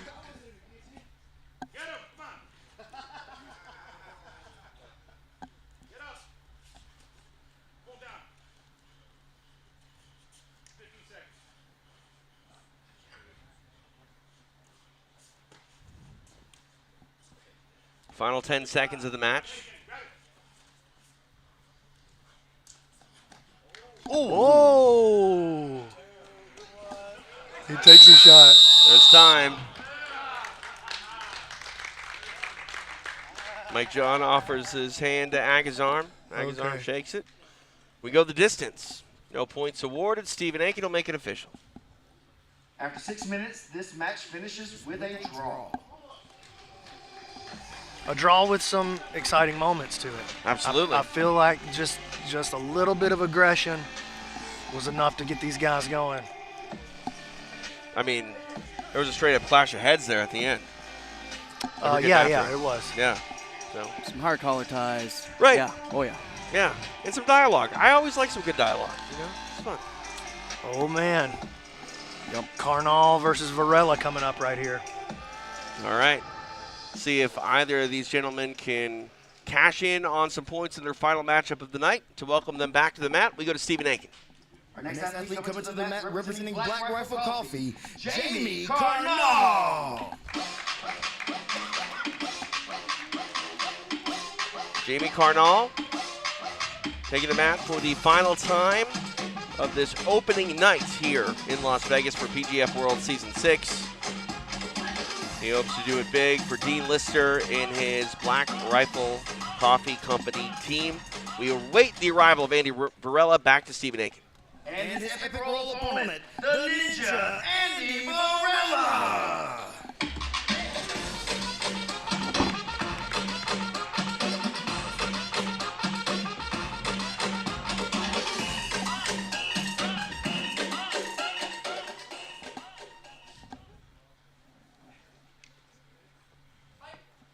There won't be any stalling in this match.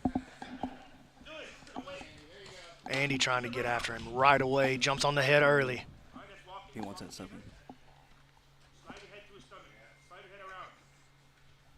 Varela in good position early.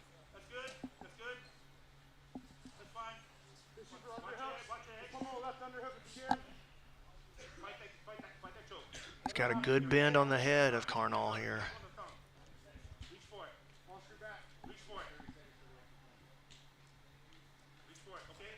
Now stepping over. Stepping over. More attempt here for Varela upcoming. Carnall as wise to it as he can be, trying to hold on. Varela using this Kimura to move around.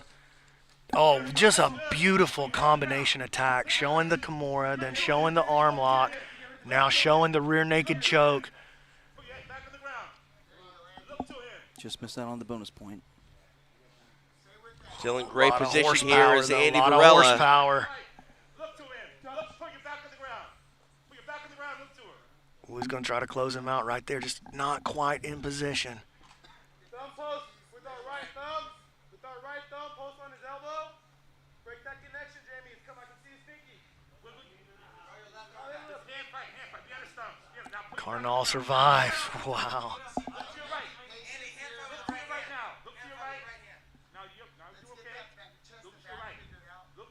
Carnall okay for the time being, but still has a very dangerous man on his back, Andy Varela, working that body triangle.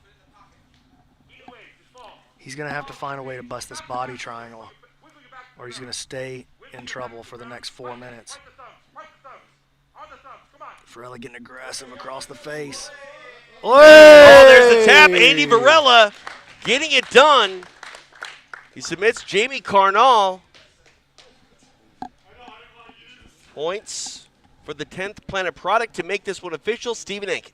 And your winner representing Epic Roll, Andy Varela. Andy Varela gets his hand raised in his final match of the night, submitting Jamie Carnall. Talked about how he was definitely motivated to get some more points in his final matchup, and points he got. Solid stuff for the Ninja. Andy Varela. 12 points on the board for Varela. I was going to say, where's he stand now? That's 12. That puts him in the front. Yeah. Front runner, wow. And he also puts Epic Roll on the board for this block.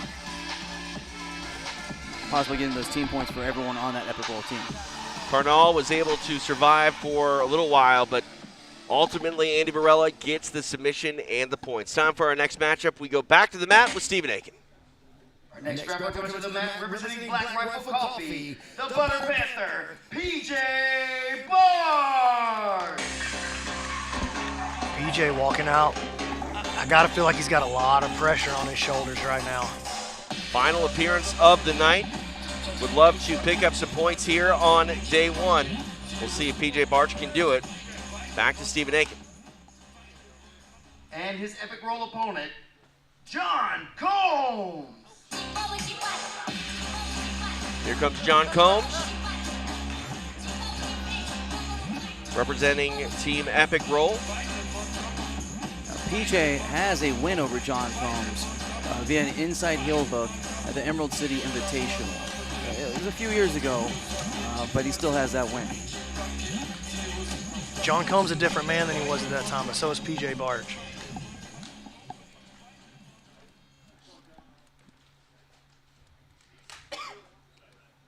All right, here we go. PJ Barch representing Black Rifle Coffee Company.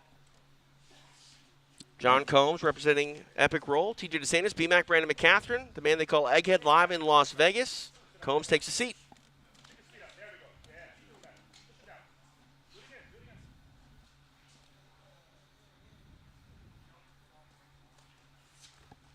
Regardless of their history, they're just two competitors in the PGF trying to get on the board.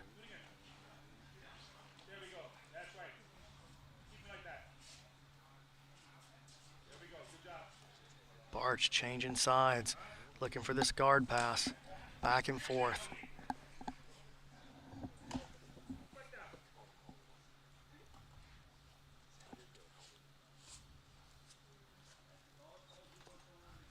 Combs gets a deep overwrap on the right leg of Barch.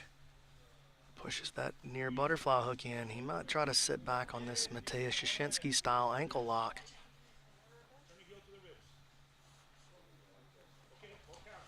PJ does a nice job countering, freeing himself from that entanglement. That's a super dangerous lock, man. Guys are starting to catch on to it. It's starting to spread.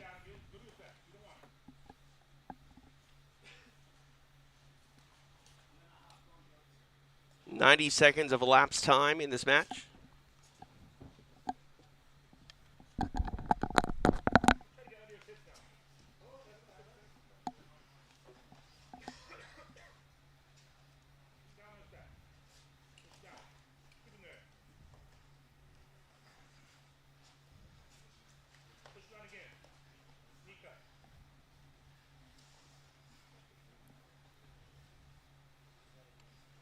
I mentioned before, the PGA Barch really came into the PGF with a lot of momentum, having won that Polaris Grand Prix very recently. Varela definitely looking to set up this ankle lock, Aoki lock combo attack on the leg, the right leg of PJ Barch. We've seen him make a move into it a couple of times, but PJ is just very, very good at recognizing those entanglements and knowing exactly what to do to navigate them safely.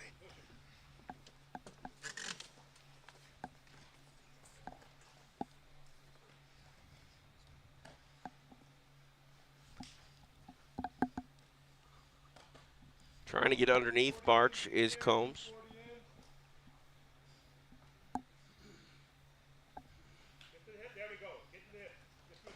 Tries to throw that arm off. We've arrived at the halfway point of the match. 3 down, 3 to go.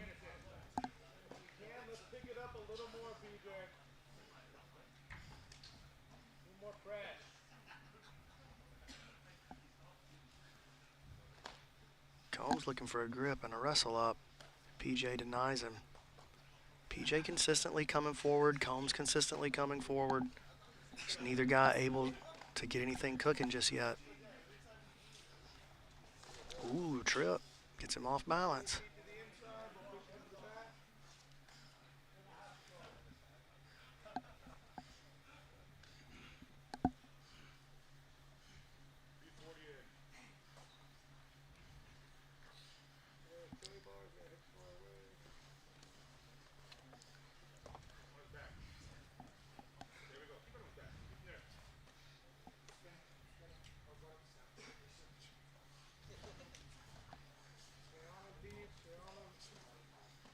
Two minutes remaining in the bout.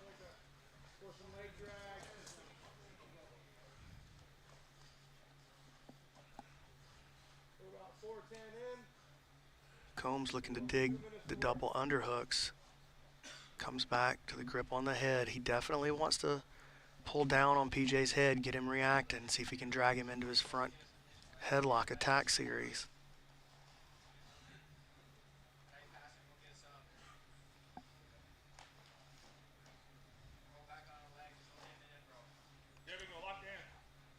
BJ all the way over into the mount. What a pass. What a pass. That was incredible. He's got some time to work as well, but 1 minute and 10 remains.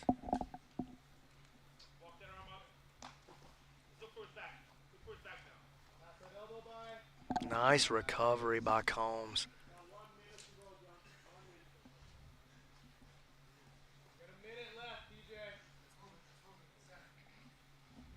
Referee Eddie Bravo going to reset them in the center of the mat.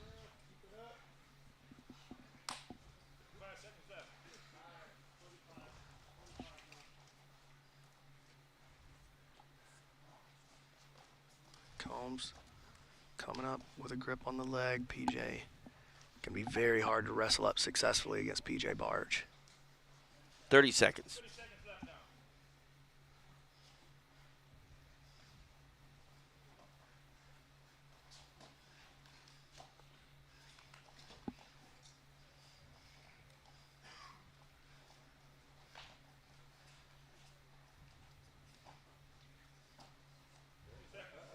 In on a leg is Combs.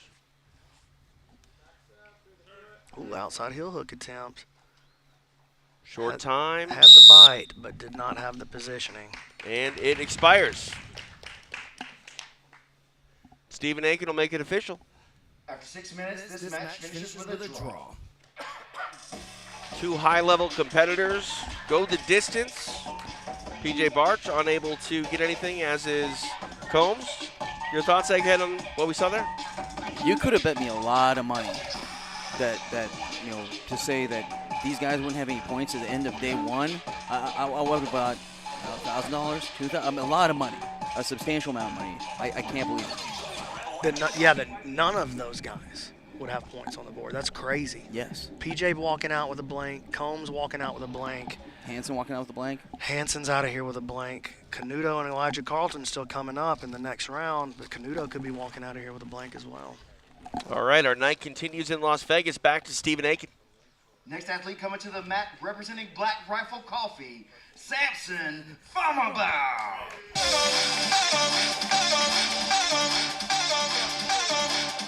Samson Phommabout. He would love to end his night with some points. See if he can do just that in this final bout of the evening. Back to Stephen Aiken to welcome his opponent. And his epic roll opponent, Matt Elkins. Another PGF veteran, Matt Elkins, making the walk.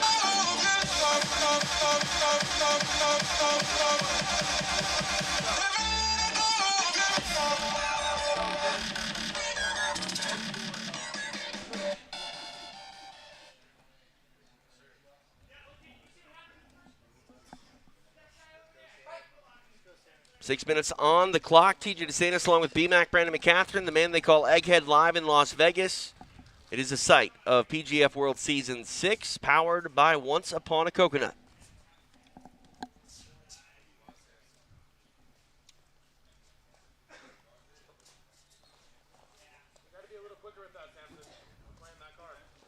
Oh, nice. Oh, look at that. On his neck. He's got a good grip on that chin. Gets his hands together. He tries to pull Samson down into a arm-in guillotine. Matt Elkins taking a risk here. He's putting that squeeze on him. Elkins back to the feet. Dude, look at the effort going into that squeeze.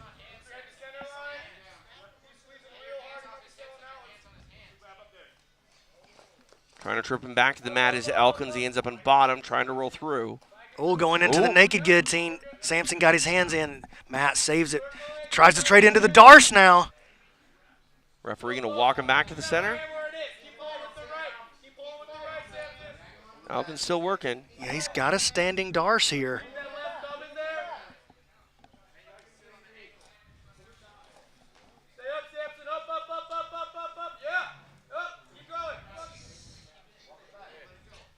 All right, referee walks him back to the center of the mat.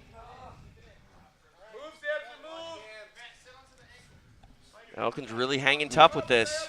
Samson hanging tough in there. Matt putting a lot of effort into this squeeze. Ooh, trips him down. Gets him to the ground. Oh my gosh, Samson survives. Elkins trying to stay with it. Referee hasn't intervened yet. Now he does. Elkins doing his part by continuing until the referee actually calls a halt.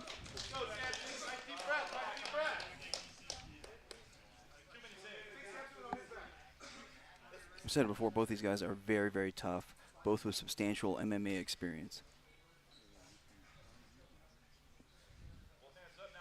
Full body triangle here for Matt Elkins.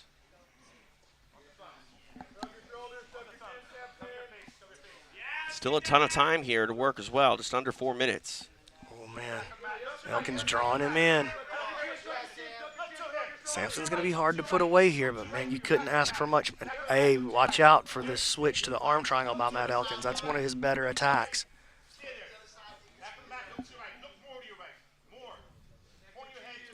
Trying to get that position is Elkins.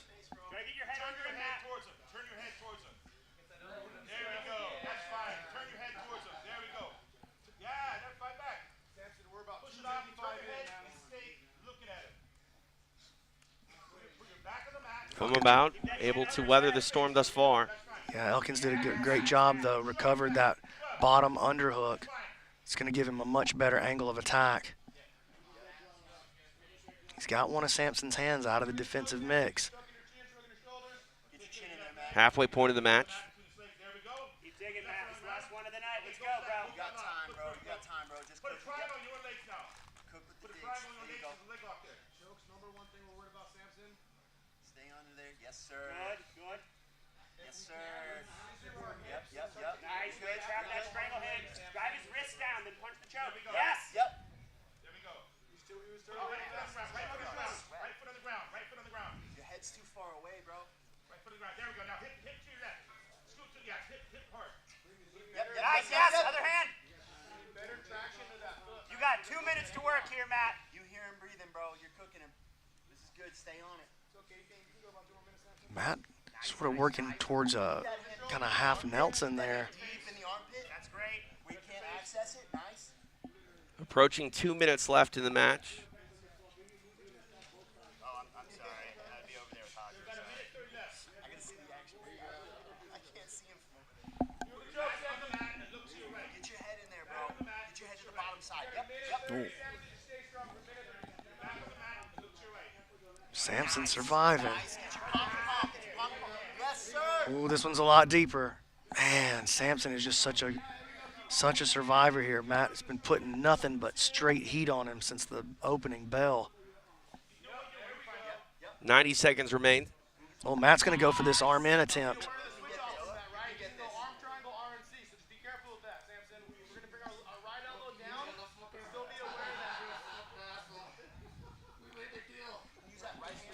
Samson talking trash from inside the lock.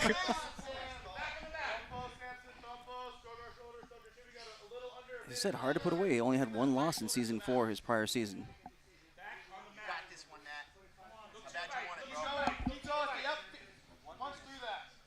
Now inside the final minute of the match. And you can hear teammates from both guys.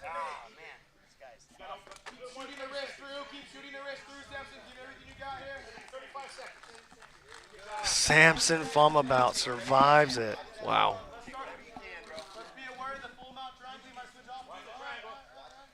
Elkins trying to kick through for a triangle. I cannot believe Samson survived for that long. Insane.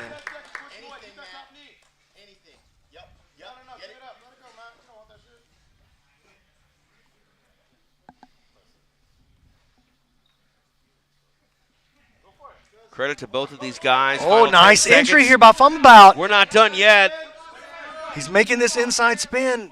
Elkins looking to attack him, counter with a Darce. And there we go. Time expires. Wonderful bit of effort turned in by both men. Elkins pretty much purely offensive, Phommabout purely defensive, and that was a fun match. No points awarded, but great work turned in by both gentlemen. Stephen Aiken to make it official.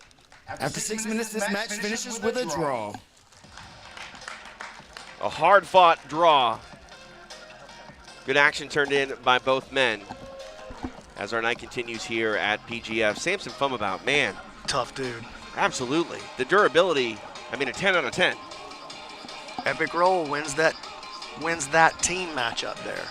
6 points from Andy Varela with the rear naked choke over Jamie Carnall. So, listen, one choke was enough to win the last block. Will it be enough for this one? Canuto versus Carlton. You got to think that one definitely has potential to go to a draw. course, has potential to go either way as well. Beuhring versus Evers, Hurd versus Assari, Jett Thompson versus Nathan Haddad, and Daniel Sathler versus Ben Eddy. And who would have thought that, one kill might be all you need to win a team matchup? Yeah, we talked about it throughout the night. A lot of parity in the PGF competitors. They all came for it, and they're all really tough. All right, time for our second team matchup of this third and final block. We go back to the mat to Bobby both of them. For our final team matchup of the evening, representing first Phorm, Renato Canuto. Renato Canuto making the walk. B-Mac, what do you think is going through his mind for his final match? I think he wants to, he needs to put some points on the board. That's what he's got to be thinking. I have to put some points on the board, and I got to do it right here against Elijah Carlton. It's a tough way to need points. All right, time And for his the opponent, representing ex-Marshall, the jabroni, Elijah Carlton. There he is, Elijah Carlton. No jabroni salute on the walk. He's here for some points, and he draws the name Renato Canuto. See what he can do. First match of the final matchup of the teams here in our third and final block. TJ DeSantis, B-Mac, Brandon McCatherine, along with Egghead. Appreciate you joining us. Opening night of PGF Season 6 live in Las Vegas.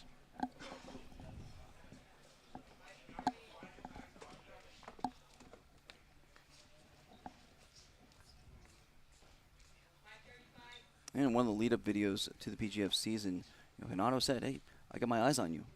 I've been watching your stuff." So he's been looking forward to this match.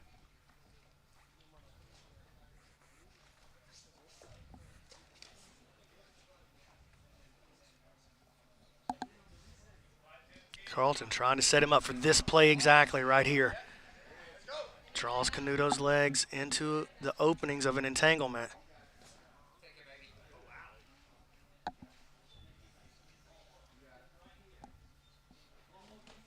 Will Carlton, gets a good look at an inside heel hook right there. Gets a little slap bump from Canuto in response, acknowledging that was a good shot.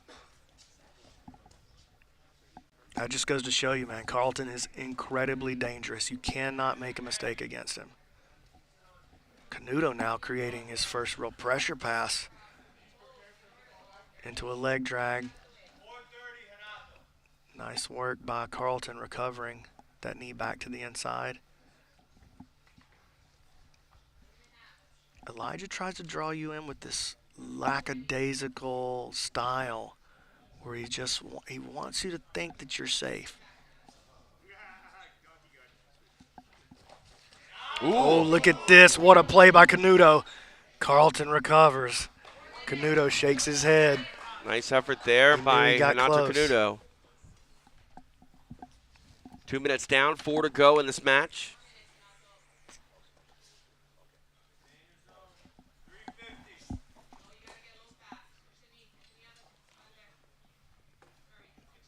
Canuto's threatened to grip on the heel hook a couple of times himself, just shown that Elijah that he will fall back on it.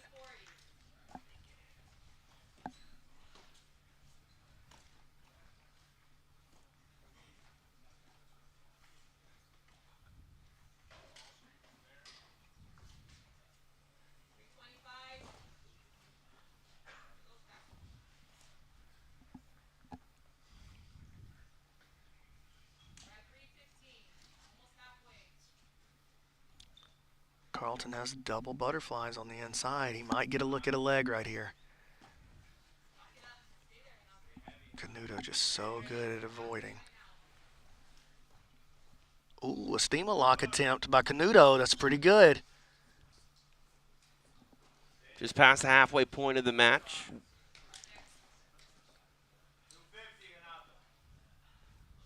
Renato got to be very careful with this style of pass that he's playing right here. This is one of Elijah's classic setups. If he throws that leg over the face while that bottom leg is across the hip, so good at finding the triangle from that spot.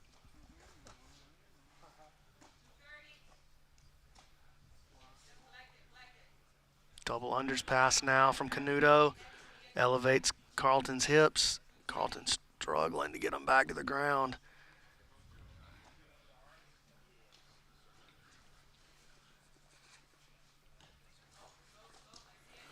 Carlton almost shot that triangle.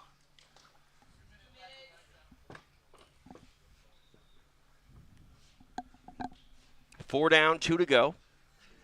This is the setup that Elijah likes. Right here it is. There's a nice setup. Oh, nice job by Canuto. Just stays away.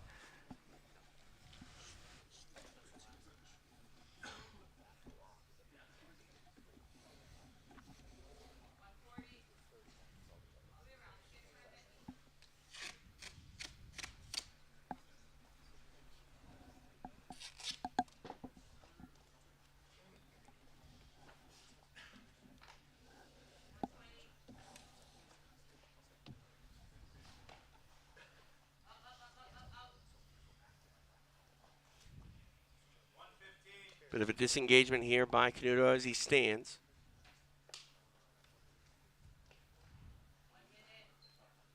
So Elijah Carlton on bottom, a black belt of 10th Planet Atlanta, multi-time PGF champion. Of course, Renato Canuto on top, both a gi and no gi world champion. And the black belt head of hybrid jiu-jitsu here in Las Vegas. We are inside the final minute of the match.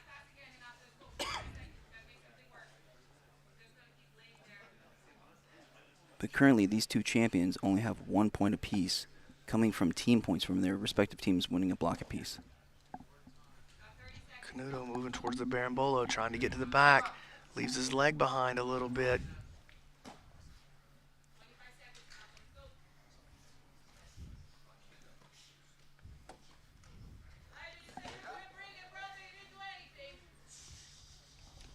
Canuto looking to fall back on the inside heel. Gripping up for the Estima lock on the other side of it. 10 seconds to go.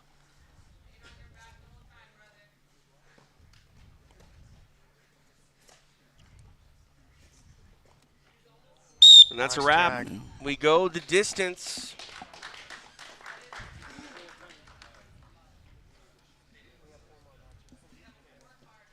All right, we go back to the mat to make this one official with Stephen Aiken. After 6 minutes, this match finishes with a draw. No points awarded. Okay. Beuhring and Evers coming up next. All right. Two leg lock specialists. Both in different styles of leg locks too.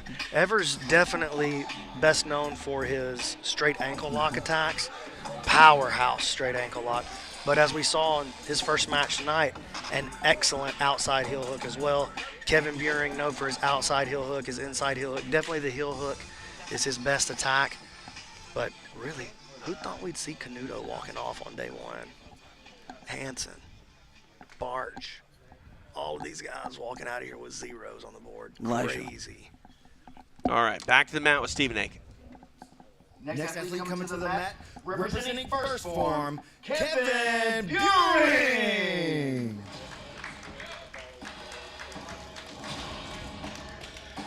Kevin Beuhring taking the walk to the mat for the final time here on this opening night of PGF World Season 6. See what he can do in his third and final appearance here tonight. Back to Stephen Aiken. And his opponent, representing ex-Marshal, David Evers. Here comes David Evers, representing ex-Marshal.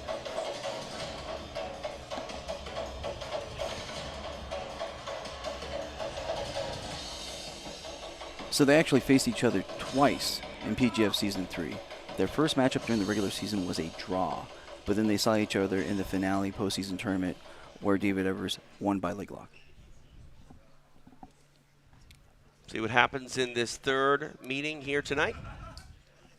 Quadzilla. David Evers.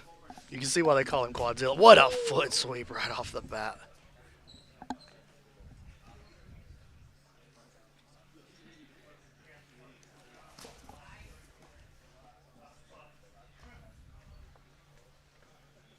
Evers so good at pummeling that left butterfly hook back into position. So David Evers on the bottom there, PGF 3-season champion. He's a black belt out of Flux MMA and Mushin Jiu-Jitsu.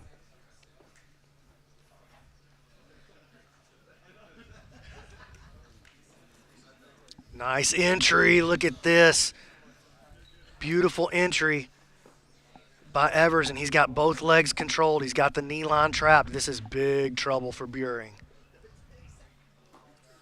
Oh, man. Big trouble for Beuhring. Legs totally under control. First minute in the books here.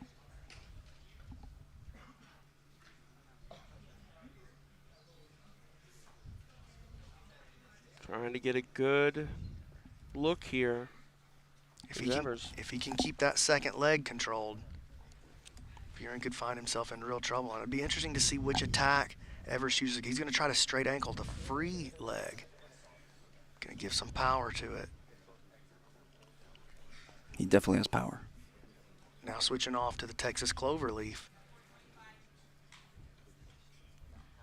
Going to be hard to finish that with Beuhring's bottom ankle controlled so high up on the calf. It is a lot of pressure. It does hurt. Doesn't really create the break. When those ankles in the Texas Cloverleaf, when the ankles cross down low, where it's like ankle over ankle, that's when you really get that breaking style pressure out of the Texas Cloverleaf. Well, he definitely got a grimace out of Kevin Beuhring. Oh, it does hurt. Listen, it does hurt, but it's probably not going to create break. Having said that, look at this dude. Here, this is a little better now with the Texas Cloverleaf. That can create some breaking pressure. Oh, my goodness! He got it. Oh. It looked like a tap. This might be a committed call. Keep him in position. I'm going to the replay. We're going to go to the replay. I'm going over here to the replay. I mean, don't move him. Don't let him move an inch. It looked like a tap to me. Egg. It looked like a tap. Yeah. What else was he doing? And I love you, Kevin Beuhring, and your father, Alex, but that sure looked like a tap. All right, here's the replay. Look. He was clearly upset by it. The intention to tap might not be there, but that looks like a tap. What are you doing there? That's like a up. What? 1, 2. He's not grabbing anything. Let me call in my referees. Referees, come in. BMAC doing his part. Referees coming in. This is definitely the biggest moment of controversy thus far here in night 1. BMAC, Brandon McCaffrey, the commissioner. Man, dude. Looking at it, we can see it again here. He taps his leg twice in quick succession. At least twice. I'd feel better about it if it was 3 times. But here it is, Egg. Let's watch. 1, 2, and then he pulls his hand back. It's a tap. Yeah. Ruled as a tap. Be careful, I guess, moving forward if you are going to. It's hard. Maybe we can chat with him later to figure out. Yeah, let's talk to both of them at the end of this. I'd like to hear from both of them. That'd be great. All right, we go to Stephen Aiken to make it official. And your winner, representing ex-Marshal, David Evers. Big win for David Evers. Celebrating there. It was a tap. It was a tap. We looked at it 15 times over there. We slowed it down. We checked different angles. It was a tap. I want to hear from both of them. All right, interviews to be had. And Kevin Beuhring going to be joined here now with Stephen Aiken. Let's go to him. All right, I'm here with Kevin Beuhring. Kevin, a little bit of controversy at the end of that match. You were stuck pretty tight. The ref called tap. You said you didn't tap. Anything you want to say? I didn't tap, man. That's all I got to say, honestly. Promise you, I understand, man. It definitely looked like your fingers were floating a little bit there. It sucks to be stuck in that situation. I think our referees did the best they could. We look forward to a lot more from you this week, man. Thank you. David? David Evers now on his way to chat with Stephen Aiken. Big dog. How you feeling? I feel good. Yeah, that was a tough matchup. Someone you probably had circled on your calendar for this week. Tough guy. Do you think that was an actual tap? Well, I have to look back at the footage and everything, but it didn't feel like a tap. It did not feel like a tap to you? It didn't feel like a tap because, you're in the moment, especially in high-level competition. People, you really have to go to the break. So. Okay, well, it's nice to hear that opinion from you, man. I think the judges and everybody were in unison that we thought it was a tap, but I appreciate your honesty, man. What else can we see from you this week? Oh, man. After today, go back rest, come back again tomorrow, explosive as ever. Points. Let's go, man. Thank you. David Evers, honest in his assessment of the conclusion, saying he didn't feel like it was a tap, but So the chat overwhelmingly agrees that was and let's take a look at it on the replay a couple of times, Keelan. Well, especially real time, guys. It really Oh, looks like right man, it definitely looks like it. real time. I think it actually Real time looks worse than the replay. Yeah, you can make an argument that it wasn't a tap in the slow mo, but real time. Keep it on this replay. I want to see it a couple of times. Yeah, let's take a look if we can. This is the slow mo, and the slow mo again. It doesn't look as convincing. It still looks like a tap. I don't know what they're doing with that movement.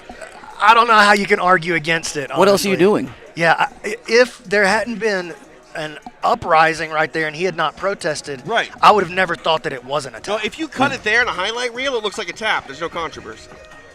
One more time right here. Zooming in on it. Dang, look at the PGF, dude. Get into this replay. Andy's grimacing. You notice the face? He's grimacing at the same time he taps. And he laid back like he had tapped as well. Like his. But I mean, if that's acting, he's the best actor ever because he's clearly upset about the match being stopped. So Give it to me one more time, Keelan. One more time. See if we can take a look at this replay again. Oh, hey, that's us. That's us? Well, not a replay of us. Here we go. Just watch Beuhring's reaction after. He almost lays back in resignation like, I did tap. And then he reacts. So watch. I think I get a tap. There's a grimace. And then he kind of goes, dang it. But this is authentic too. Yeah, but how many times have you seen a wide receiver trap a ball on the ground and come up like they caught it? Yeah, I mean, every time. Exactly. So, look, I don't think that Kevin meant to tap. I got to say that. I don't think he meant to tap. I think in his heart he didn't tap, but his hand tapped. some people in the chat are calling that a panic tap. Even when you're yeah, that's what I would call that. Like, his body reacted to save himself. What's the move, B-Mac? Do we classify a tap as only being something that happens 3 times? No. No. That was a tap. Right. It was a tap. I mean, yeah. It's a tap. It's a tap. It's a tap. What are you going to do? I mean, look, I hate it for the kid. It's a tap. Still night 1. He can come back from this. David, that's a big win for David Evers, too. Yeah. Big win. All right. We're gonna run that on Instagram, and we're gonna find out. The people will let us know if I was an idiot or if. Well, I am an idiot, right? Right. But that's a different question altogether. All right, let's go back to Stephen Aiken to continue our night here. Our next athlete coming to the mat, representing First Phorm, Cam Hurd. Here comes Cam Hurd. His final matchup of the evening. He represents First Phorm. Stephen Aiken to welcome his opponent to the mat. And his opponent, representing ex-Marshal, Davis Assari. Davis Assari, representing Team Ex-Marshal. Hey, Ked, real quick. Dude, listen, I have to tell y'all this. My mom just texted me. She knows nothing about jiu-jitsu. She goes, it was a tap. All right, we are underway. That caught me for a loop there, B-Mac. Oh, look at this. Hurd and Asare want to get busy right away. Asare keeping the pressure as he comes up now. Hurd Chin on strap, the head. Hurd rolling through. Asare just defends it very, very well, though. These guys are taking the notice to get after it to heart as they are going after it here. Oh, Darce choke. Hurd in some trouble. Oh, Davis shaking his head. He's like, I got that one. Nicely done. Davis Asare coming out quick. Under a minute. Is that it? Wow. That's a wrap. Huge points. Huge points. Stephen Aiken to make it official. And your winner, Davis Asare. Wow. Davis Asare getting it done. Submission in under a minute.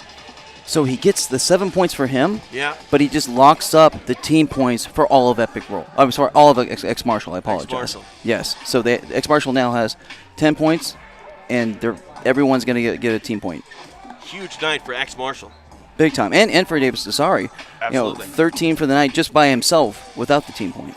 Wow. Sorry, 2 team points, pardon me. Yeah, 2 team points.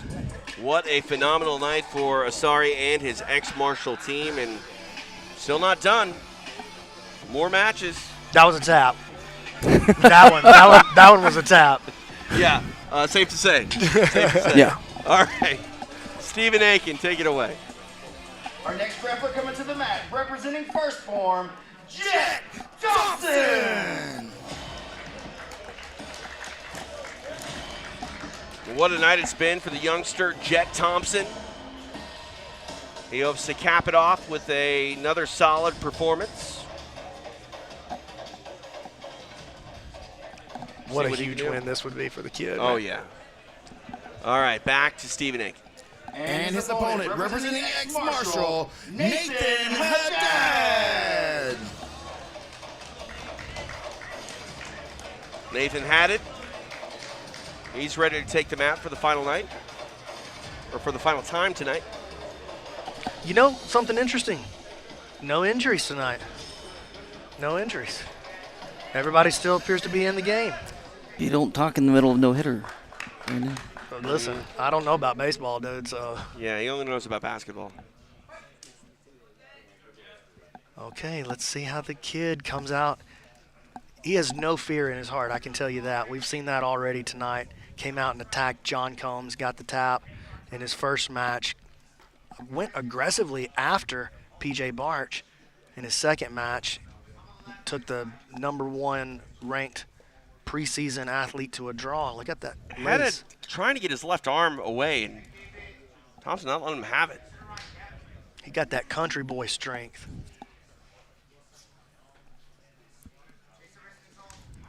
Cartwheel. Attempted the pass there for Haddad. These are probably the 2 nicest people in PGF history. Of all time. Yeah, really, they might be. Wow. They're both just the sweetest people to be around. Now they're out there trying to kill each other. Yeah, I mean, what an interesting sport. Rubbing their foreheads together. That doesn't feel good. That's not what nice people do. Oh, toe to the mouth. Kicked him right in the teeth. You love to see it.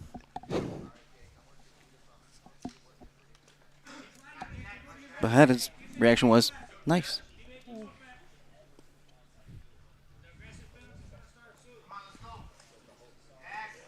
Oh, look at this, getting into the omoplata. Nathan has to roll out. Nice attack from the kid.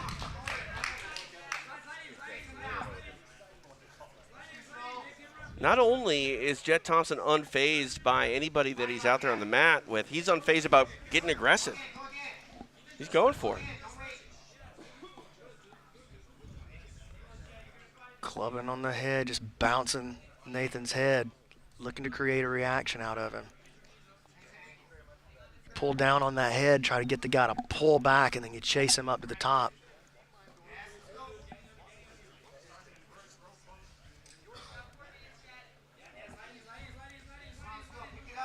Two men move back to the center of the mat.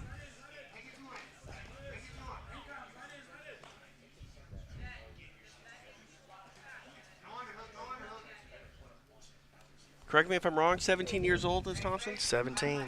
What can you do in Vegas at 17? Go home and hang out with your dad until tomorrow. I don't want to hear about nothing else. I mean, he might be able to win $20,000 for himself. Not tonight, he won't. Not tonight. But he can set himself up. It's a journey.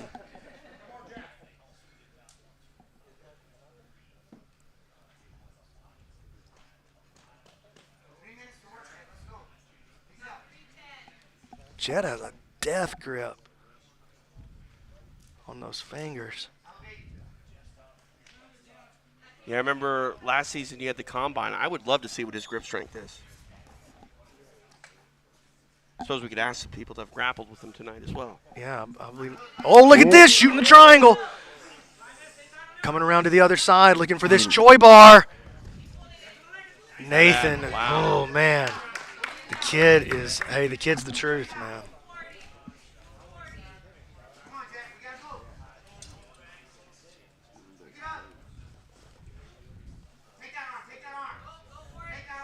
He's got a great angle right here.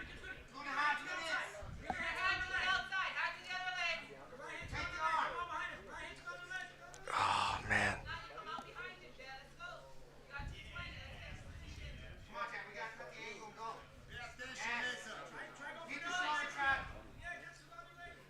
Nathan doing a good job. See, he's using his right hand to post against the back of the tricep.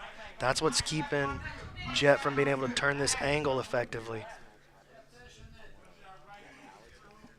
Let's see what Jett chooses to do with this, though. Can he force a triangle out of Nathan?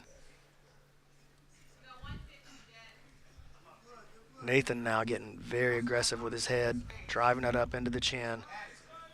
Jett pummels to the inside on the right, now loses that position.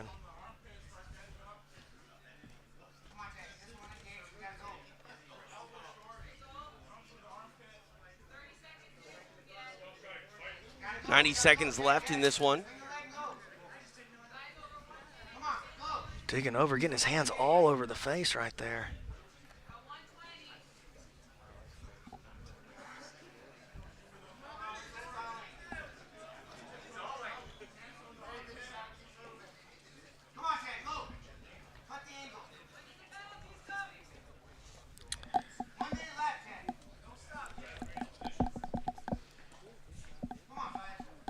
Warning, Haddad!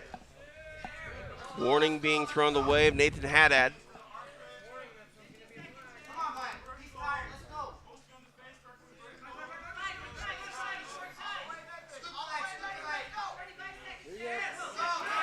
Oh, here comes the kid on the offense now.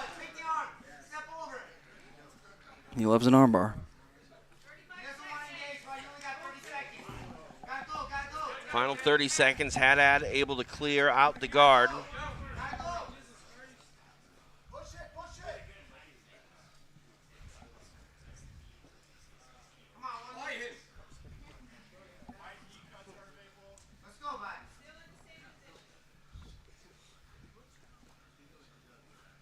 Final 10 seconds.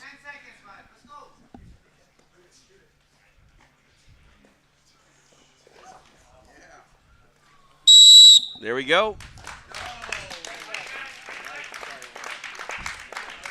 Nice effort there, but no points. Stephen Aiken to make it official. After 6 minutes, this match finishes with a draw. Draw there, but another solid performance by Jett Thompson at 17 years old, really proven to be a factor here at PGF. Not an easy fight for anybody that is going to take the mat with him, and credit to Nathan Haddad for surviving some precarious situations. Yeah, listen, I think that as the week progresses, that style of Nathan Haddad is going to start to pay dividends. That aggressive style, pushing on people, getting them a little bit irritated, I think that's going to start to pay dividends for him as we progress through the rest of the week. Still a long way to go. One more matchup here tonight in our final block of the evening for the participants. We go back to the mat with Stephen Aiken. For our last matchup of the evening, coming forward for first Phorm, Daniel Sathler. What a night it's been for Daniel Sathler. He makes a walk for the final time. How many points does he have, Egg? He currently has 11 points. He's in third place, but he could easily get into first place with a kill. Who's in front of him? Currently, Davis Assari with 15 and Andy Varela with 12. All right. Time for his opponent, Stephen Aiken. And his opponent, representing ex-Marshall, Ben Eddy. The master of the Hindulatine, Ben Eddy. He makes the walk for the final time tonight, representing Team ex-Marshall. And to be clear, Brandon, I already gave ex-Marshall their team points because they've already secured them. Yeah, no problem.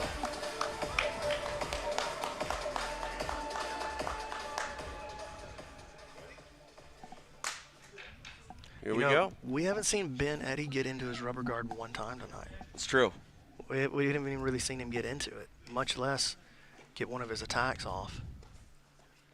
Sathler has been a machine all night.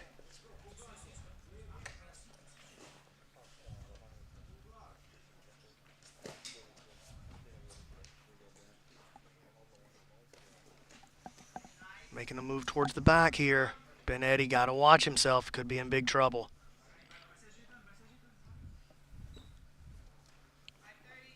Oh, Ben trading off to a leg, though. And now he comes out of that exchange with a leg attack. Sathler going to the toe hold on his own, though.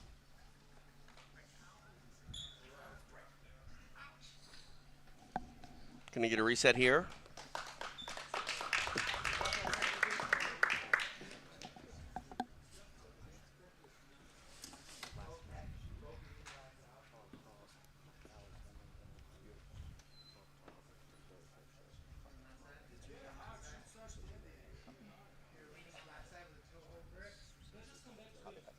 I like that choice.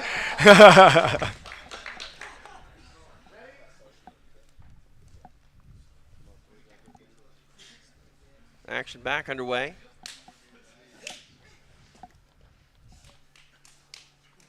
What do you call that, B-Mac?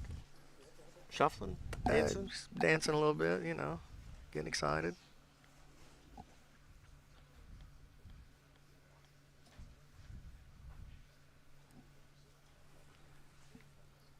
Ben Eddy on the bottom, 10th Planet Black Belt out of 10th Planet Austin.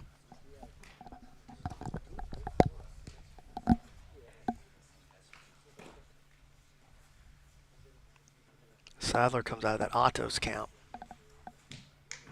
Andre Galval. Andre Galval hand-selected this young man to come and be a part of the PGF. Just felt like he had exactly the style that was needed to come and win this thing. How cool does that sound, by the way? Andre Galval selected someone for PGF. Pretty dang cool. Thank you. One of the top teams in the world. Nice. Ben, though, trying to lock the legs up around the shoulders. And Sathler's. Ooh. Hey, time. Look at the replay for guard pull there. I want to see if that was a guard jump. If that was a guard jump, I got it. The commish going to take a look at the replay. We have the benefit of replay here. Again, jumping guard can be construed as illegal here. And it's not about necessarily intent. If you jump for a flying attack, you got to clear the hips and knees. That's the rules.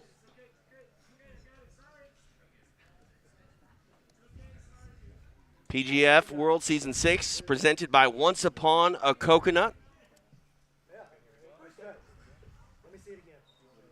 BMAC, the commish, taking a look at it. Ooh. Egg, you saw it on the live stream. What are you thinking? That looked like his legs were definitely going towards his hips, which is directly against the rules.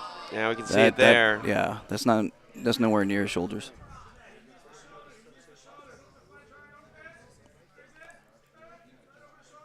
I mean, he's doing it in transition, and obviously the target sort of changes as he comes up. But his hips are going correct. Right. I agree with you. I think the intent was right. I think the result was not. And it comes down to what we see here in the replay, just like with the tap. And here's the deal. We're talking about risk mitigation. Right. And so the whole idea of not having the pulling guard is to mitigate the risk of somebody getting injured. All right. No. The second DQ in PGF history. Well, to make it official, we go to Stephen Aiken. Due to the foul of jumping guard, Daniel Sathler has been disqualified. The win going to ex-marshal and Ben Eddy. Ben Eddy getting his hand raised, and correct me if I'm wrong, 2 points go the way of Ben Eddy? Correct. 2 points for the DQ victory over Daniel Sathler. Not the way we wanted to end PGF Night 1, but hey, it's sports. That's how the rules All right, work. now I got to go deal with a bunch of angry people, and I love you guys. Y'all figure it out up here. Got it. We've talked all build up to Season 6 about who the biggest heel would be, and right now it might be the commissioner, BMAC, depending on what side of the fence you are and whether or not you're on team Daniel Sathler right now. And, tough night or tough way to end the night, a great night for him leading up to it, but rules are rules, eh? Yeah, I mean, again, it's about risk mitigation, and the idea of not pulling guard is we don't want the hips going towards the legs and possibly breaking one of these competitors. We have a 12-match season. That's a lot of time, and we need them to be healthy. Right. So we take extra precautions, and it's clearly spelled out during the rules meeting that he was here for.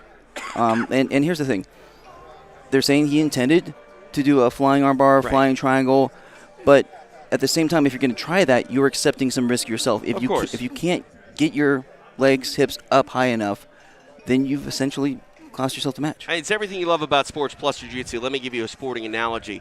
When you are playing football and you're a defensive lineman, you're just trying to tackle the quarterback. If he threw the ball, well, while you're trying to sack the quarterback, you're actually roughing the passer.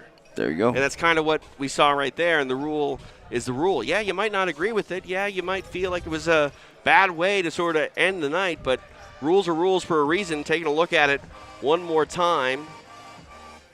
Well, this is actually just some action from that match.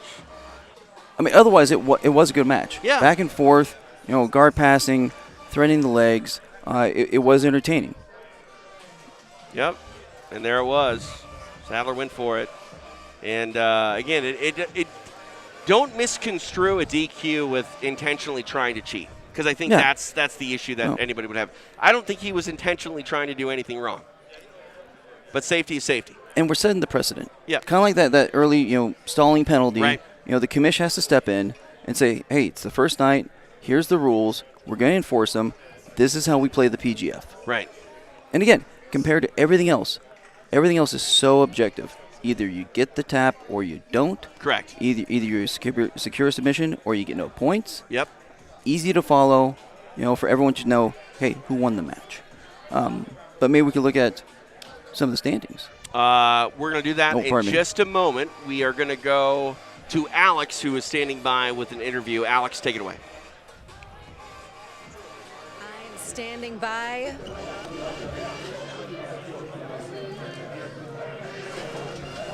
I am standing by with Ben Eddy. Ben Eddy, an interesting ending, but the disqualification. What All were your right, feelings towards that? Yeah, I mean, it's tough. He's hitting nice moves or nice moves. Generally it's okay, but when we're going to make that call, then we got to make that call. I can't be expecting that as an athlete when the call is that it's going to be illegal, So, yeah, you have to play by the game. He had a little bit of an overhook, but he clearly just jumped and held the closed guard. So, and literally, like how it jumped, it's like, yeah, it's what it is. It's dangerous, yeah. But you must be pretty proud of your team. You guys are in the lead by quite a bit. Yeah, we're doing good. Yeah, we're getting a lot of subs. We got a lot of guys going after it, doing really well. Davis is leading us right now. So, yeah, we're doing. I'm happy with how our team's doing. Yeah. How was the energy after the first round against Black Rifle Coffee? You guys were 9-0 against him. What was the energy going like into the other matches? No, that was great. Yeah, helped our team feel strong, kind of where we were at. I think in general, it's been a little tense. The atmosphere here has been very tense, very cagey. lot of anxiety, you know. So I think we'll see more submissions and more loosening up later on, you know, tomorrow, the next day. Today, everybody felt a lot of adrenaline dumps, you know, like very like high anxiety, like let's just get a draw, you know, and then it's fine, you know.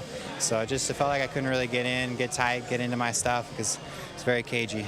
But well, we cannot wait to see more action. PGF Season 6 is really bringing it all. And Betty, congratulations on such a great performance today. We'll send it back to you guys. Thanks, Alex. Ben, Eddie gets 2 points for that DQ win. And, yeah, man, let's talk about points because, albeit anticlimactic, not the way Ben Eddy wanted to rack up some points, points are very much important. And points were scored by many, and others thought some others would score some points, and they didn't. Let's talk about it, Egg. Yeah, definitely. Just to show some consistency, we had some of the same issue with the first disqualification, which is Fedor Nikolov against Cam Hurd last season. He said he was going for a flying triangle. Didn't get there. Right. Again, you take the risk. But to your point, going back to the points. So right now, ex-Marshall in a pretty commanding lead with 22 points overall. First Phorm with 13 points and Epic Roll with 12. But the real shocker, the commish, Brand McCatherine, thought that the Black Rifle Coffee Company was the team to beat. Yeah. They have 0 points on the board.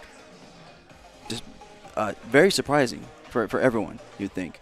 Again, now looking at the individual standings, we have Davis Assari, who himself got himself 13 points because he had the kill, right. And he had the kill within 1 minute. However, the ex-Marshal winning 2 different blocks, he gets 2 bonus points, 2 team points. That's huge. So he's now at 15. So we have Andy Varela, 2 kills of his own, 12 points in second place. Daniel Sathler had that awesome rear naked choke within 1 minute, got himself 7 points, and then the 3 on top of that with a break.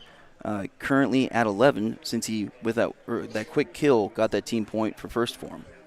Following up with the number 4, David Evers, returning, defending 170-pound PGF champ, here with 9 points.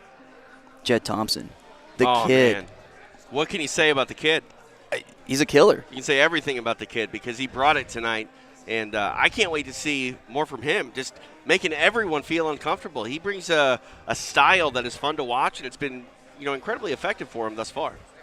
No one is safe against him, and he's not backing down from anyone. He's not worried about anyone. He's worried about getting those submissions, and that's awesome. Yeah, and that's all he can do. He's 17 years old in Sin City. You can hardly go to a rated R movie when you're 17 years old. I think you can, No, right? hardly. I said hardly. Oh, okay, pardon me. Yeah. It's been a while for both of us. So it's been a long night. I mean, everybody's running the gauntlet here in Las Vegas, and we're just getting started. Successful draft last night, successful night 1. We've got 3 more nights of this regular season, and of course it all leads up to our finale. The playoffs start on Friday, which is live and exclusive on UFC Fight Pass. Go sign up, step into our world at UFCFightPass.com. This has been a sport that has grown leaps and bounds over the last 5, 6, 7 years, and PGF has a completely different spin on the world of jiu-jitsu, and we've seen some huge steps in its evolutionary process here tonight. First stalling penalty, second DQ, and just let's talk about the stalling penalty here, Egghead, because it's incredibly important to understand what stalling is, and maybe even more so important to understand what stalling isn't. So the idea is that you have to be trying to advance your position, trying to make something happen. We want action, actually trying to do something. If you're actually trying to delay or avoid, that's what we're worried about. Right. So it's in another one of the rules is called excessive avoidance. So idea that you are trying to close the distance, you're trying to make something happen. As long as you're doing that, and you're showing that aggression, showing that offense, you're good. It's when you do that, kind of skip around. You're quote unquote resetting, but you're actually stepping backwards a whole bunch, or maybe you go off the mat and you take extra time to get back, in the action.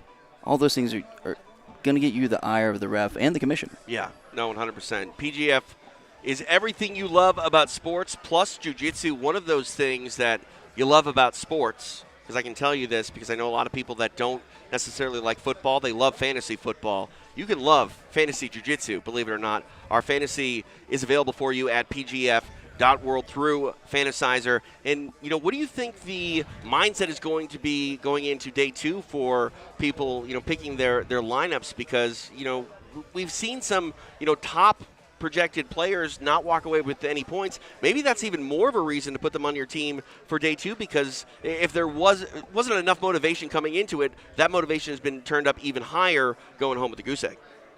Very much so. We've talked about the previous seasons kind of like a regression to a mean. If somebody has a really amazing day, chances are they're just going to have more of an average day the next time. If you lay a goose egg today, there's no way you can tell me that 2 days in a row that PJ Barch, Renato Canuto, Elijah Carlton, and Max Hansen, and John Combs, all of them aren't going to get a submission tomorrow? No way. Now, of course, look at the matchups. You want to pick ones with like what we think are lopsided matchups to guarantee you those points. But, man, you got to think of a fire is lit under those competitors, because now we have 25% of the PGF regular season is over, and they have no submissions. Yeah.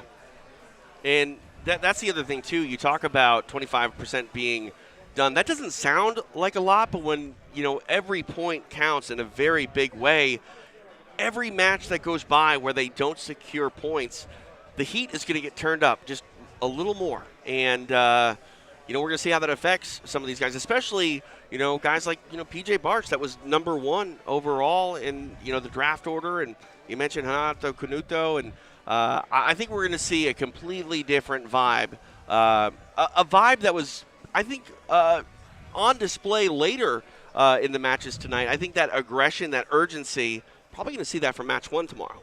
Oh, most definitely. I mean, just, again, thinking about this, Renato Canuto and PJ Barch both went for more than 50% of their team's budget for the draft. Yeah. More than 50%, and neither of them got a submission today. Hey, they're the leader of their teams. Everyone knows it. They got to step out front. They got to lead from the front, and you got to believe they're going to bring it tomorrow. First thing, as you said. Absolutely. All right, what a day it's been here in Las Vegas. Day 1 officially in the books of PGF World Season 6. You know what I like about sports? What do you like about sports? I like post shows. I like people breaking it down. And I think people are sick of you and I. So I'm going to throw it to Rafa Esparza and his team to break things down even more. For Egg, B-Mac, Brandon McCaffrey, and the commission, I'm TJ DeSantis. We'll see you later here, live from Las Vegas. Thank you so much, TJ. We appreciate you, and it is so great to see you guys. You don't want to go anywhere, but I have a question to start off tonight's post show. And I hope you're seated. I hope you're ready to answer this question, because some people weren't. The question I have for you, the $1 million question tonight, was this a tap? This was the first moment here at the PGF that we actually had controversy, and yet maybe not the only one for the evening. So we're going to be talking about this and much, much more, because controversy is king here when you show up here at the PGF Post Show. Hey, you're here right now. Welcome to the official PGF Post Show.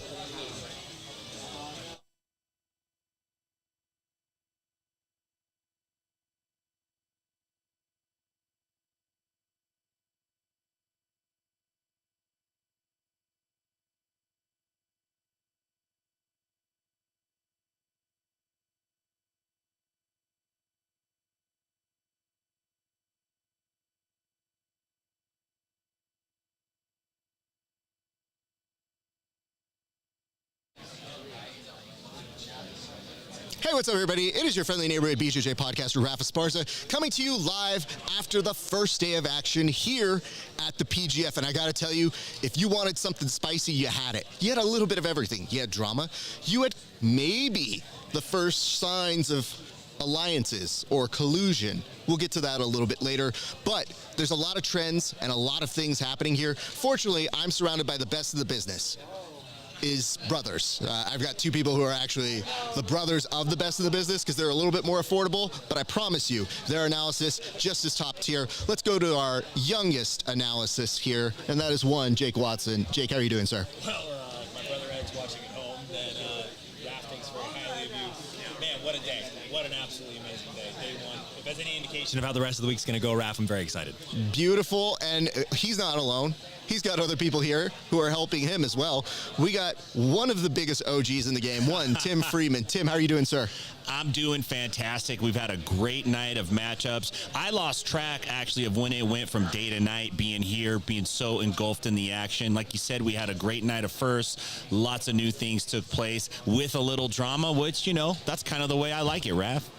Well, you know, what better time than the present to get into our first topic of discussion? So what's going to happen here, viewers, you're going to see a topic pop up, and that's the one we got to talk about. I don't even know what it is, so it'll be a surprise to me, too. Oh, here we go. Topic, what trends have you noticed today? I'm going to go ahead and start on over with our good friend, Tim Freeman. What is the biggest trend that you have noticed so far today, sir? You know, the biggest trend that I've noticed, and you hit on it earlier, is that it is a night of firsts. It's the first time we're in Las Vegas.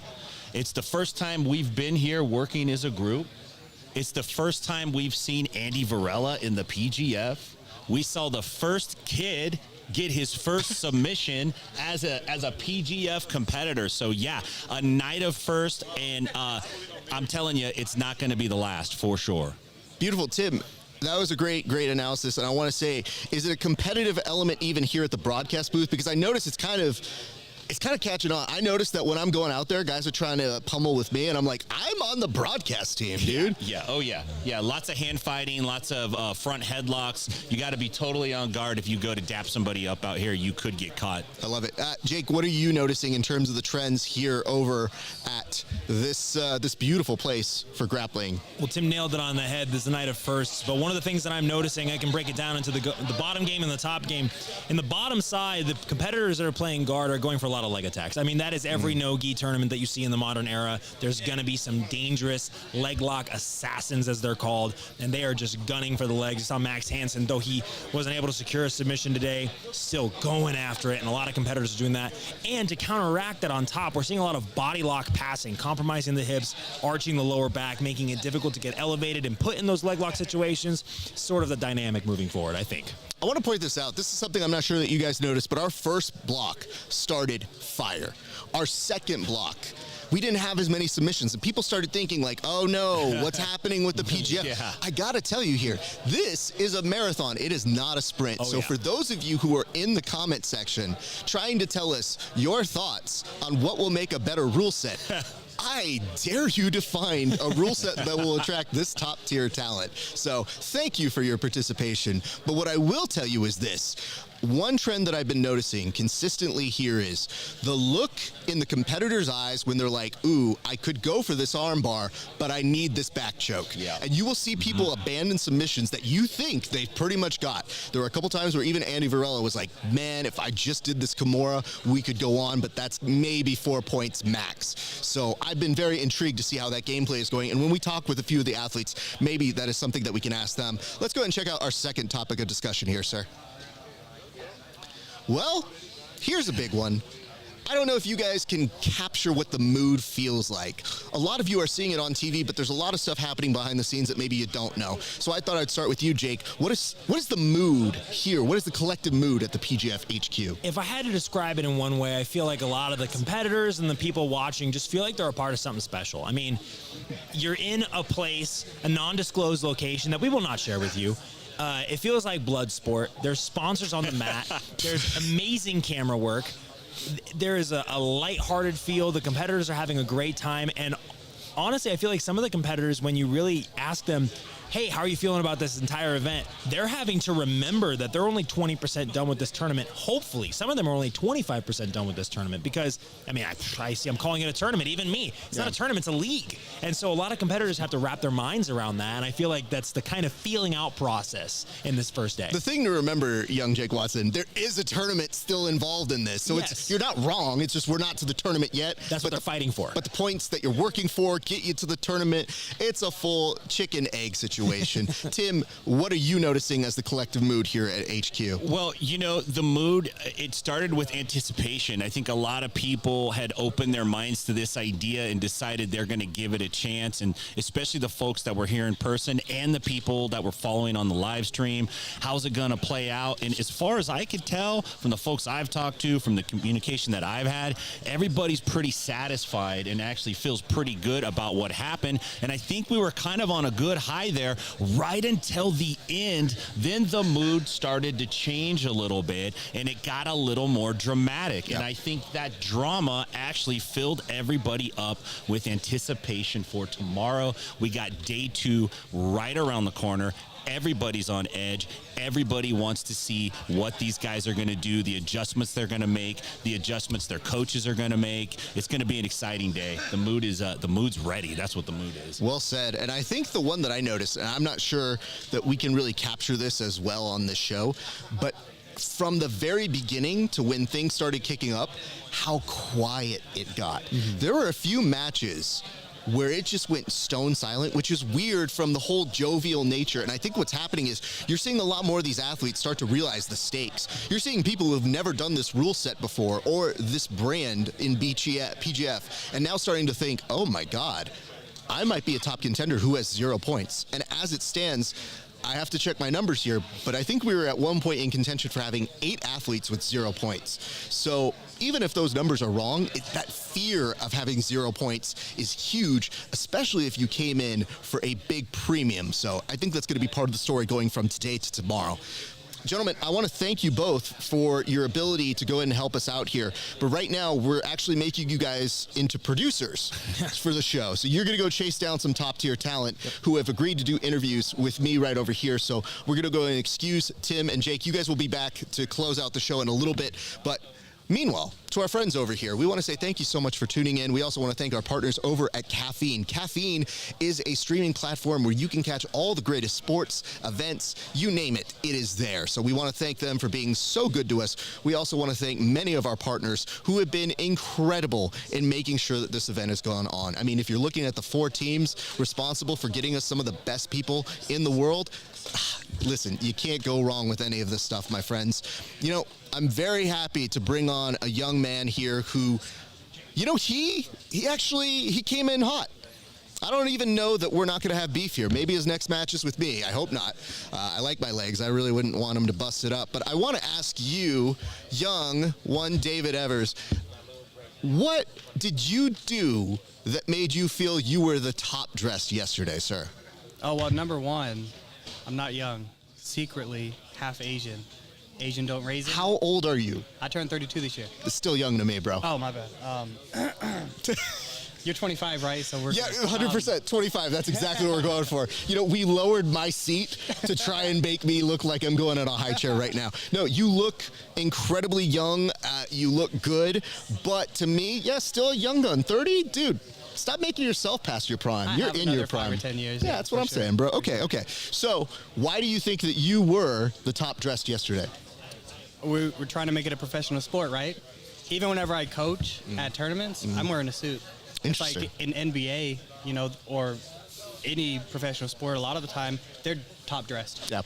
And so I'm just trying to keep that same energy, especially as we try to push grappling to be that. How long did you take to put your ensemble together? And did you have help? Because I want to know, were you using performance enhancers? Did you have someone giving you tips on how you were supposed to dress yesterday, sir? Oh, no, sir. I actually, I'm a full-time engineer. Yes. And so I have 3 custom suits. And I wear them occasionally.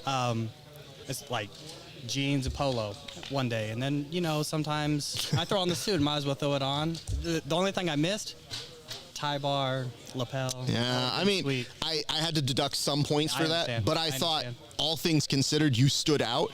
And then I immediately got territorial, where I was like, why are you better dressed than I am? And I'm on the show.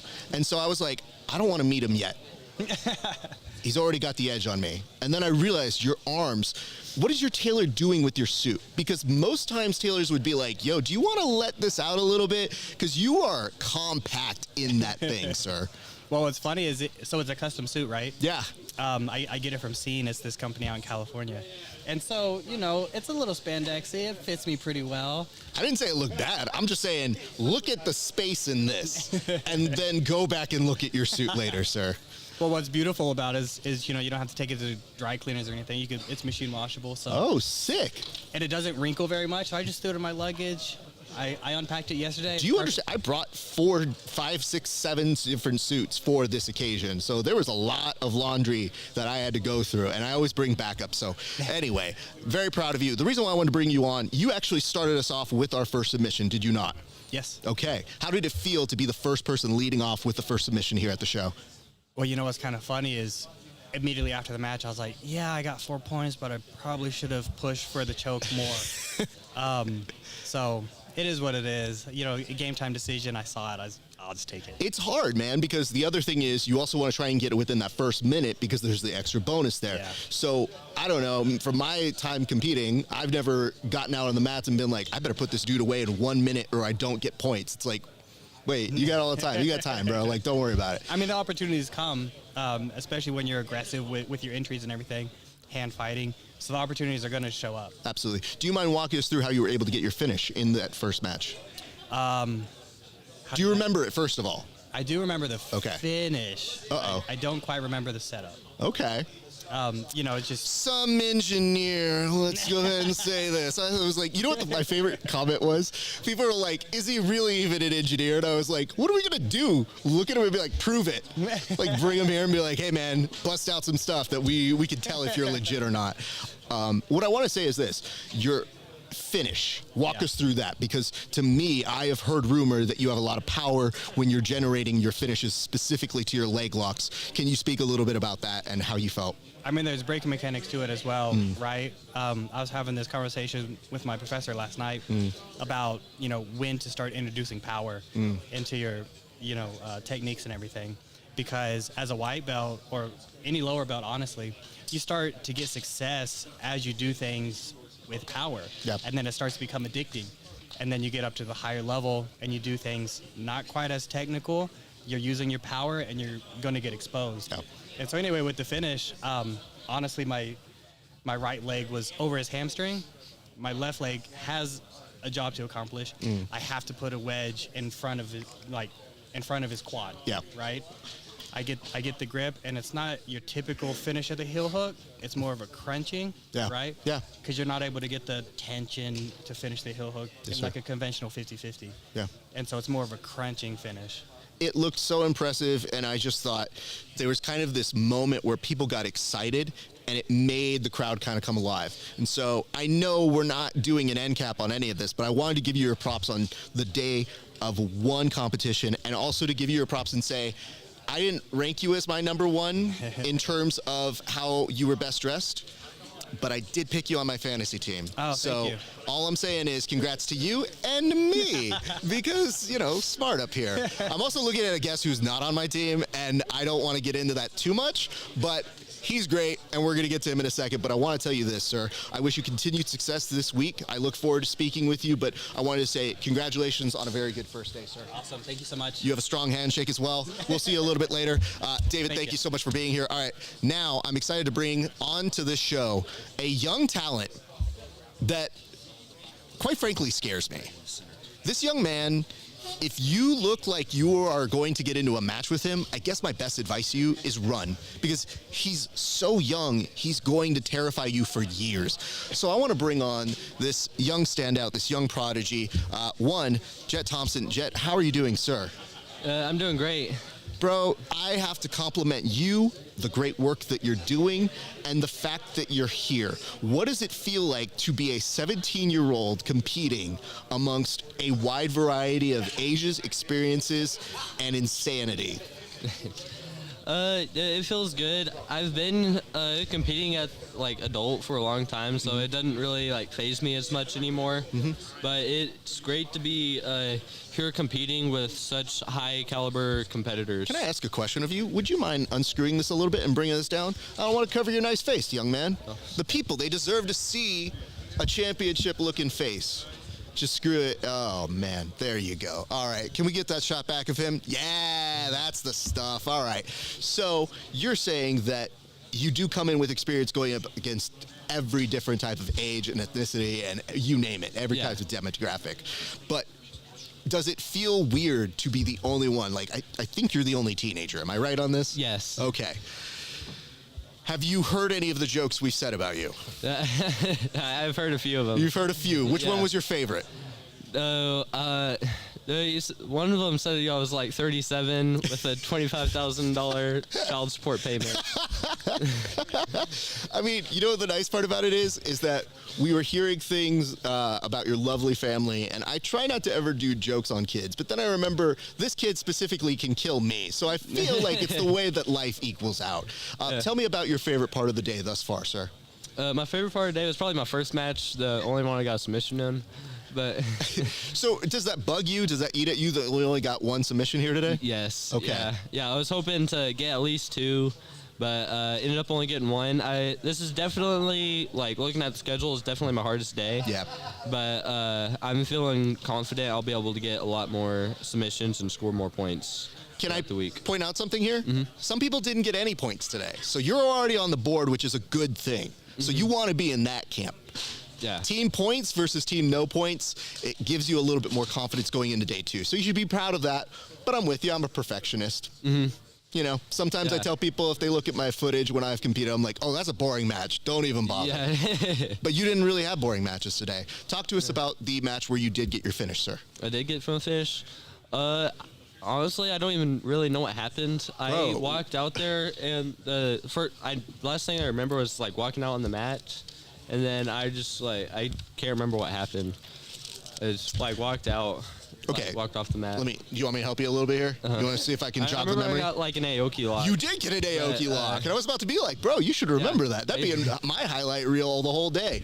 You got it on the very accomplished John Combs. I've rolled with John, and I know how tough he is. Yeah, and really good opponent. Excellent jiu-jitsu artist. So to get that kind of a win right now, it told me not only the caliber that you're coming with, but the caliber you're performing with here at the big dance. So that's a really important distinction, and I think you're already off to flying colors. And you made so many of us so happy here today. So we're probably going to talk later in the week, but I'm going to make you 2 promises. One, I'm probably going to still make fun of you for being too young, okay? And I hope you're okay with that. I'm all right. And number 2, I want you to keep doing good things, man. If you keep giving us finishes like that, I think it's a very big possibility you could be the person that justifies what people said was a steal at the draft. So keep doing big things, man, and we'll continue cheering for you, all right? Thank you. Hey, great work today, sir.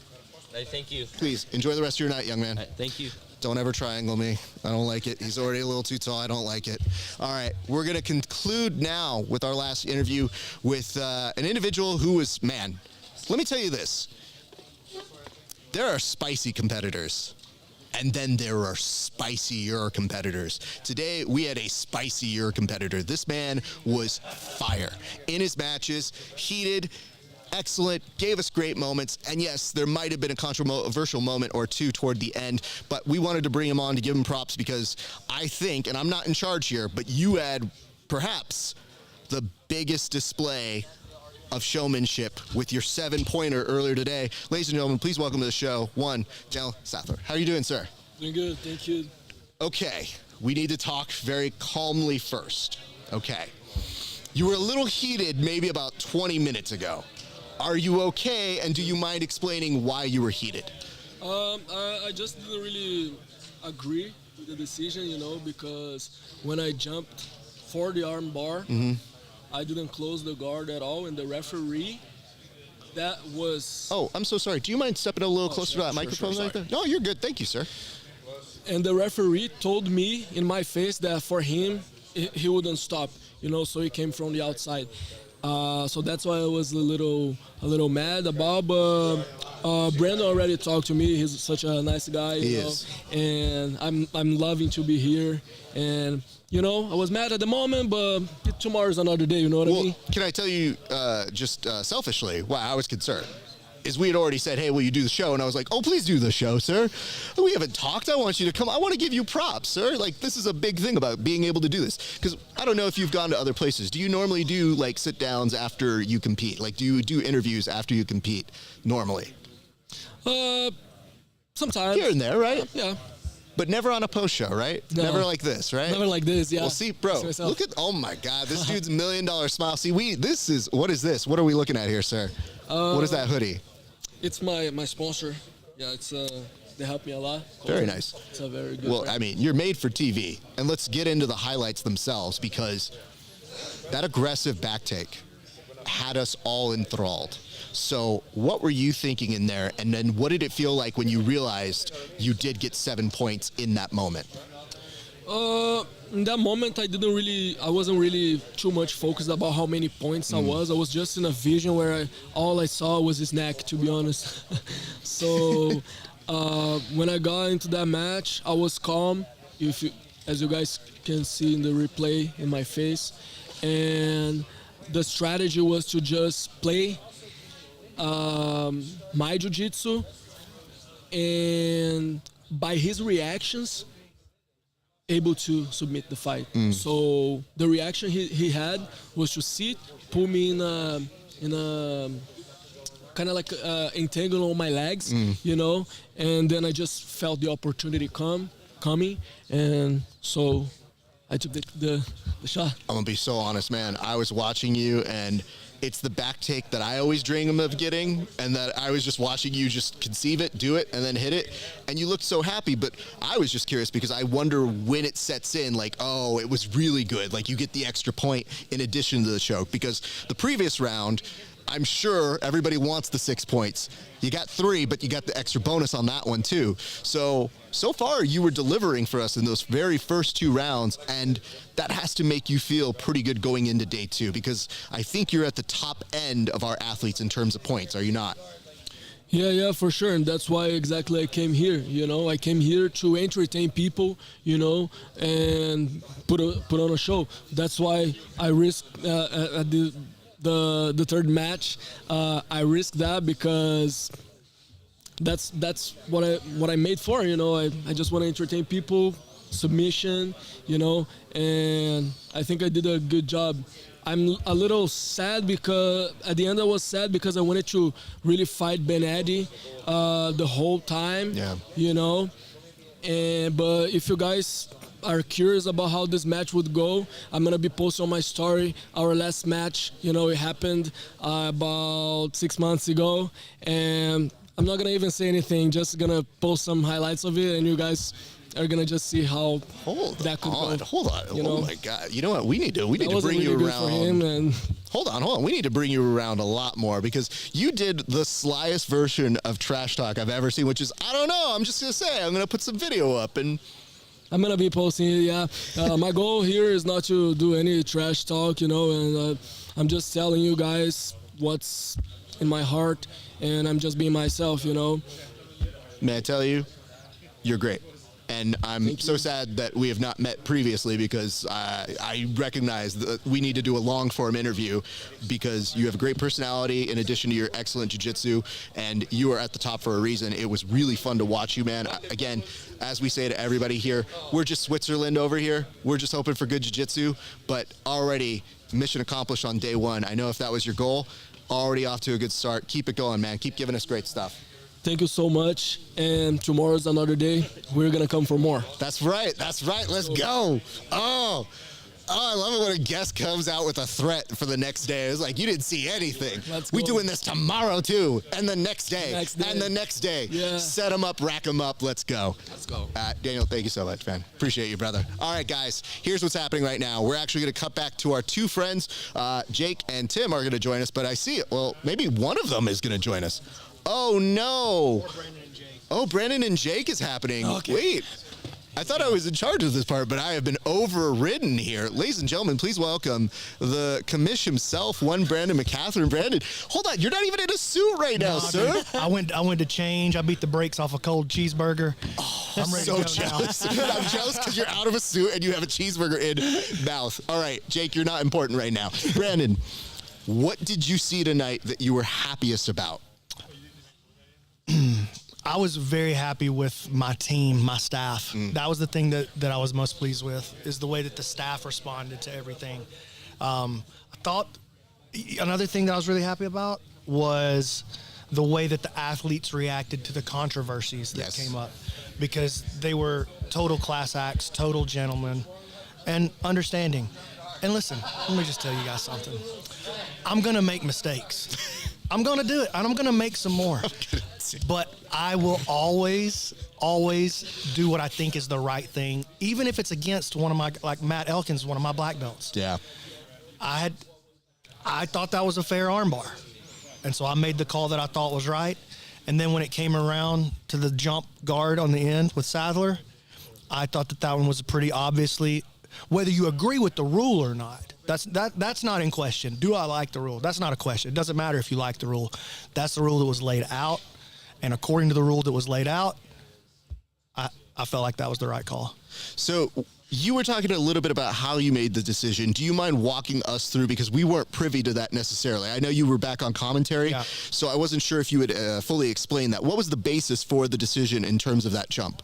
Okay, so let's take both of the jumps into account. Yes, sir. So the first one with Sathler and Elkins, he had the overhook, and he makes the jump towards an armbar, and he cuts an angle on the dive, on the jump. As he cuts the angle, the leg doesn't come across the face.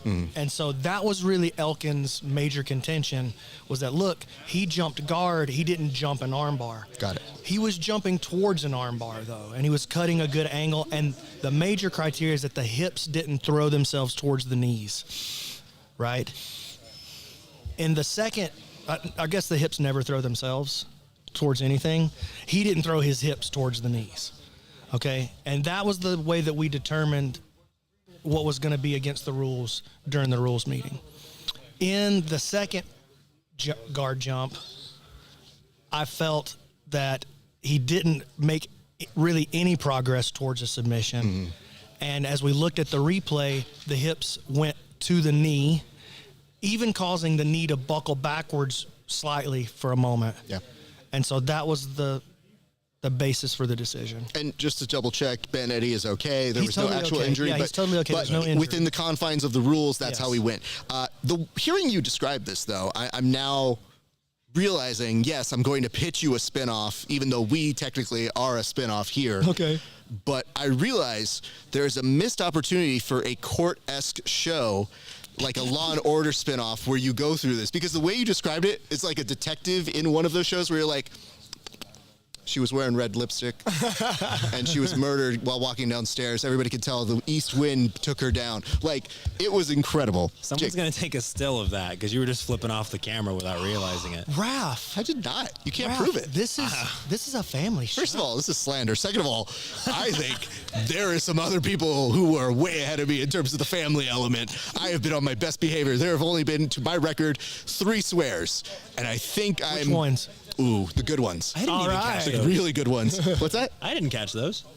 That's how good I am, though. That is good. No, legitimately, I think I have not really sworn. I think I've been very there. The hard part is if I'm doing this and producing at the same time, the brain just takes over in autopilot. You know, we're grown-ups. Yeah, I feel that. I mean, Listen, y'all are grown-ups. I mean, the other thing I always like to think I about. came rolling in my little backwards hat like one of the little rascals. Hello, fellow children. Hey, guys. Before we get you on out of here, B-Mac, I do want to ask, say one nice thing about Tim Freeman since you did steal his chair. I defer my time to Jake. There we go. Jake Watson, you have to do it. He said to do it. So, Tim Freeman. Tim Freeman has such a symmetrically bald head. It's bald everywhere. And his he has a nice choice of glasses. He really does well with the whole touch of gray on his beard thing. Hold on, boo this man. No. I gave you the chance to slam dunk this. What do you mean? Listen, dude, hold on. You want to say one nice thing about Tim Freeman? Oh, Tim, yeah, one nice thing. Sorry. One nice thing. Hit it. Hit the one nice thing. It's a good friend. It's just so hard. He's a good friend. Okay, guys, watch. Pro. Tim Freeman is an outstanding citizen. He votes, I think. He also helps out orphans, I think. But I know this for sure. He has cleaned up the streets of Stockton so much that he was able to move to Nashville and help out those good folks. And you know what? What I'm telling you right now is this man, he's got a deep heart. Don't let him fool you. Don't let that bald head fool you. Yeah, sure, he's friends with AJ Agazarm. but don't let that fool you either. I want to tell you guys, good human being. Let me give you one more update. Yeah, please. Before I dip out of here and go commish for a while. Yes. Okay, so with the stalling situation, I felt the action was too slow tonight. Yeah. And I felt that I was not quick enough on the trigger.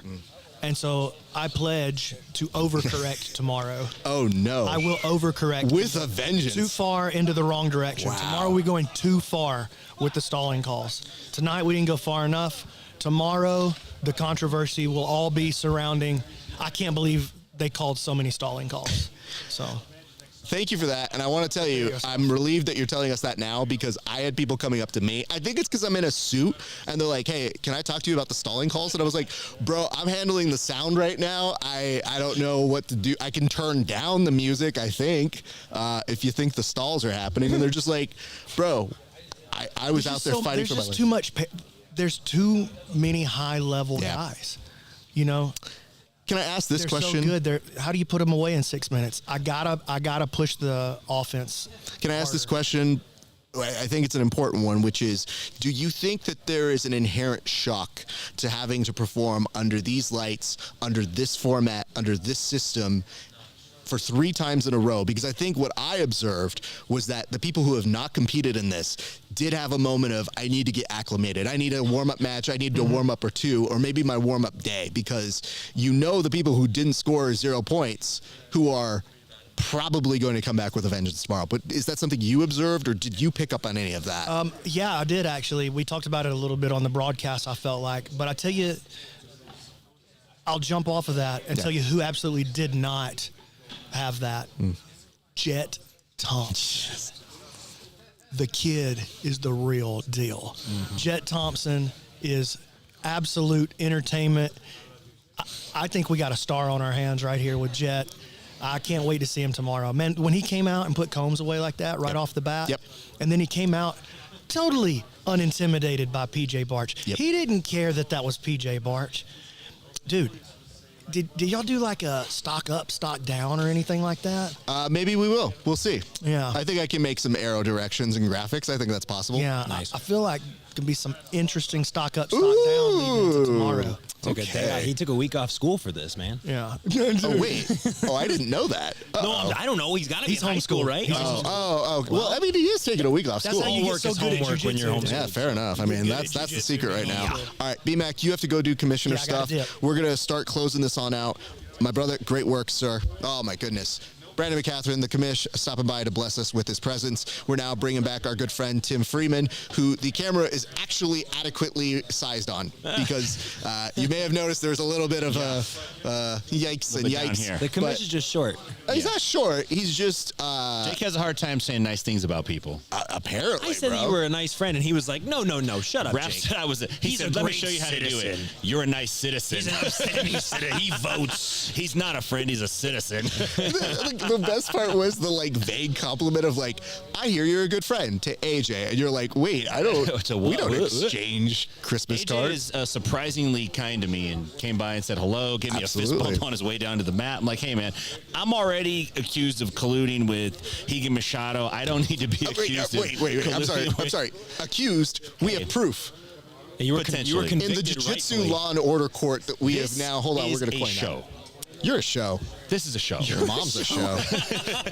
All right. You know what's really great, guys? We were able to take some time and put some packages together to you. Compliments of the gentleman to my left and right over here on the screen. So what we're going to do right now is we're actually going to throw to one of those crypts. And leading us off, Tim, why don't you walk us through a package that you were able to produce for us here tonight? So here we go. We got Renato doing the funky chicken. He wants to get a little tougher. He goes from nice to rough, taking Kevin Sherrill out of bounds. I promise the ex-martial dog was not injured during the filming of this.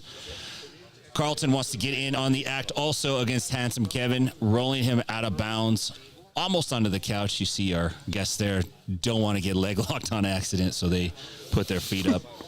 And finally, we have PJ Barch and Jett Thompson, the kid, having a little FaceTime. It is one mouth to another here. Neither guy wanted to smell the other guy's breath, apparently. They were pretty adamant about getting their hands up in the face. And I think eventually PJ had enough and just decided he was going to go straight for what he really wanted, which was the throat. To Jett Thompson's credit, it didn't really seem to bug him very much. He weathered the storm, fought for a draw, had a real nice night tonight. But yeah, a little rough play there out on the floor. You know, he actually mentioned that he wasn't pleased with his performance, and I didn't want to go too far deep because it's only night one, but if you have a match like that with PJ Barch, you have a very bright future. So yeah, I'm doing that to PJ Barch. Yeah, I'm retiring. Yeah. Legitimately, I'm not sure. Maybe in retrospect he'll have it, but I know he wanted the submission, so there is that. But well played for him, and the other parts of the clips you brought out as very well. I think what we might need to do on the show is advise people in the chairs how they're supposed to avoid any kind of injury, because I'm seeing a lot of this happening. So I think we need to maybe give a tutorial tomorrow on how not to get injured. Frames are important. What a good instructor he is. Jake, you also put together a package. I'd love for you to walk us through this. Go right ahead, sir. Yeah, I was at the same vantage point as Tim, seeing all these submissions. Season 3 champ David Evers gets an outside heel hook. He was an absolute submission hunter today. Davis Asare, I believe he actually came away with the most points scored out of any PGF athlete. Takes out Jamie Carnall with an interesting look at a back triangle. And then this young man, Jett Thompson, gets the footlock on John Combs. A huge upset and a rising star that kid is. And then you had him in the chair, Daniel Sathler. Flying armbar submission, no controversy there. Gets up, celebrates, and takes the back of Samson Phommabout. My goodness, absolutely hunting for the submissions, rolling through. He's so aggressive, Raph, and he's so precise. It's just such an exciting competitor. And I'm sure, yes, much to his chagrin was that last situation where he got disqualified for the jump guard, but I'm excited to see him the rest of the season. I mean, in my opinion, yes, there is controversy, but still batting 1,000. Like, still really exciting stuff. And what the athletes don't know is because they don't get to get points in that, but that still is pretty exciting to us. Like, nobody got injured. Ben Eddy's fine. That's great. But it did create a moment of chaos that even sometimes when we over here go points, no points, some points. Sure. We now got into a situation of like, I don't know, let's find out together. And I think that makes for compelling internet television, especially for those of you who are watching along at home. So, gents, I'd like to just ask this. I think it's too early to preview what is exactly happening tomorrow. We'll do a pre-show before the action tomorrow at 4 p.m. You can catch us here at 3:30 again. But I'd like to ask you, what are you most looking forward to tomorrow? I'll start over with you, Tim. Well, I'm most looking forward to seeing if, which I got the point scores, if Black Rifle puts some points on the board. They're actually at 0 on their team score today. Ex-Marshall is leading, which I think yesterday and earlier in the power rankings, a few of us had them 4th. They're actually in the lead today, followed up with first Phorm and then Black Rifles at the end.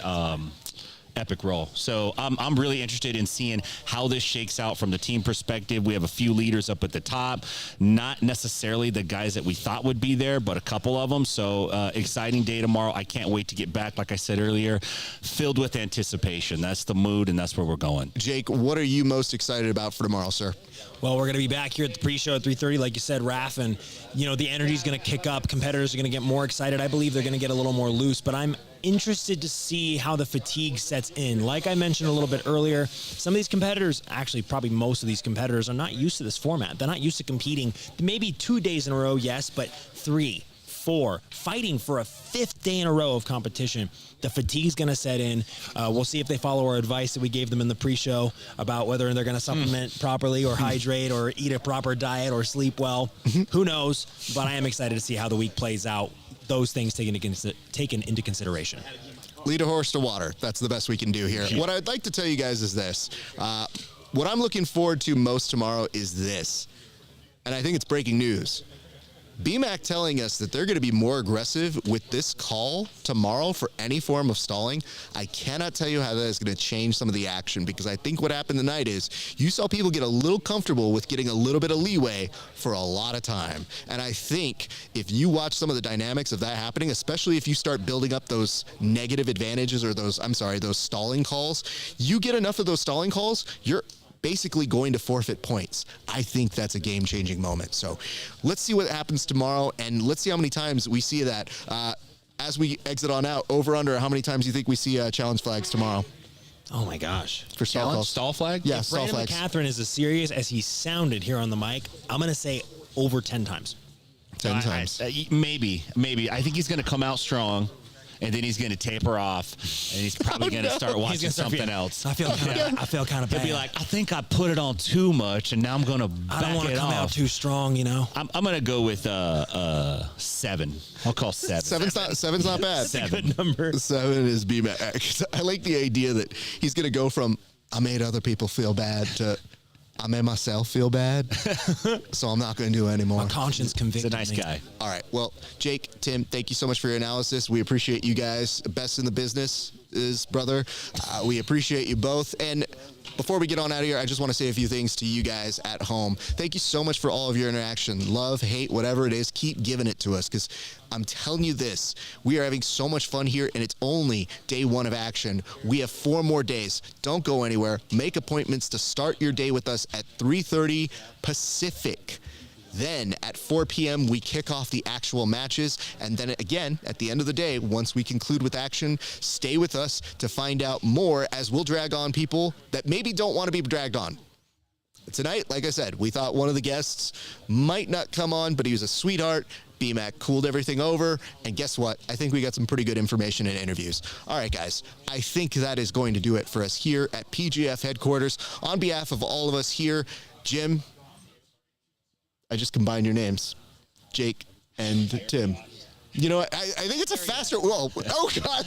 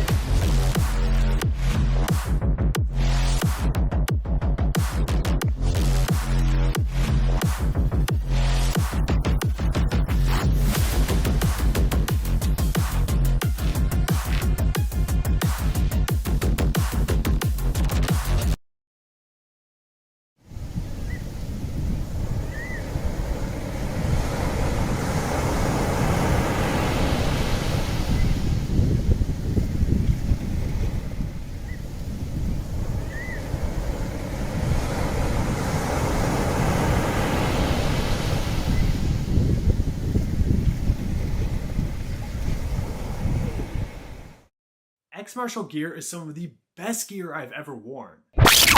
But wait, there's more. Fasten your Nogi shorts belts, because X-Martial's Dojo Roadshow is hitting the road, and it's nothing short of epic. Imagine this, an X-Martial team, an RV, and a mission to visit gyms far and wide. We're talking challenges that'll have you in splits, literally and figuratively. Meetings with the biggest personalities in the jiu-jitsu world, and a tour so wild, you'll wish your life had a rewind and watch again button. This isn't just a road trip, it's a rolling jiu-jitsu carnival, and it's all captured on our YouTube channel. Picture the funniest, most thrilling parts of jiu-jitsu, packed into an RV and sprinkled with that special X-Martial flair. The Dojo Roadshow is where the mats meet the road, and every stop is a story waiting to be told. So, subscribe, like, and get your laugh on, because X-Martial isn't just about changing the game, we're about making it hilarious. One dojo at a time. Don't miss out on the movement, the sponsorships, and the roadshow that's making history. One epic YouTube episode at a time.